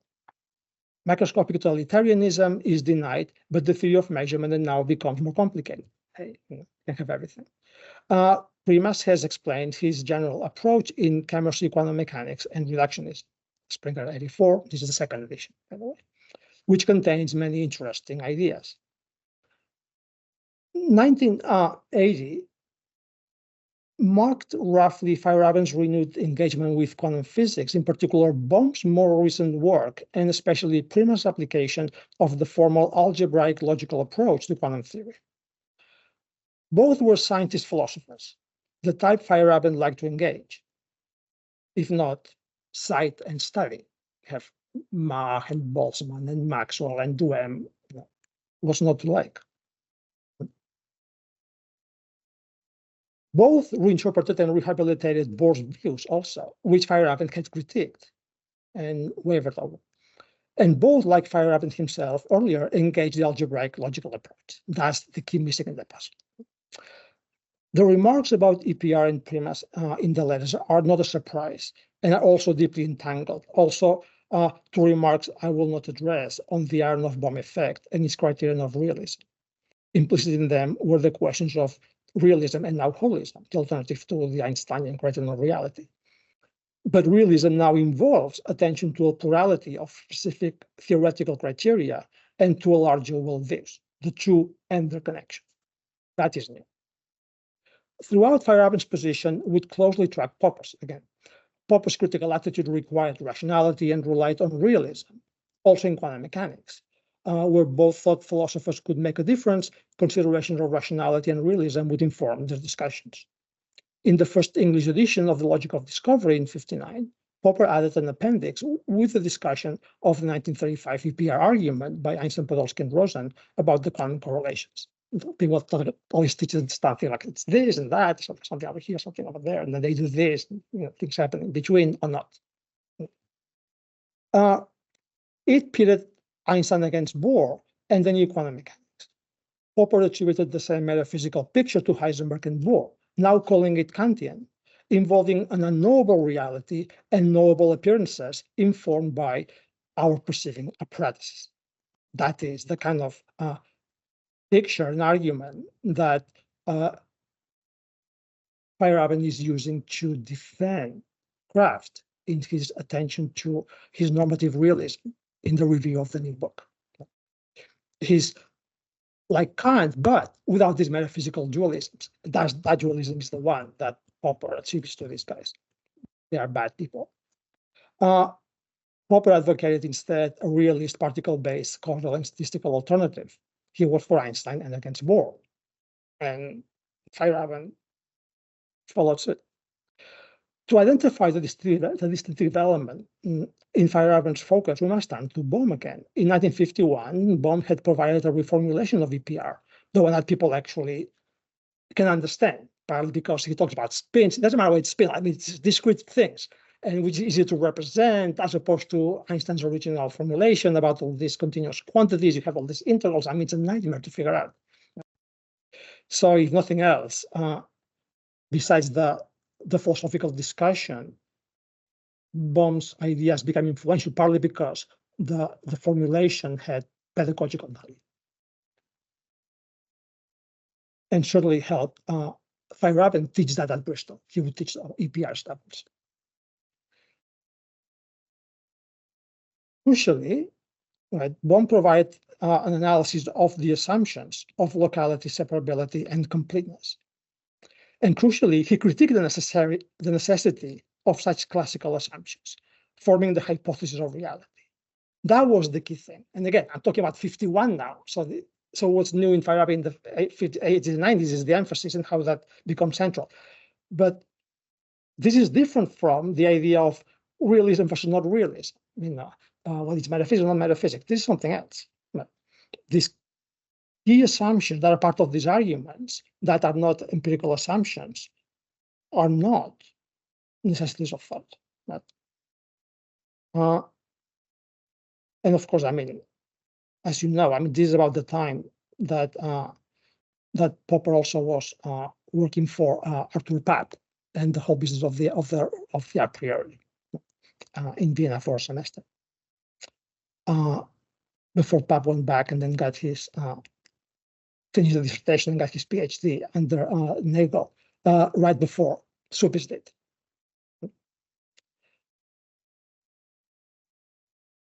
So he critiqued the necessity of such classical assumptions, forming the hypothesis of reality, his term, a term that actually Feyerabend uses also in the critique in the review of Kraft, about the same business, more generally for Kraft.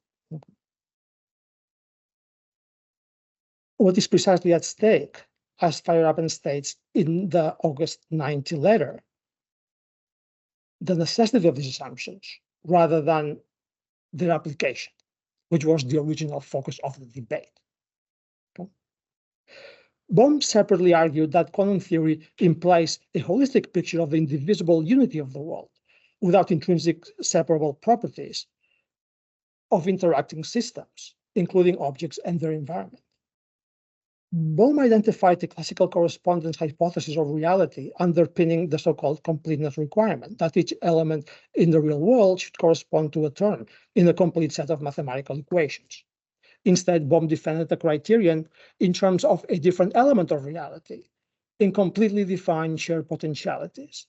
It's a different picture of the world in that physical sense.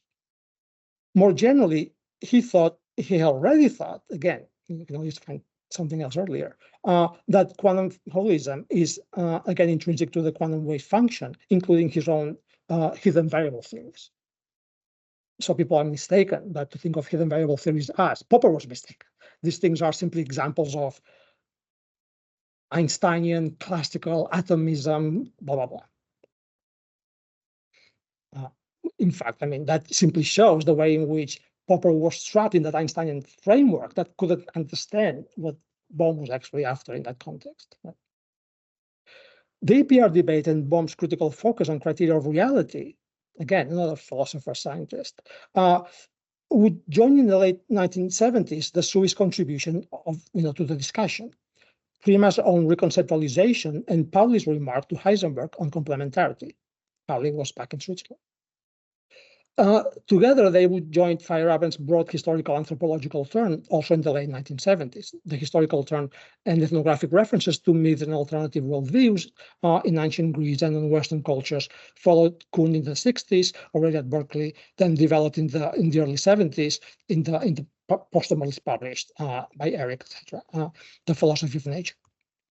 As a result, he embedded the focus on reality criteria within a relativistic and pluralistic Kantian, or rather Wittgensteinian anthropological ethical perspective towards the criteria themselves. And that gets emphasized in the 80s and 90s. For the first volume of his, as an example, of his philosophical papers in 1980, he wrote the introduction with a new essay on scientific realism, distinguishing three positions, each associated with a different criterion. The first is a restricted semantic commitment to the truth of some particular, which is close to the complementarity principle, or the completeness, so to speak, criterion in EPR, and not all scientific theories. The second is the claim that scientific theories introduced new entities with new properties and new explanatory causal effects, each I mean, that's what he attributes to Faraday, and that's the basis behind the reference to the Barahona effect. That's something that has been shown. The third position is a specific principle of reality, a picture, a fiction introduced by physicists in order to operate. He calls it phenomenological realism. Boltzmann, will give you this, Maxwell will give you this fictional notion of what reality must be like in order to apply theory to that. You apply theory to this basic, baseline, so to speak, picture of what they think the reality is like, rather than reality or even the experiments. Okay. The 1980 update on the discussion of realism refrains earlier work from the 60s. It is in the new work of the 80s and 90s that Feyerabend develops the broader pluralist and relativistic cultural framework in terms of worldviews, and after Wittgenstein, forms of life. Again, it still tracks its application to reality criteria in EPR. Only now it also features Tsou's sources such as Pauli Jung, and especially Primus's view of quantum theory endorsed in the first letter. Primus's view of theory and physics and science more generally was structural, holistic, realistic, historicist, and social. In those terms also Borean. It was a way of explicating as well as explaining Bohr. So it was a defense, a salvaging effort. To the extent that it received Feyerabend's attention and contributed to his evolving views and formulations, this may be linked to the fact that Primus's project contains significant elements of both idiosyncrasy and familiarity. For the former, it borrowed both from Tsou's intellectual and scientific context. For the latter, it borrowed from Feyerabend's own earlier writings and interests. At the same time, it resonated with his sustained intellectual attention, back to that point, to philosopher-scientists such as Maxwell, Mach, Einstein, and Bohr, or Bohm, right? And widening perspective, and responded to biographical and geographical changes, clearly. Realism in the quantum debate and science more generally is now embedded within the perspective of cultural and historical relativism, featuring the notion of worldview. Papers on Bohr's complementarity principle from the late 60s now are reprinted under the new title, Niels Bohr's worldview. That was not something about the view before. Now it's a part of the worldview. A worldview, he wrote in Conquest, is a collection of beliefs, attitudes, and assumptions that involve the whole person, not only the intellect, has some kind of coherence and universality, and imposes itself with a power far greater than the power of facts and fact-related theories.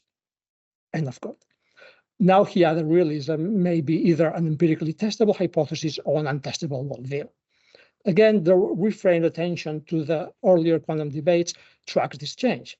For instance, in Conquest, and he adds that John Stuart Bell's defending Einstein's commitment to realism as rational and dismissing Bohr as an obscurantist is an example of a commitment to a worldview.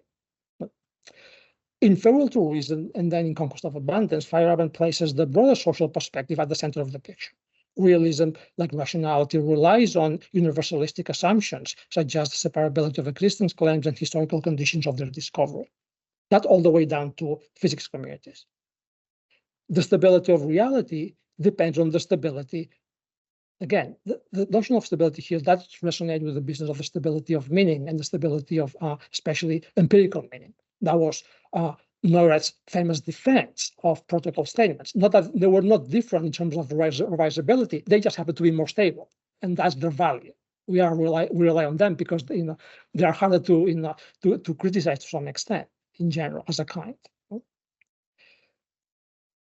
So the stability of reality depends now on the stability of a life form, a tradition, a culture, or standards supporting it. Greek philosophy, for example, Parmenides and Plato, and science introduced mathematics, general concepts, and abstractions for this purpose. What reality then? Greek gods or scientific atoms? It depends on the historically specific criterion of reality. I quote, the answer assumes what it is to be shown, namely that scientific laws are real while gods are not, for example. It also makes accessibility and lawfulness a criterion of reality, end of quote. The case of EPR he mentions in the first letter involves a yet more specific choice beyond theoretical pluralism.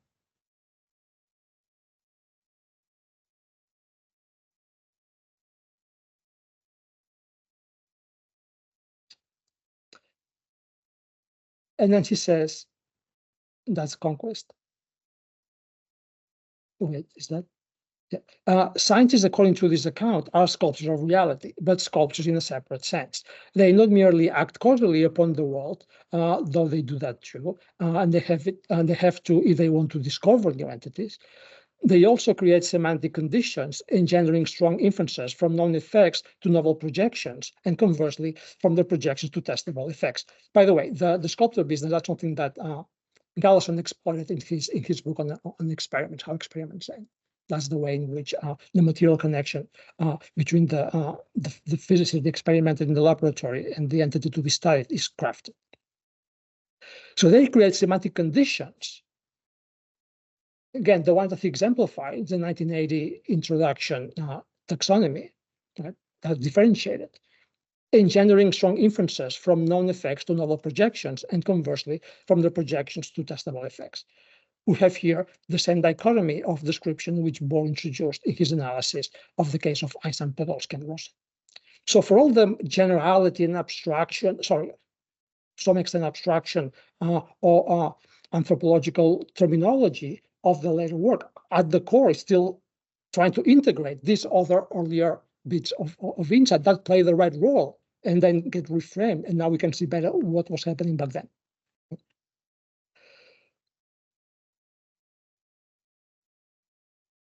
Okay, now.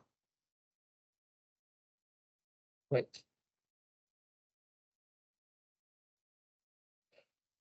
Then he says, consider next the paradox of Einstein, Podolsky, and Rosen. Again, right? The authors tried to show that quantum mechanics permits an objective simultaneous determination of the values of non-communal variables, blah, blah, blah, using a formidable mathematical apparatus and a criterion of reality. They succeeded in showing that position and momentum can have simultaneous sharp values. But the criterion is just the point at issue. That's what he wrote in my letter. That's the key issue. That is what's taken for granted. So they too are a culture in the same sense, right? And that's their stability. Back to Bohr and Bohm once again with perspectivism afforded by the view from Switzerland, illuminated by Pauli and shared with Primas. He says each interpretation adapts empirical and mathematical results to a wider perspective and a corresponding conception of reality. Bohm's views do not clash with facts, they clash with a certain view about the role of facts, namely that facts are parts, not manifestation of what there is. End of quote. The quantum assumption of ontic separability is just, he says, quoting Primas, a normative component inherent in all statements of reality. End of quote. Scientific criteria are now tied to larger pictures and non-theoretical values. Ultimately, I quote, real is what plays an important role in the kind of life one wants to live, remember. It is Aristotelian, not a Platonistic ethics that in a culture of tradition sets measures of scientific truth. Contra Plato's inversion, he thinks, right? What he wants to ask is, which kind of knowledge do we want in our community? Emphasis in want and community. The centrality of this feature reaches beyond remarks in the early 60s about ethics as the basis of epistemology and philosophy. Again, that's another old thing too. But it plays a different role and has a different intensity to some extent. Primus' approach was both cultural and about quantum chemistry and quantum physics, highly formal and abstract. The second aspect is even more puzzling by Feyerabend's evolving standards. That's not what we associate Feyerabend with, especially liking or engaging to some extent, not positively, at least now. To understand his enthusiastic endorsement of Primus in the comment in the first letter, we must reconsider it a new phase in an evolution of Feyerabend's attention to such formal interpretation of quantum mechanics.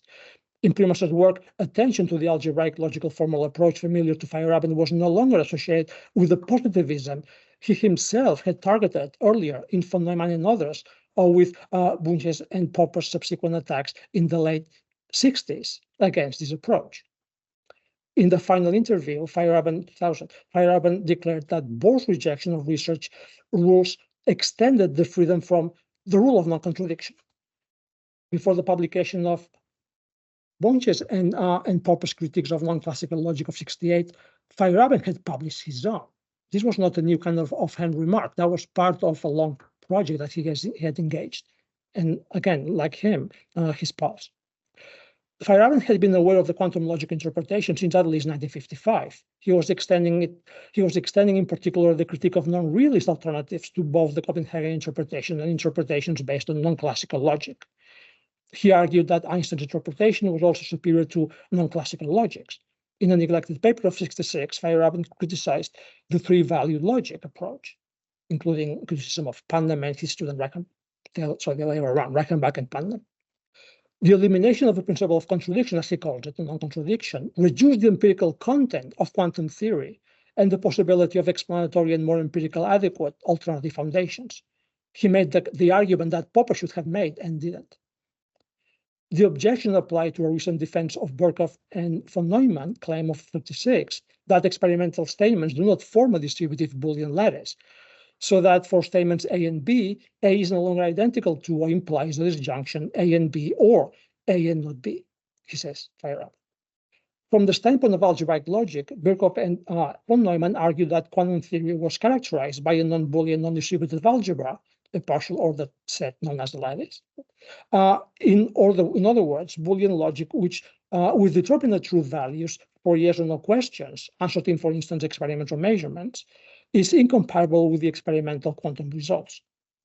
The elimination of contradiction, argued Feyerabend, precludes interference data from contradicting the particle theory and reduces its empirical content and clashes with the critical empirical method. Is the ultimate Popperian argument to some extent that he's making, not Popper, in 68, a year later, in the wake of Bonge's 68 own critique of quantum logic, Popper published a much ridiculed critique of his own.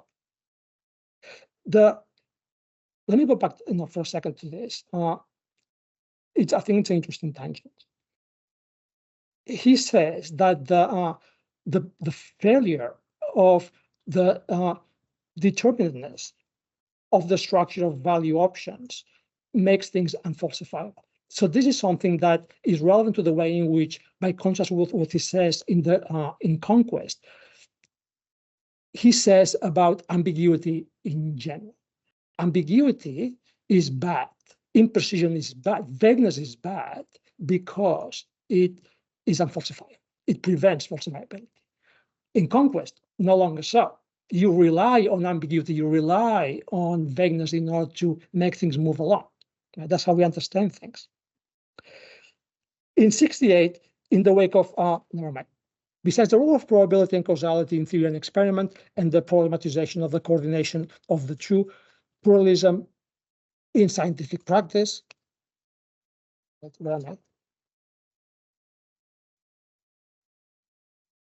sorry, I'm doing something else. Now, back to the Swiss connection. The approach, technically a propositional calculus of quantum mechanics, the algebraic logical approach, was revived in the early 60s, especially in Switzerland, around the School of Geneva, led by Pauli's student in Zurich, Joseph Maria Tsou. So that's something that grew particularly strongly in Switzerland. And then, that's how Primas gets into it. And that is how now Feyerabend re-encounters this approach, but now with a different, interpretation to some extent, the one that really he wants to adopt, and also in line with Bohm's interpretation. In the process of getting his Zurich appointment in 1979, Feyerabend met the quantum chemist Hans Primas, who was interested in philosophy and admired Feyerabend's discussion of Bohr's ideas. Why? I'll tell you in a second. Through the 70s, Primas had been systematically collecting and reading Feyerabend's papers and was a driving force behind Feyerabend's appointment. In turn, Feyerabend frequently joined afternoon gatherings of Primas' research group. After completing his undergraduate studies in chemistry, Zurich-born Primas enrolled as auditor at ETH in 51-52 to attend classes taught by Pauli. By this time, Pauli was also interested, along with his friend Carl Jung, and some extent neighbor, in more general principles of archetypes and synchronicities that govern a psychophysical reality with dual physical and psychical. The general dual aspect echoed and endorsed Bohr's complementarity principle for quantum mechanics. So again, you can actually frame that technical principle in the larger context, in line with the kind of approach that Feyerabend was adopting, but not that it was replacing other earlier considerations, but rather integrating them. That's the new thing. We much would become interested in the ontological and intellectual role of universal structures and complementing dualities, and not just to address the place of chemistry and biology in relation to quantum and classical concepts and different interpretations of perspectives. He referred to Jung's archetypes as intellectual elements and sources of collective intellectual life, including the sciences. In the late 60s, Primas turned to the theoretical unification of chemistry and quantum mechanics. This in light of the duality of features in chemical theory of quantum systems and biological properties of organic molecules in systems on the hierarchy that included sentient life forms. Both kinds of objects, properties, and associated concepts are ineliminable in ontic and epistemic senses. So you need a general theory that doesn't eliminate these things. And that is what Feyerabend comes to admire. Now you have a framework that keeps these things going while unifying them without the reduction. It keeps the relevant level of pluralism. The chosen abstract framework in '68 was based on algebraic structures connecting the theories of observables in the tradition mentioned above, going back to von Neumann's work, that according to Primas includes the logical calculus proposed by Birkhoff and Neumann in '36.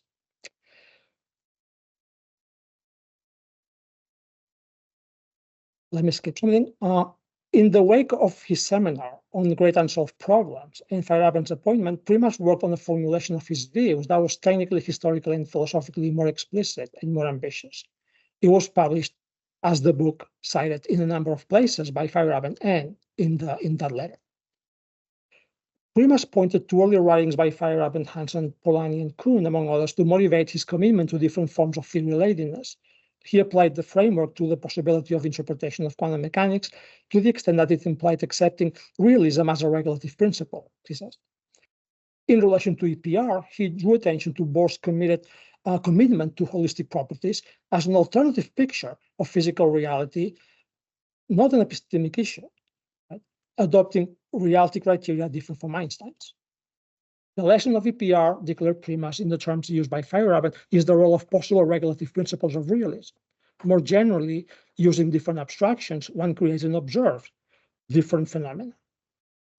In line with Feyerabend's broader relativistic perspective, Primas also framed the cognitive context of selective abstractions in broader social terms, pointing to Kuhn's paradigm, Feyerabend's talk of perspectives and forms of life, and to Jung's collective archetypes. Primas asked Feyerabend to comment on the manuscript, especially the philosophy of science and the English. Feyerabend only corrected the latter and wrote a preface. Unlike former algebraicists, Primas's position stood in line with Feyerabend's broader perspective on realism. Moreover, Primas was a scientist-philosopher whose authority he could selectively cite, as he had done with Einstein, Bohr, and Bohm. In his foreword, Feyerabend traced positivism and realism to traditions rooted and expressed in Greek philosophy. One approach aimed to order the unstructured reality of facts and experience, while the other pointed to a fundamental explanatory single underlying reality. On those grounds, he added, positivism could be too agnostic, while realism too dogmatic. There's a flip. Feyerabend introduced a third tradition between Skill and Charybdis. He called the structural approach, exemplified by Primas' work. Mathematical abstraction could be valuable after all. Rather than seizing on the structural or formal mathematical features, Feyerabend pointed to partiality and plurality. Not only you have this integration, but it allows for considerations of partiality and plurality. Science, philosophy, and common sense alike exhibit a plurality of domains, each with limited intellectual validity and guided by different principles. As a result, neither can be neglected or reduced to another. The task of the philosopher-scientist consists in identifying the different domains and formulating their specific principles.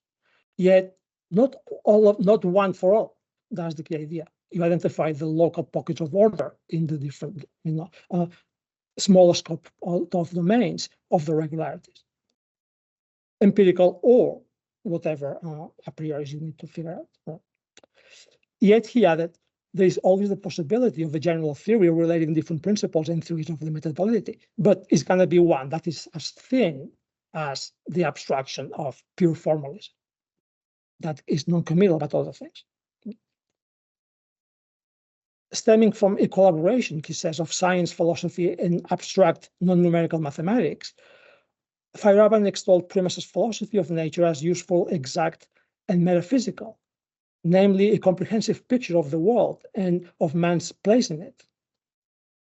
The talk of structures in the preface concerns the relation to the role of mathematics in science and interpretation and application of quantum mechanics, yet it is perfectly continuous with Feyerabend's earlier talk of structures, extended from language and theory to perception in the world, as it pervades against method already.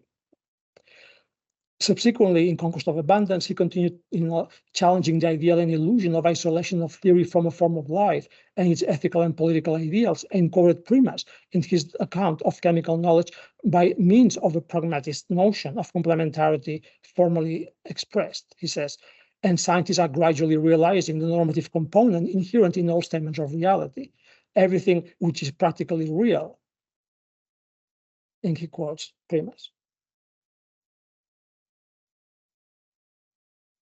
A prevalent form of life, the practical attitude of physicists, is taken as a measure of reality, he says. He further pointed to Pauli and Jung, Primus's own Tsou sources, to suggest a way past Bohr's symbolic notion of complementarity in quantum mechanics towards a cultural intervention by means of an unavoidably oblique and figurative description of a broader reality. He says, might it not be possible, asks Pauli, to combine our new physics and psychology, matter and mind and spirit, by means of characters, namely symbols, which play a large role in myth, religion, poetry, and thus heal our fragmented culture. Let me now go over quickly the bit about the Stanford School. While Feyerabend's published works teaches us much about Feyerabend's evolving views with regards to those called part of the Stanford School, we think of Patrick Sulpizi and Hacking, Nancy Cartwright, and Peter Gallison and John Dupre. In the correspondence, and partly as a result of it, the connection tightens. Feyerabend makes 3 remarks on this topic. I'm gonna pick 2. Thanks for your latest note. I am surprised that Peter Gallison, who in his How Experiments End abandoned theory and stuck to the description of highly complex intellectual individual events and developments, should suddenly have such a relapse. I myself no longer believe in the power of theories, nor even in the sciences. Of course, there is the theory of relativity, the quantum theory, and so on. But far from describing pervasive features of nature, they express certain transitory aspects of it, which have become prominent during the past few centuries. They are manifestations of an intellectual ice age.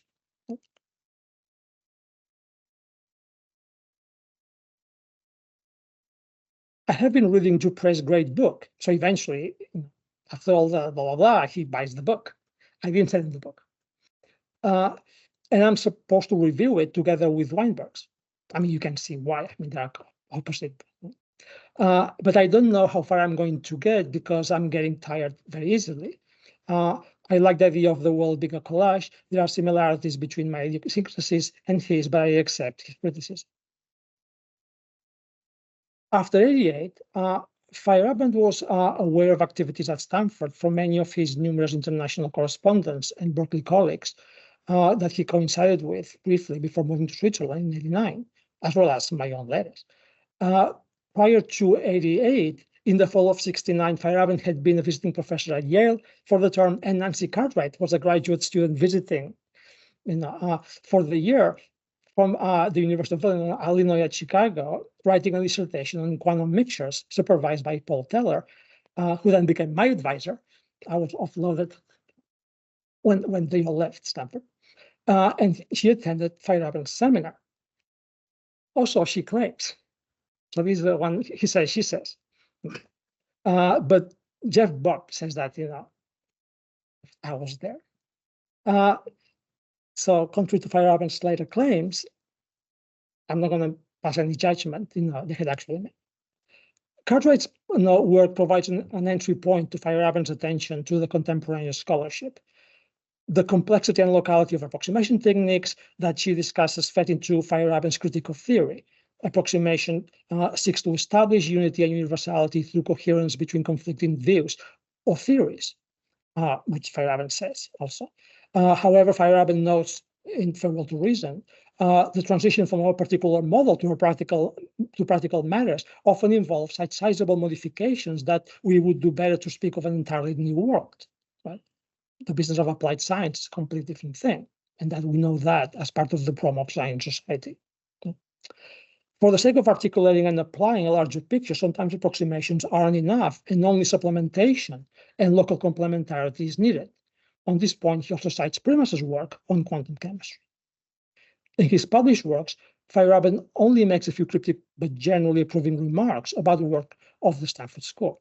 Cartwright and Galison are referenced in the third edition of Now Against Method, again, thanks to moi, as members of the new approach he appreciates. And in the later Trieste lectures, right, he mentions a nice book by Ian Hacking, representing and intervening in Cambridge University Press, blah, blah, that shows, Hacking and Feyerabend went way back, also like Galison, we went way back, before Stanford.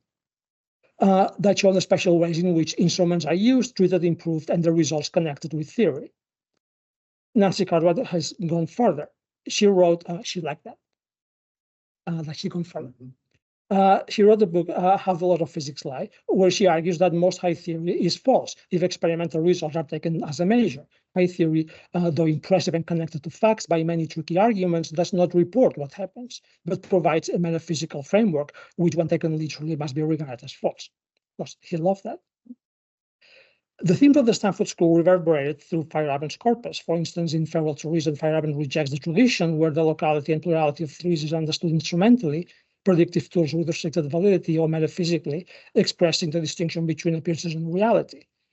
Against this tradition, Feyerabend defends diversity and change, historicity, locality, and plurality. Historical traditions emphasize the particular and the plural, he says. They used lists, stories, examples, and analogy, which also he liked about, for example, Maxwell. And he noted that mathematics was now, especially in computation, considered distinctively human activity, hence historical. In this sense, Feyerabend appropriates from Cartwright, Hacking, and Galison what is a continuance of his early thought. After 1980, he drew on sources such as recent work by the scientists Bohm and Primus, as I mentioned, but scientifically, he spoke also of the resulting strategy of application and generalization as one that involved approximations and supplementation, pointing to Primus and Cartwright. One remark in the letters offers a direct criticism, which distances Feyerabend's view from those defended by most members of the Stanford School. Again, specifically, all the major members of the Stanford School, Dupree, Cartwright, Hacking, and Galison, characterize their views as versions of realism tied to specific material context and activities. Feyerabend says that reality is not something existing separate from knowers' interactions with their environment, but it is a result of those interactions. This allows there to be many realities constructed by different knowers and engaging with their environments in different ways. While this idea is central to Conquest of Abundance, from the correspondence we can see that Feyerabend explicitly used it to distinguish his metaphysical pluralism from that of Dupré, for example, and by extension, Hacking and Cartwright.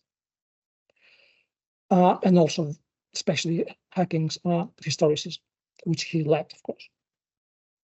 The remark on Galison includes both the criticism of Galison's change of views from how experiments end to image and logic, and the 95 paper on experiments and string theory, and a general comment on the nature of scientific theories.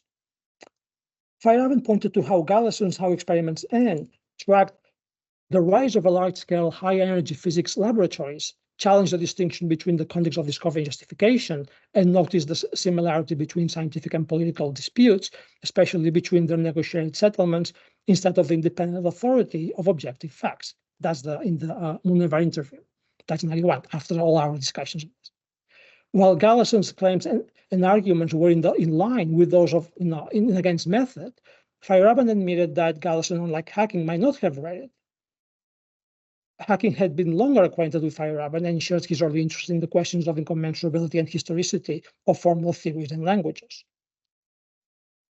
Despite Feyerabend's perception, however, Galison had never abandoned theory or relapsed. Moreover, his argument after 87 about the role and significance of theory came to include increasing mentions and engagement of Feyerabend's views, especially in matters developed at Stanford and eventually appearing in Image and Logic. Galison's project grew out of an intellectual environment at Harvard that, in the late 70s, included philosophers of science such as Quine and Putnam, and philosopher historians such as Gerald Holton, and whom Feyerabend cites, also in an interview with Moniver, and Kuhn back in Cambridge at MIT. But, all these guys, right, are dealing with the earlier problem of coordinating theory and observation and tracking theory change that now is linked to a perceived tension between rationality and realism associated with science. Causality and causal reasoning, even in probabilistic garb, as goes through Suppi's and Dupré and Cartwright, etc., were key issues to make sense of both dimensions of realism. In Reichenbach's footsteps by Salmon at Pittsburgh and at Stanford by Suppi's, Hacking, Cartwright, and Dupré. Besides the role of probability and causality in theory and experiment, and the problematization of the coordination of the two, which is why, not surprisingly, as part of doing active historicizing, as a tool, Galison starts doing work on the history of the Vienna Circle. That's how you actually, undermine the foundations. So he's relativizing that offer, in a sense. That's the value of history in that sense. That's the value of history of philosophy in that context. You explain and problematize and relativize. So pluralism in scientific practice through change and context, also in theory and experiment, becomes also another hallmark feature of the Stanford School, besides Galison's. In this regard, Suppi's, Nagel's student at Columbia, after Papp, had led the way. Right? Suppi's, by the late 70s, was writing in terms of plurality and pluralism, even mentioning Carnap and Norret and talking about the tyranny and democracy of these things. I mean, if you know Pat Suppi's, you'd be shocked that he would talk like this, in print. Right? But he was 79. He's already talking about the tyranny and business of democracy as an argument against reductionism. By 91, Galison himself had organized a conference on the disunity of science. The second remark in the letter shows that Feyerabend had sympathies with some kind of metaphysical disunity, like Dupre's, but more telling and not found in his writing, in his written corpus, is Feyerabend's concession to Dupre's criticism of Feyerabend in the Disorder of Things, in the book that he was reading. Like Feyerabend, Dupré argued that scientific practice supported his own kind of pluralism, epistemic and ontological, of reductionism. His conception of this unity rested on the lack not only of any shared reducing laws, but of any other significant commonality. Instead, his only concession to unification and demarcation takes the form of Wittgenstein's notion of family resemblance. Concluding in the book, he says, finally, let me mention the philosopher with whose general perspective on science I find myself most closely in agreement. That is not in the 83 paper, it's in the 93 book. Paul Feyerabend. Yet he's quick to add that his view diverged from Feyerabend's in aim and strategy, in the way that Feyerabend says the same thing about him. So that's the interesting part. So there's the disunity of this unity. Dupré claims that the non-uniqueness of science stems from the fact that there is nothing common to the various domains of science, and that as a result, not all parts of science or other human practices may be criticized or dismissed equally. They should be evaluated, he says, in terms of whether it contributes to the thriving of the sentient beings in this universe. I quote. The latter sentiment is nevertheless in line with Feyerabend's later views, and if not formulations, in The Conquest of Abundance. While this much could be inferred from the comparison of Feyerabend's views in Against Method, right, to his later views on metaphysical pluralism, the correspondence provides us with direct evidence that Feyerabend changed his mind on anarchism and the framing of it. That is, he moved from a blanket criticism of science as a whole to a more particularist position, evaluating individual concrete cases in particular context. It is from this standpoint that in the letter Feyerabend ends up critiquing Dupré's realism in terms of a new realism that now is a form of local activism. The priority is action and value, is part of the new cultural frame and communitarian frame. The underlying framework was a pragmatist Aristotelian picture of the world based on the centrality of the local connection of theory and practice. To truth fundamentalism, he opposed the priority of the ethical over the epistemic. Science rather is a box of tricks rather than a comprehensive worldview. That is, scientists may engage in inquiry separately from what locals may want to accomplish, but the science they produce will always be incomplete. Whatever they produce needs to be adapted to particular circumstances and scrutinized in terms of its ability to facilitate life worth living. There's a lot of that sort of stuff in ontological terms and framework now that is absolutely fascinating, done by David Ludwig. About the about the global south and so on. Feyerabend says that they usually require heavy amounts of adjustment and supplementation by local knowledge to be fruitful. It is the social extension of his point about the application of abstract mathematics illustrated with references to Cartwright and Primus. In the correspondence, we see a more compact, direct, and clearly stated argument, starting with premises about the disunity of science to a view of the dissolution of philosophical practice replaced by local activism. Okay, to finish, in connection to the place of science in society, I want to conclude by introducing a project for another paper and a small book that I call Meta-Science and Meta-Democracy. In Against Method, Feyerabend challenged the distinction between science and non-science as a philosophical dogma at the service of a universal standard of rationality and a single source of intellectual authority. In passing, he challenged the distinction between science, its history, and its philosophy.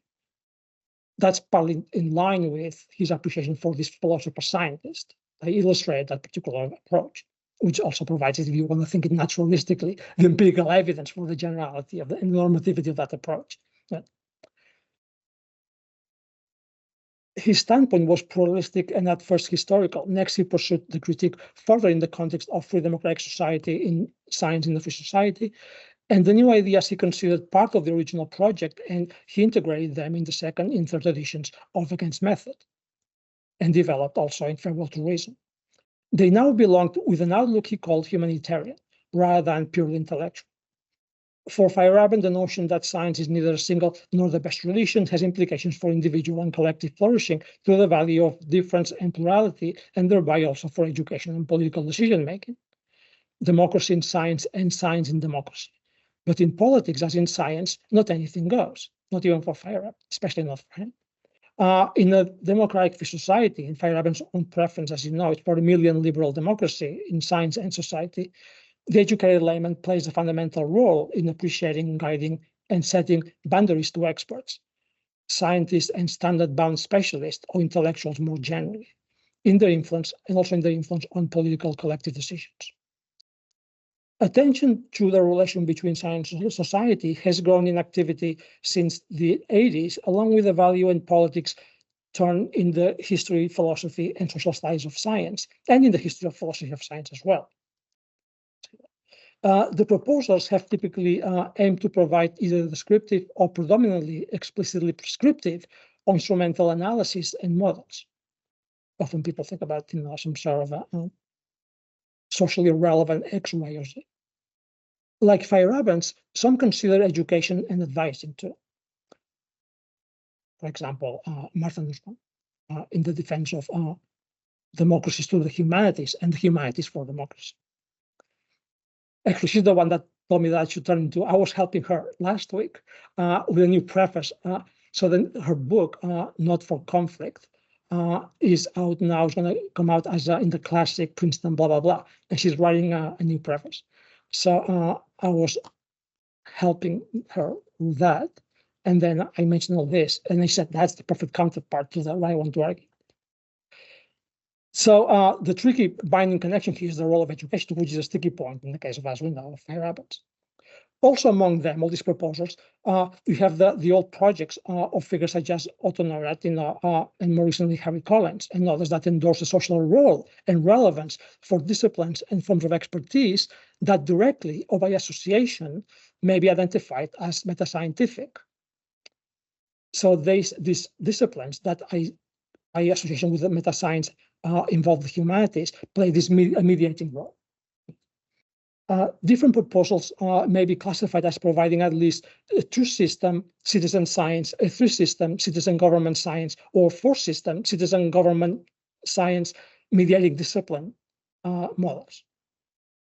I also draw attention to two connected features of these projects and accounts. One is the often neglected diversity of practices, models, and critiques of science and democracy, as well as other disciplinary sources of analysis and expertise of science and of democracy, for example, in the humanities. The other is the diversity of political assumptions, motivations, and affinities between them. These, I note, suggest the methodological appropriateness of meta-scientific and meta-democratic perspectives that take nothing for granted. I also consider Feyerabend's rejection of the distinction between sciences and its history and philosophy, and his general critique of specialties. From these perspectives, I offer a meta-pluralistic critique of the social role and relevance of meta-sciences, of the socially relevant X, Y, and Z, and allied and unavoidably and problematically interconnected disciplines. They are, by their own light, part of the problem as well as part of the solution. Thank you.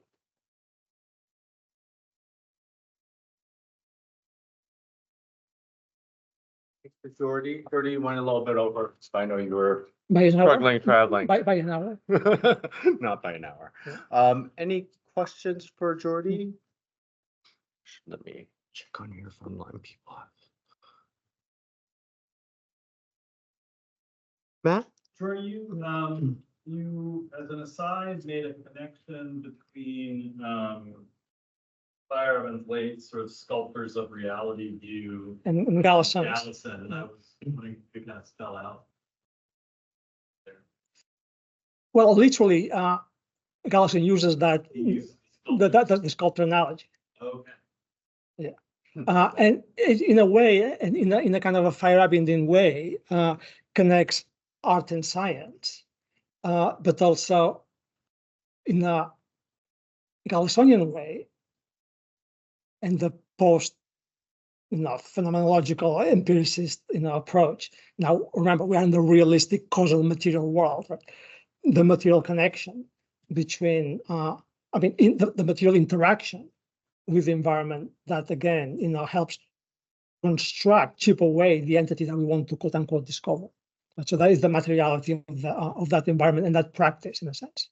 That's the idea. So it's both interactive and material, in a way that, in a sense, informs the cognitive process and the cognitive value of the practice, insofar as this interaction is not arbitrary or random. Is also informed by a plurality of different forms of negotiation and more local principles or standards or constraints. He likes, I guess, the talk of constraints because also it's scientific by analogy with the way you solve mathematical problems. I think constraints, but those constraints, in a sense, from this scientific or scientific point of view or naturalistic point of view, even metaphorically, do capture the idea that there are fixed points, right? Which, as part of the way in which in the preface, Feyerabend mentions the role of the intellectual or the philosopher, we look for these fixed points in the limited domains with limited validity, but we still look for those. So these points, these constraints do exist. Matter is not infinitely plastic. Matter resists. That is why we call objects objects, in the sense they object to us. And the idea then is that that resistance is something that you have to plays a part, is something that generates interaction, shapes interaction literally, but it's not a universal fixed point. So the value is to identify those pockets and those points in the context in which they operate. They get activated and mobilized to some extent. Couple questions of clarification. So this is kind of a passing remark you made about this kind of third way, this kind of structural approach. It sounded like I was actually quoting Feyerabend. That's Feyerabend. So this is that's Feyerabend in the preface. So in the third way, so the middle way that's 1980 for the 1981 edition, first edition of the book, and then the way he embraces now.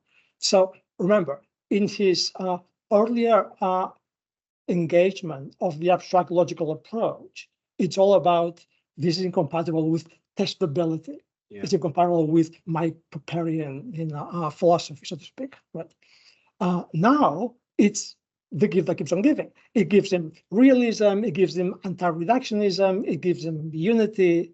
Right, but the way he frames it in relation to the previous debates and his own is in terms of there are these two options, realism and dogmatism, and then along the way I appreciate the problems with each, and here is our solution. This is the premise, his preface. Okay. Yeah. No, it's absolutely fascinating. That's the Swiss view of the matter. Right? So it's it reframes the old debates in terms of the reframing of the old resources to some extent, which is exactly what allows him to do it. Right, the fact that this is not news to him. What is new is the way in which it can be used. Right, it's it's a new culture, literally sense. Right? Which is what Primas wants to show. It is a new culture, and that's partly why I think that when Feyerabend says that praising Primas mentions the I forgot what it is, the synthesis of the philosophical and the I don't know what he says, and he mentions the mathematical.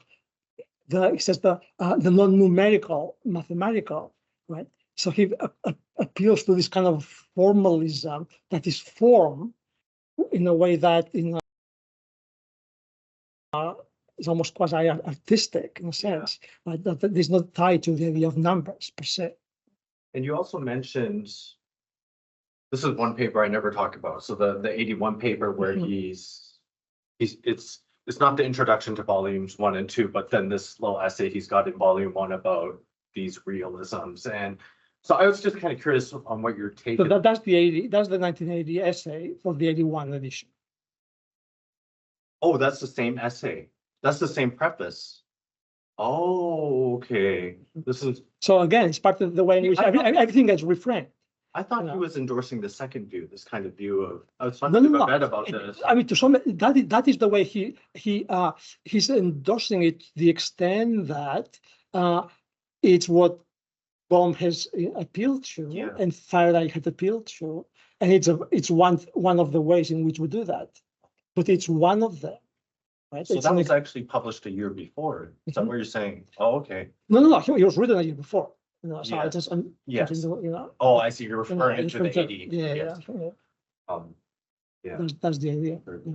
But of course, I mean the historical connection, that I guess Jamie likes is the way in which that connects with his own early view about the realist theory of observation being a causal one. Yeah. But all these are part of a menu now. We have all these different options. Yeah. That's the key idea. Yeah. And Haslock, he's got a kind of, in his 21 paper, he's kind of like, he's like, I don't understand this, but I think he's actually talking about Feyerabend's view. And he's just like, I don't know why he's saying this. Yeah. It's like the relativized a prioris of sorts in a sense. Yes. Right. That's what form different cultures, different groups. Matteo. Ask you more about this, how you have been inspired out of hero. Because we have scattered throughout Feyerabend's output references to Neumann, which are usually praising Neumann, but he's never very specific about. Yeah, exactly. Yeah, exactly. Yeah. I have some hypotheses about that, but I would like to hear your. Oh no! Now I'm curious. Well, I mean, so partly, I mean, we're back to this is very difficult. I mean. But this is like trying to figure out whether Descartes or Galileo believed in God or not, or just benefited from mentioning these beliefs as part of either the way they will get away with publication or the way in which theology can help establish physics or science in general. I mean, as we know now, I mean, it's very difficult to do science theoretically without theology. That's the problem. So theology has its benefits, positive and negative. So we don't know what, so we're back to, I mean, I don't want to slide into Paul's earlier point about dishonesty, but again, we're back to these contextual rhetorical situations where, I mean, of course, I mean, as I said, I mean, he's reminiscing, he's trying to put things together, he connects the dots. one circle, the other circle, these circles, and suddenly he finds this, different approach. And remember that part of the ideas in those early works on Neurath is the idea that unity is linked to socialism. Right? So that must have resonated with him enormously, because that was not the way in which even Haller talked about this, right? And it was not part of the way Kraft talks about that, So there's an element of how he's in line with some of his own, sentiments and attitudes, and also he's reminiscing, and he sees all these things falling together. But again, he's talking to me, and I'm mentioning all this stuff. Or this kid's gonna say, "Oh, he actually said, I've never met Neurath." But he's not gonna say, "Oh, I don't know, you're talking about, oh, you're wasting your time on a minor individual," So I don't know what he was trying to please me, or I don't know. But it's very clear that the specificity of what I was sending him at that time was very much on the connection between Neurath and politics. Intellectually, right? It's not about politics only, it's about politics going through political planning and programming, which is intellectual exercise, right? And that connects, of course, with, again, the whole business of voluntarism and pragmatism and all the stuff that you don't have in the foundations. So it's part of the epistemology that he already embraces, that now has acquired this central ethical pragmatic place in the new normative anthropological perspective, right? So I think it's an issue of realizing the extent of the sympathies. Personally, remember that it was easy to read Carnap, not only because that's what you were forced to read, but because it was published, etc., etc. Neurath hardly published any books, and nothing was available until Cohen put together all these collections. So when Feyerabend had read by Neurath in the late 40s, it has to be just the papal and protocol sentences and a couple of other things that were available in Kenny's or some copies there in Vienna. But there was nothing else. That was very difficult to find anything. You cannot just go to the bookstore and give me the Neurath stuff. So I think to some extent, and that is why his references to Neurath very early on, which again, they exist, everything exists very early, are limited in the appreciation, and it's very much a side comment on the protocol debate business. Right? Not even the popular debate. That confound my paper. So it's all limited to that particular issue of the stability of the foundation in that sense. Right? So I think it was kind of a bit of a revelation, and then he just overplayed his card by trying to be sort of, he's a hero of mine suddenly.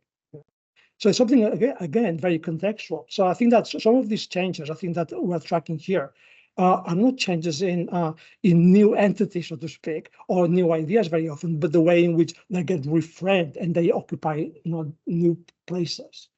Right? So I think that's what's going on.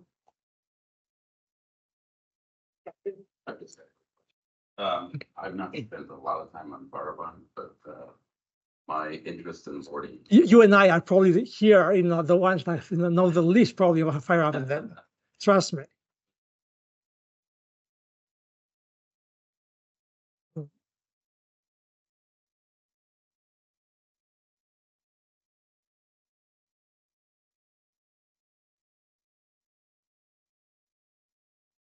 So I saw everything through the framework of conquest. It's fortunately and unfortunately.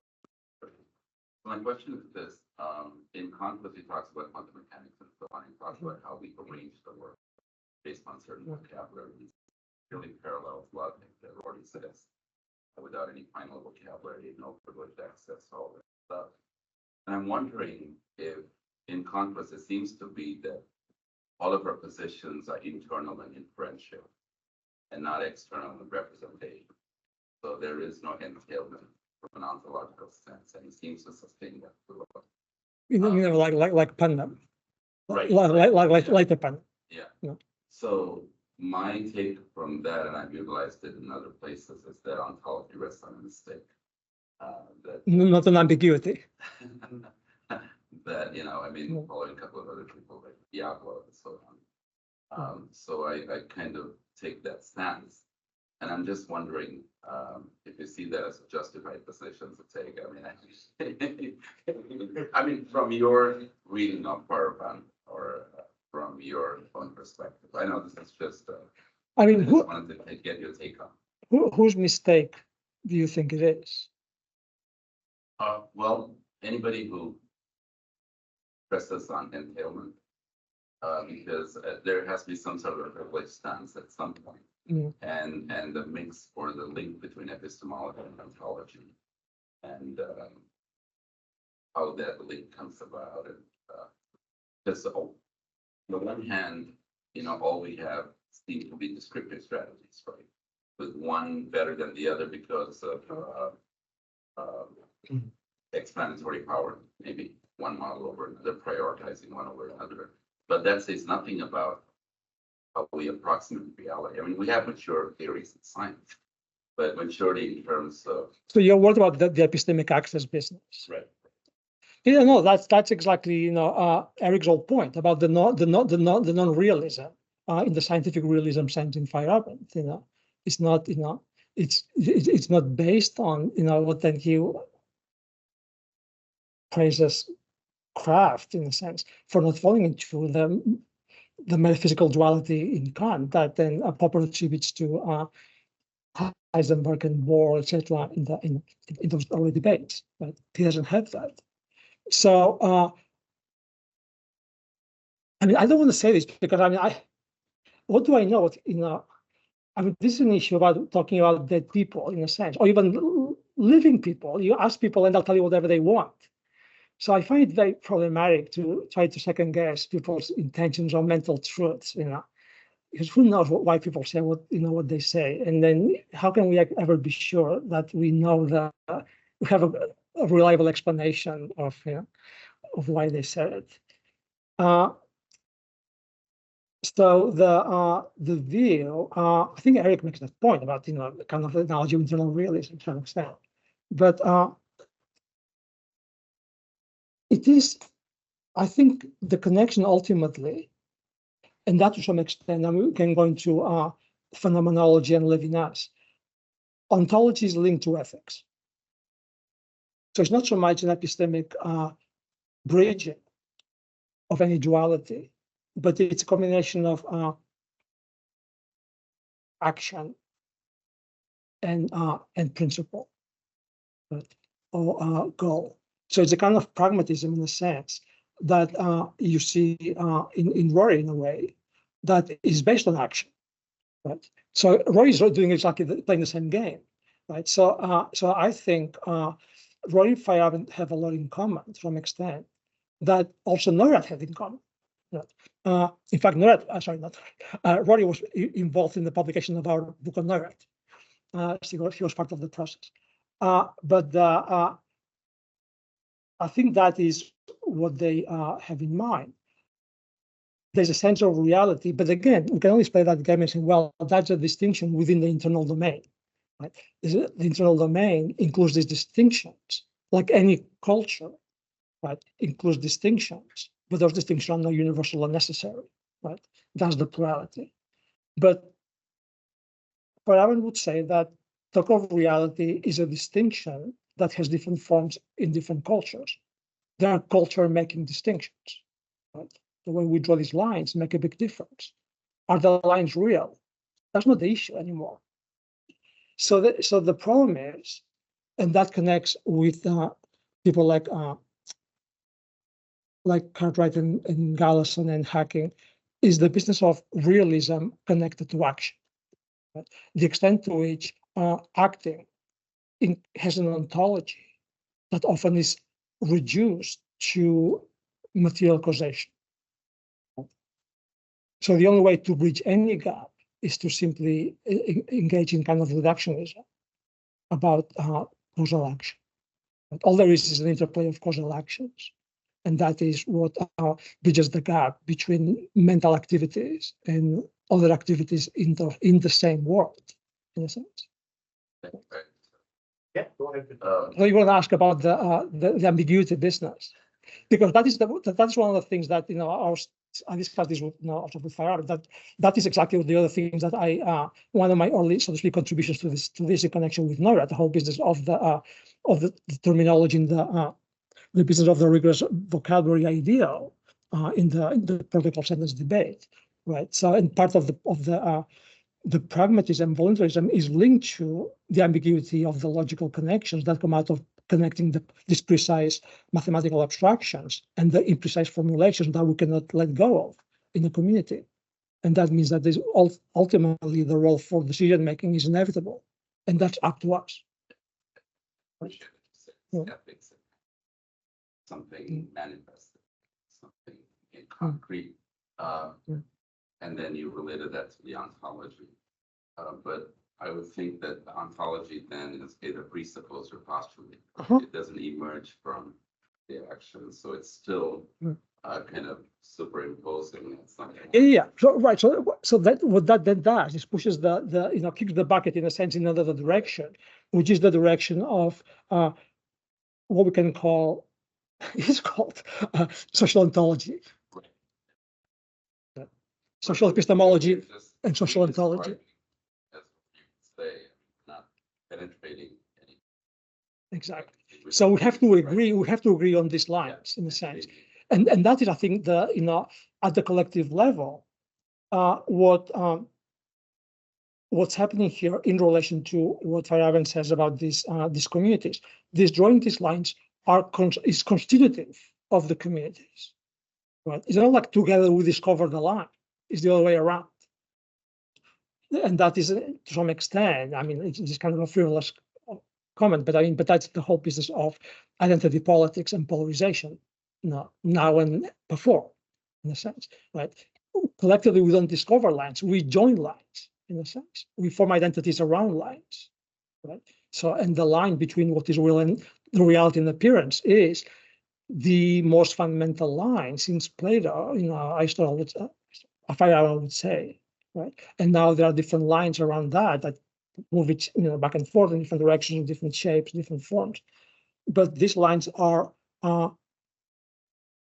the beginning rather than the end.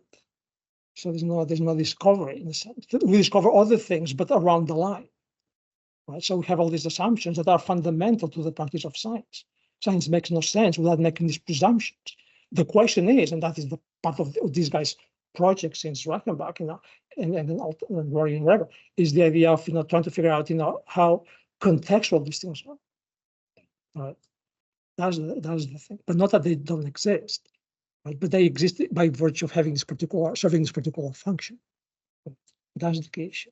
But now you can say, well, this is just a matter of our own collective fantasy.